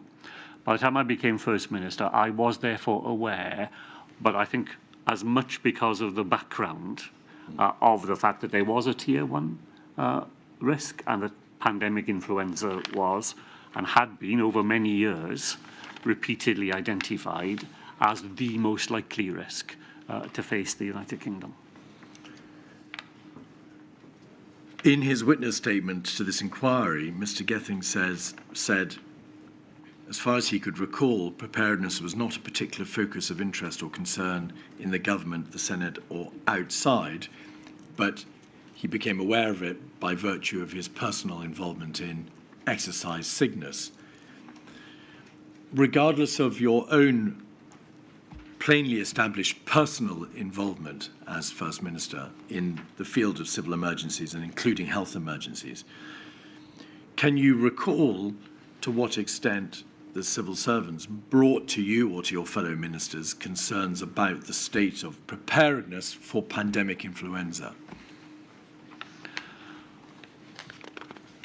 Well, in my recollection, it would almost always have been in the context of exercises that were carried out. So the 2014 Cygnus exercise happened when I was the Health Minister.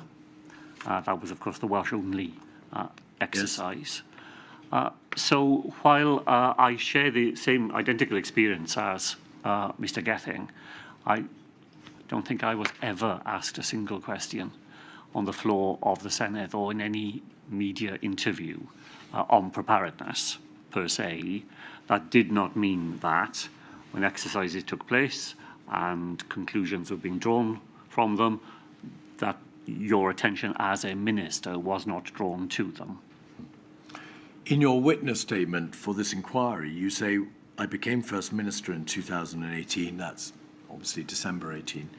I do not recall any advice from officials that there were reservations about the state of Wales's pandemic preparedness, nor did I recall any concerns in the Senate being raised with me. May we take it from that none of the issues that we've so far debated, the Civil Contingencies Report of 2012, the issues about putting the recommendations from that into place, or, as you rightly observed, the outcome of exercise Cygnus, the Wales-specific part of it in 2014, or the UK part of it in 2016, or exercise, and the name has now completely escaped me, Taliesin.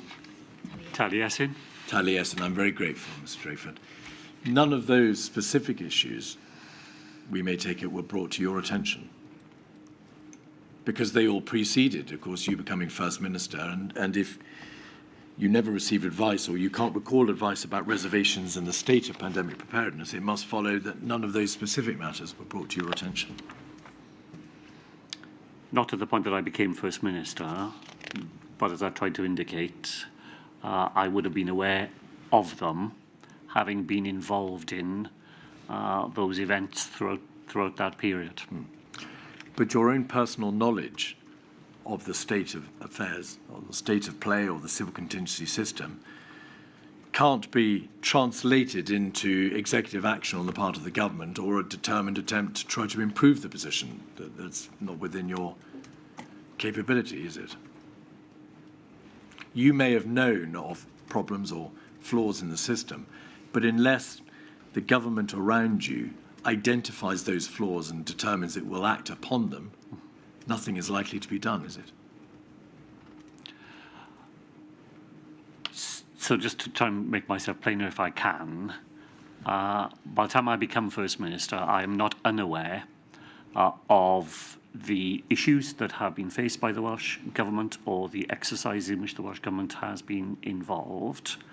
When I become First Minister, I do not receive advice from the civil service that says you need to be particularly aware of difficulties that we are now experiencing in these fields.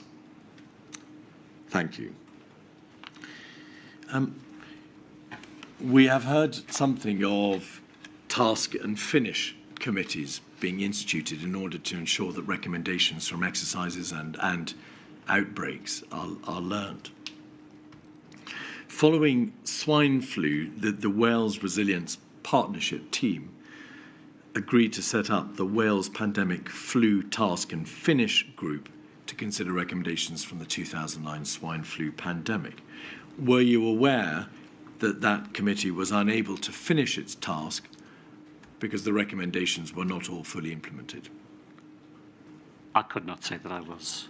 I recollect being aware of that specific issue. Right. There was a review in 2013 called the Pollock Review, which investigated, ironically, why lessons weren't being learned. And as a result of that review, the Wales Learning and Development Group was formed, and a decision was taken to apply something called Joint Organisational Learning Strategy. But then exercise Cygnus came along, both in 14 and 16, and the Wales Resilience Partnership team delegated the responsibility of implementing recommendations to yet another body, the Wales Pandemic Flu Preparedness Group. That group met in September 2017, but didn't meet again after January 18. Were you aware when you became First Minister in December 18 that that primary group for the implementation of the recommendations from Cygnus, while sitting in September 17, never sat after January 18? I'd want to check my own recollection, but I actually believe it met in as late as October of that year. October 18? 18. Yes, I believe that was the final meeting before its resources were directed into the no-deal Brexit exercise rather than the January. All right. Well, we'll double-check that, of course. But the point remains, doesn't it, that the work streams which were identified after exercise Cygnus in 2016 were not all fully implemented because the body designed to ensure implementation, the Wales Pandemic Flu Preparedness Group, didn't sit. We'll agree to disagree whether it was January or after January or October 18 because of the impact of the no-deal EU exit planning. Yes, I think the expert report that the committee, that the inquiry has, says that devolved administrations did pursue pandemic preparedness, and that in Wales it went on for 2 years after the Cygnus conclusions were reached. But you reach a point at which we are diverting resources across the whole of the Welsh Government into dealing with the dangers that are sitting right in front of us of leaving the European Union without a deal.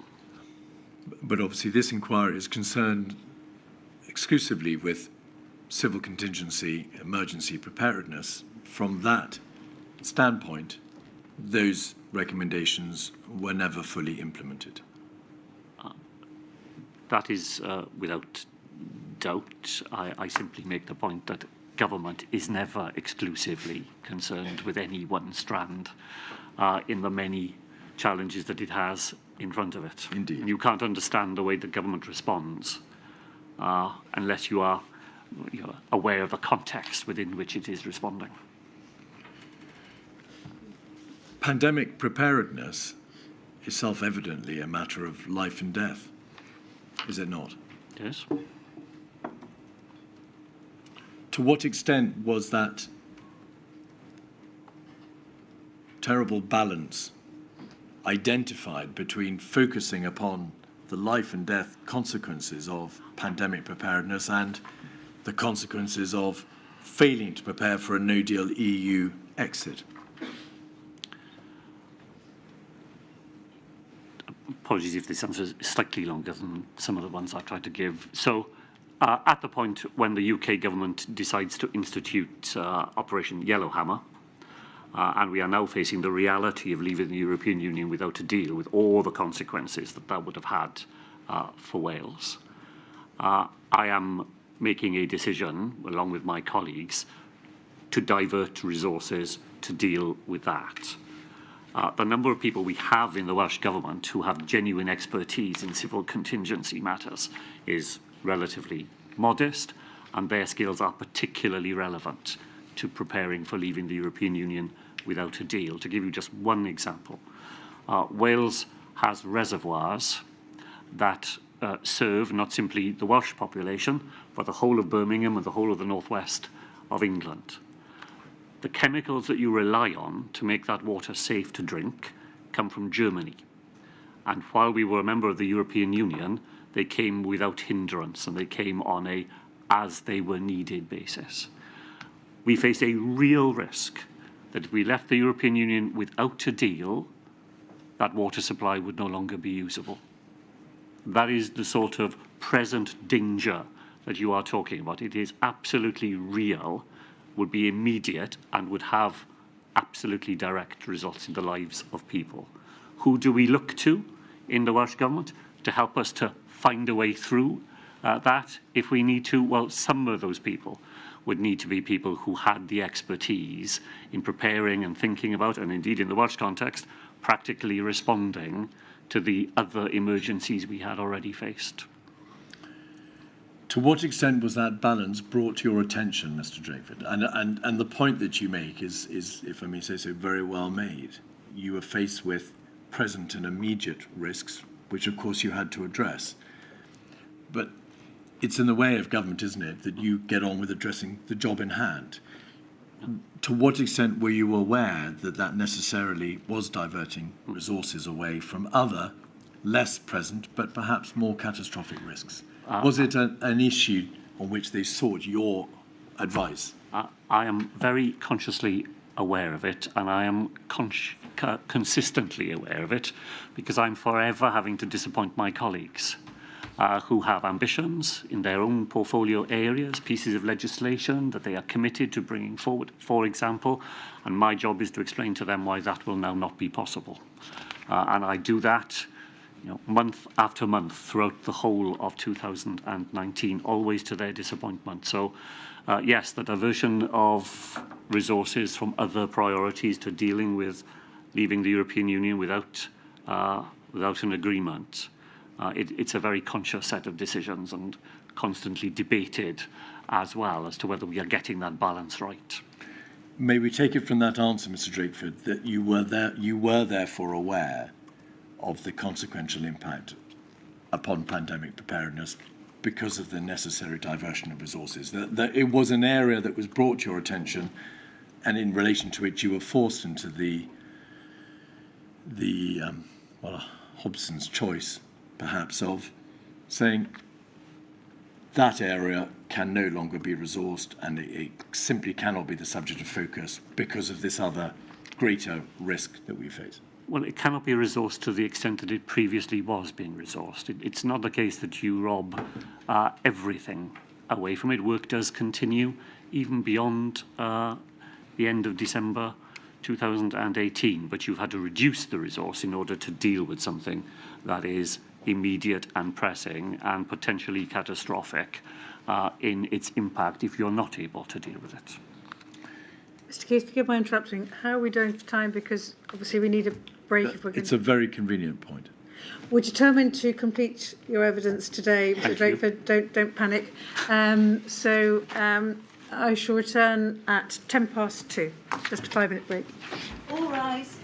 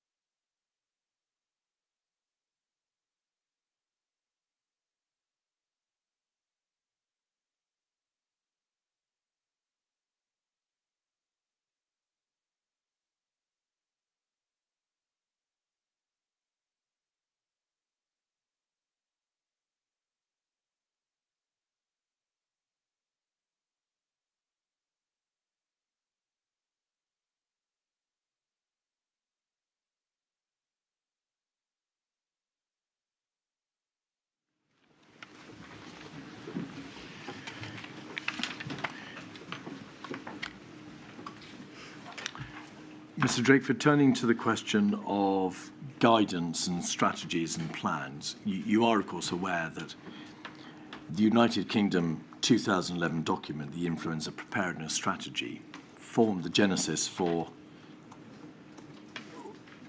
all the civil contingency and major infectious disease pandemic-related documentation in Wales, and therefore was similarly tainted. They were all similarly tainted by the same doctrinal or strategic flaws as Milady finds them to be. What was sauce for the goose was sauce for the gander, doctrinally, for all that material, wasn't it? The plan was an inadequate basis for dealing with the events that subsequently unfolded, but not wholly inadequate. There were aspects of it which were still useful, but it clearly did not stand up to its major test. It went beyond that, though, didn't it? Because there was a complete failure to address issues such as the inherent characteristics of respiratory viruses, the consequences of differing incubation periods, differing transmission rates, differing viral loads, and so on, and of course all the associated countermeasures which might prove to be necessary to deal with such a virus. All that was absent. All of that is absent, and there are other aspects that the plan turned out not to have grappled with adequately either. Yes. And the Pan-Wales response plan of 2019, even by 2019, was tainted by the same doctrinal flaws. It doesn't itself, or didn't itself, in fact, contain much in it by reference to pandemic planning, because although there was a section on terrorism and the threat of terrorism, there was no analogous section on influenza pandemic, was there? It is a generic document intended to cover the range of potential emergencies that might be faced in Wales. So in that sense, it doesn't operate at that level of specificity. That is true. And so, in summary, Mr. Drakeford, by the onset of the pandemic in January 2020,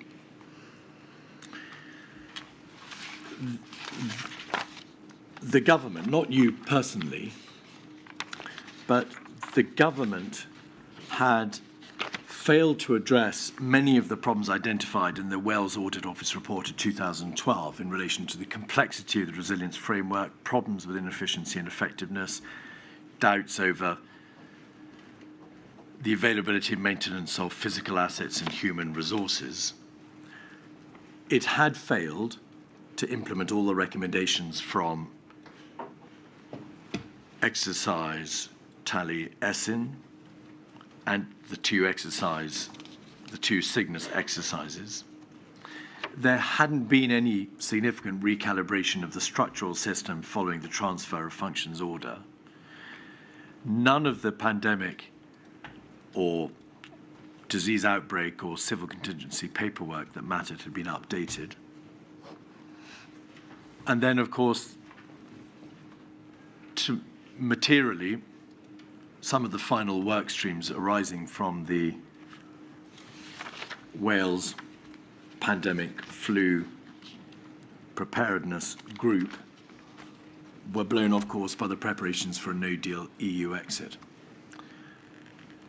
And so in the round, would you agree that there were, and there continued to be, significant failings over that 8-year period? Look, there's no doubt at all that there were failings. I think the way that you set them out would, to my mind, give an unduly bleak account of some of the things that had happened over that period. So while some things had failed to be followed through, it was a failure in part rather than in whole. When you say that the system had not taken the lessons in terms of effectiveness, in fact, the system was very, very regularly tested in reality, including to a very major extent in February of 2020 and demonstrated that it was very effective in dealing with real-life civil emergencies in Wales. So while I don't dissent at all from your general conclusion that there were things that ought to have been done and could have been done that hadn't been done, I think to describe it entirely in those terms is to overlook some of the things that positively had happened and the successful way in which the system in Wales demonstrated its ability to respond when real emergencies arose.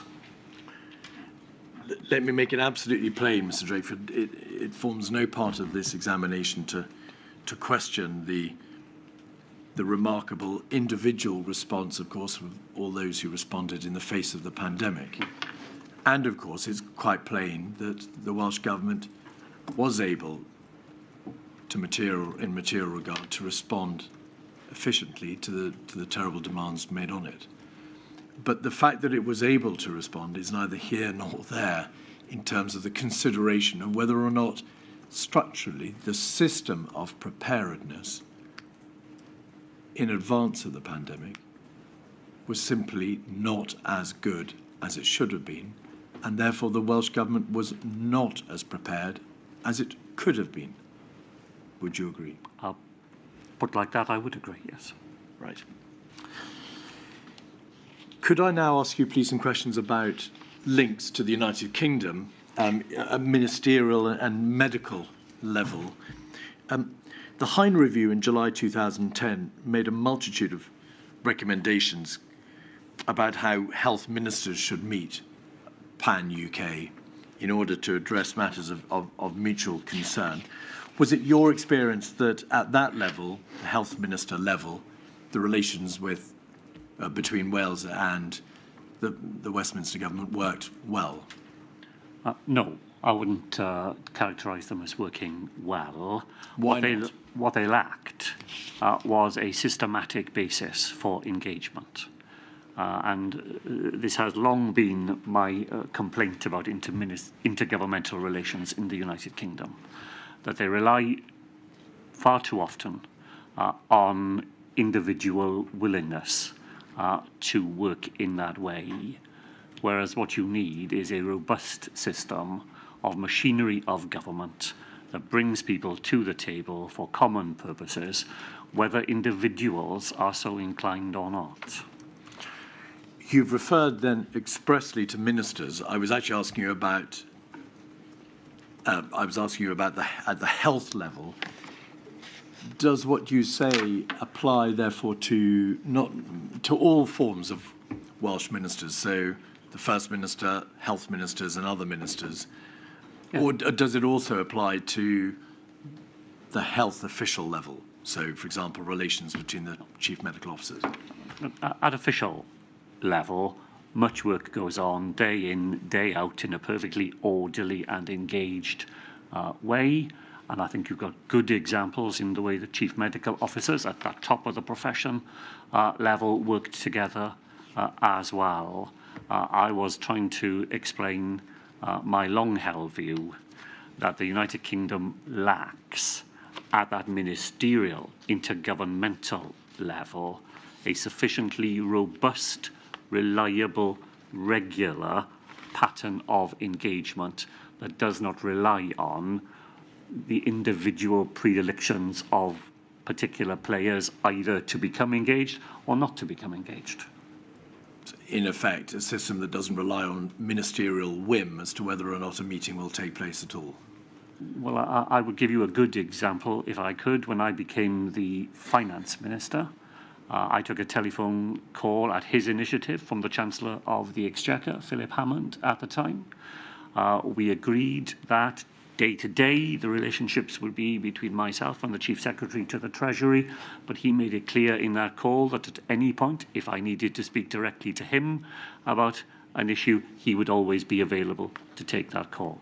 That is a good example of where a particular minister with a predilection to cooperate in that way made it clear that he wanted to do so. The system ought not to rely on individual willingness of that sort.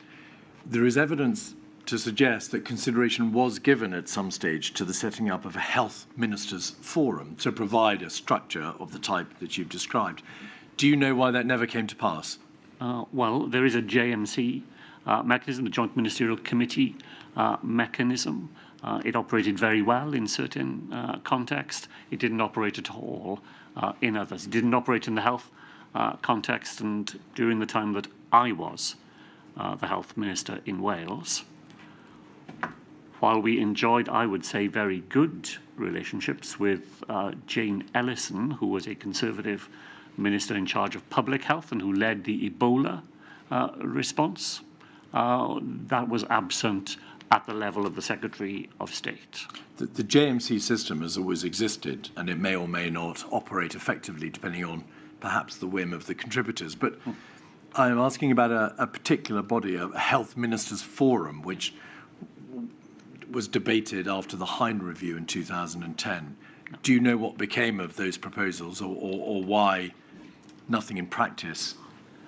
I would say there was no appetite on the part of UK government ministers to establish such a forum. The initiative lies with them in the JMC context. Right. So it wasn't a lack of initiative on the Welsh part. The problem lay on the UK side, you believe? Under the JMC mechanism, the initiative lies in the hands of UK ministers.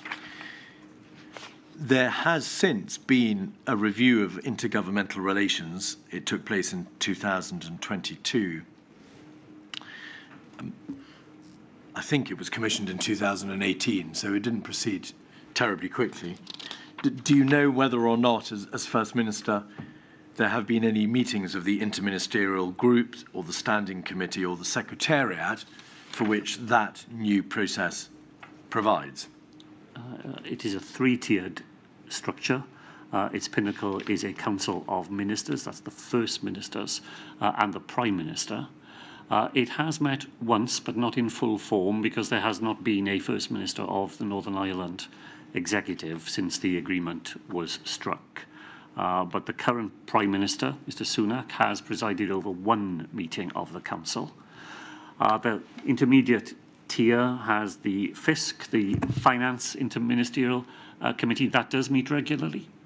And then it has another standing committee that has met more intermittently. And then at the third tier, there will be the sort of meeting between specific portfolio ministers. Health ministers, for example, could be one. I myself do not believe that that tier has operated in the way that the intergovernmental review mechanism anticipated. It has been, at best, hit and miss. Is that because health is such a party political issue? Why do you think, Mr Drakeford?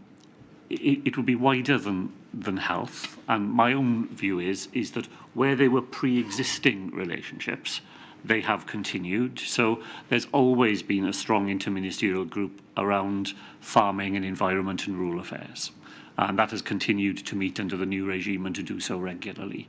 Where there is no history of engagement of that sort, the new machinery has not succeeded in sparking those arrangements into life. So I don't think it's particularly to do with health or the politically contested nature of health. I think there's no history of it in health, and as in other parts of Whitehall where there is no history, the new intergovernmental arrangements haven't succeeded in generating new forms of interaction. It does appear, however, to be an improvement on what went before. It is systematic. It has an independent secretariat. It has an independent means of resolving disputes. All of those are improvements. I was glad to be able to sign the document. Good. There is also, in the field of resilience, a new forum, the UK Resilience Forum, in relation to which the Deputy Prime Minister, Oliver Dowden, gave evidence now some time ago. There have been 3 meetings of that UK Resilience Forum. The Welsh Government attended the first one in July 2021 and attended the third one in February 2023, but was absent with apologies from the May 2022 meeting. Do you happen to know why, unusually, the Welsh Government, given the attendance of other entities, absented itself from that meeting? I think it's important to say that while it is ministerially chaired, that forum, it is not a ministerial meeting. No, indeed not. The Welsh Government is represented by senior officials. I have made inquiries as to why we were not represented that day, alongside almost a dozen other bodies, and the information I received was that our officials felt that the agenda that day was an agenda in which they were already engaged in other forums, and that on that day couldn't command a priority in their diaries. But as you say, they were at the first and the third meetings, and it's our intention to continue to be involved. If all these bilateral or multilateral meetings or fora are to work, then of course it requires the participation of all the parties and effort to be made to attend. I'm sure you'd agree with that, Nick. I do. The final topic, Mr. Drakeford, concerns inequalities. There is evidence that the Welsh Government has devoted a great deal of time and energy to ensuring an improvement in prospects economically, societally, on the part of its citizens and its communities. It does nevertheless appear that in the field of pandemic preparedness, civil emergency planning, very little attention was given to the issue of how a pandemic would affect sectors of the community disproportionately, and how steps could be taken to ensure that the impact on those who are vulnerable and marginalised could be mitigated. Would you agree? And I should say that it is a flaw that is apparent from the analogous papers, guidance, doctrine, strategies in Scotland and in London. Well, I should say at the outset that addressing inequalities is absolutely in the bloodstream of successive Welsh governments. I spent a great deal of my time in the very first Assembly term working with Professor Peter Townsend, who was probably the world's leading expert on health inequalities at the time, to get his advice to address those issues in Wales. I think there is evidence you will have seen from Dr Sandifer, who's given evidence. And the advice of Public Health Wales to us was that while you had to be aware of the unequal impact of a pandemic on the population, it was very difficult to anticipate in advance of the particular nature of that pandemic where those inequalities would most fall. So while there is evidence in the documentation of awareness of inequality and the way in which a pandemic would exaggerate existing inequalities and therefore had to be planned for from the outset, the more granular planning, which groups would be affected, how would you respond to them? You'd have to do that when the nature of the pandemic you were dealing with became more apparent. It just wouldn't be possible to plan without that greater knowledge. I think that was the advice that Public Health Wales would have given to us, and I think has given to the inquiry. Thank you, Mr. Drakeford. Milady, those are all my questions. I believe you've granted permission to COVID-19 Bereaved Families for Justice Cymru to ask 5 minutes worth of additional questions. Ms Heaven. Thank you, Milady. First Minister, my name's Kirsten Heaven, and as I think you know, I represent the Bereaved Families for Justice Cymru. I just want to ask you really about one very small topic around some discussions in 2013. But before we get there, can I please clarify some things from your statements about some of the jobs and political roles you've held? So what you tell us in your statements is from 2000 you became a Special Advisor for Health and Social Policy. I think that was to Rodri Morgan, and I think at that time you had some experience of the SARS outbreak. Is that correct? That is correct. We know, obviously, that you were elected in 2011. Can I just ask, where were you politically in 2009 when swine flu broke out? I was still a special advisor to the Welsh Government. Okay. Were you a special advisor in a health role still at that time, or were you in a different role? I was the head of the First Minister's political office at that time. But would it be fair to say you knew about the fact of swine flu? Oh, I did, and I attended in that advisory capacity a number of meetings between Scottish, UK, Welsh and Northern Irish ministers. 2011 to 2013, we know that you were the chair of the Welsh Assembly Health and Social Care Committee. We also know, obviously, that there was a MERS outbreak in April 2012. Did that come up when you were chairing the committee at all, do you recollect? It would only have come up in this way, that I think from recollection, once a term, so 3 times a year, a minister responsible would appear in front of the committee for what is called general scrutiny, in which any topic of the day could be raised and the minister asked questions. That would have been the opportunity for the committee to hear on that matter. But do you recollect whether or not that happened now? Without looking back, I can't recollect here. But did you know that there had been such a thing called MERS, either then or later when you became Minister for Health? I would have been aware of it, yes. And you also say in your statement that you had experience of Ebola, and you've mentioned that briefly today, and I think that was when you were Health Minister. Yes. Is that fair? And just to be clear, you became... Sorry, I've been asked to ask you to slow down. Sorry, I know. Don't worry, I know you're trying to keep to timing. To get through. Don't worry, I'll let you. I'll let you off if you run over. If you slow down. Yeah. I will. Sorry, I'm just trying to stick to the time. Yeah. To be clear, March 2013 was, I think, when you became elected Minister for Health. Is that right? Correct.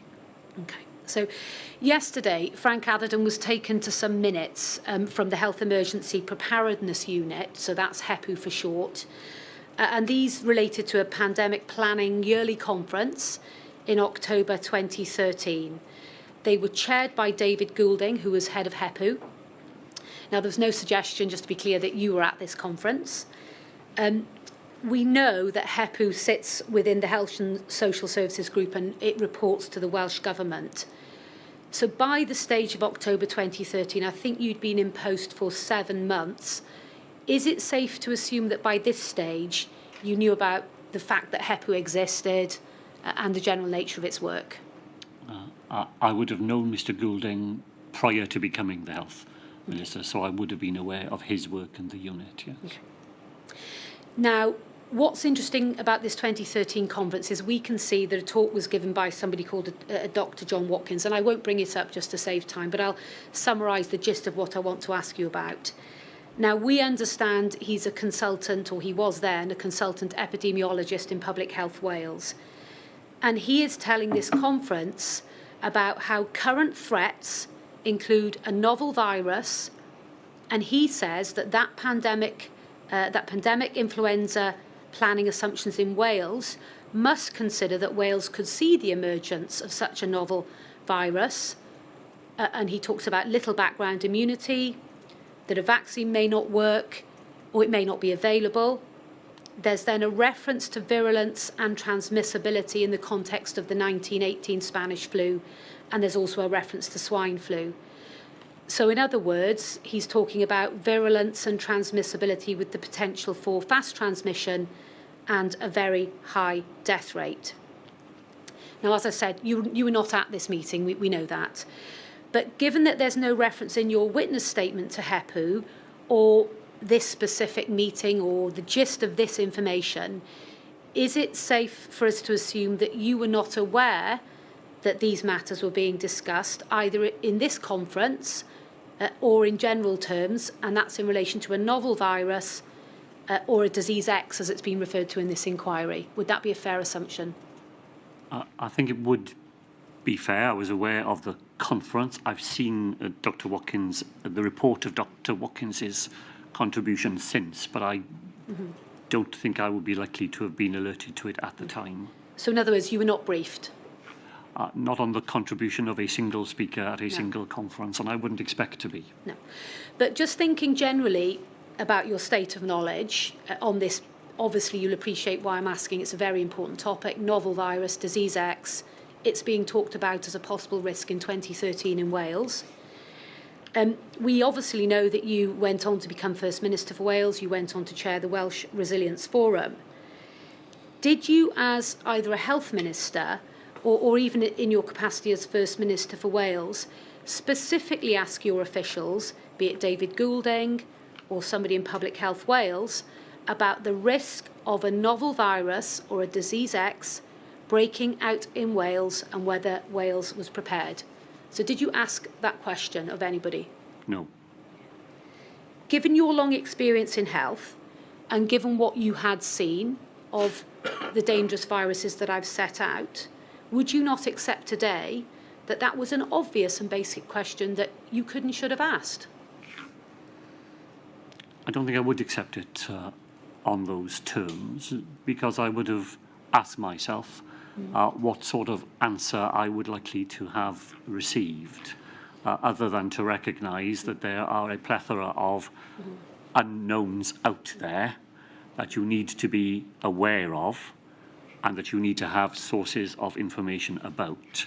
And I doubt that the answer would have gotten me much further than that. But the point is, you didn't ask the question, did you? Forgetting what the answer might have been, you didn't ask the question. I didn't ask the question. You said to me that was not a reasonable thing to have done, and I was trying to explain why I didn't ask the question. Well, those are all my questions. Thank you very much, First Minister. Thank you. Thank you very much, Ms Heaven. Mr Keith. My lady, that concludes the evidence for today. Thank you very much indeed, Mr Drakeford. And next time we meet, I think, will be in Wales. Wales. Excellent. Thank you. Thank you for your time. 10 o'clock tomorrow? Yes, please. All rise.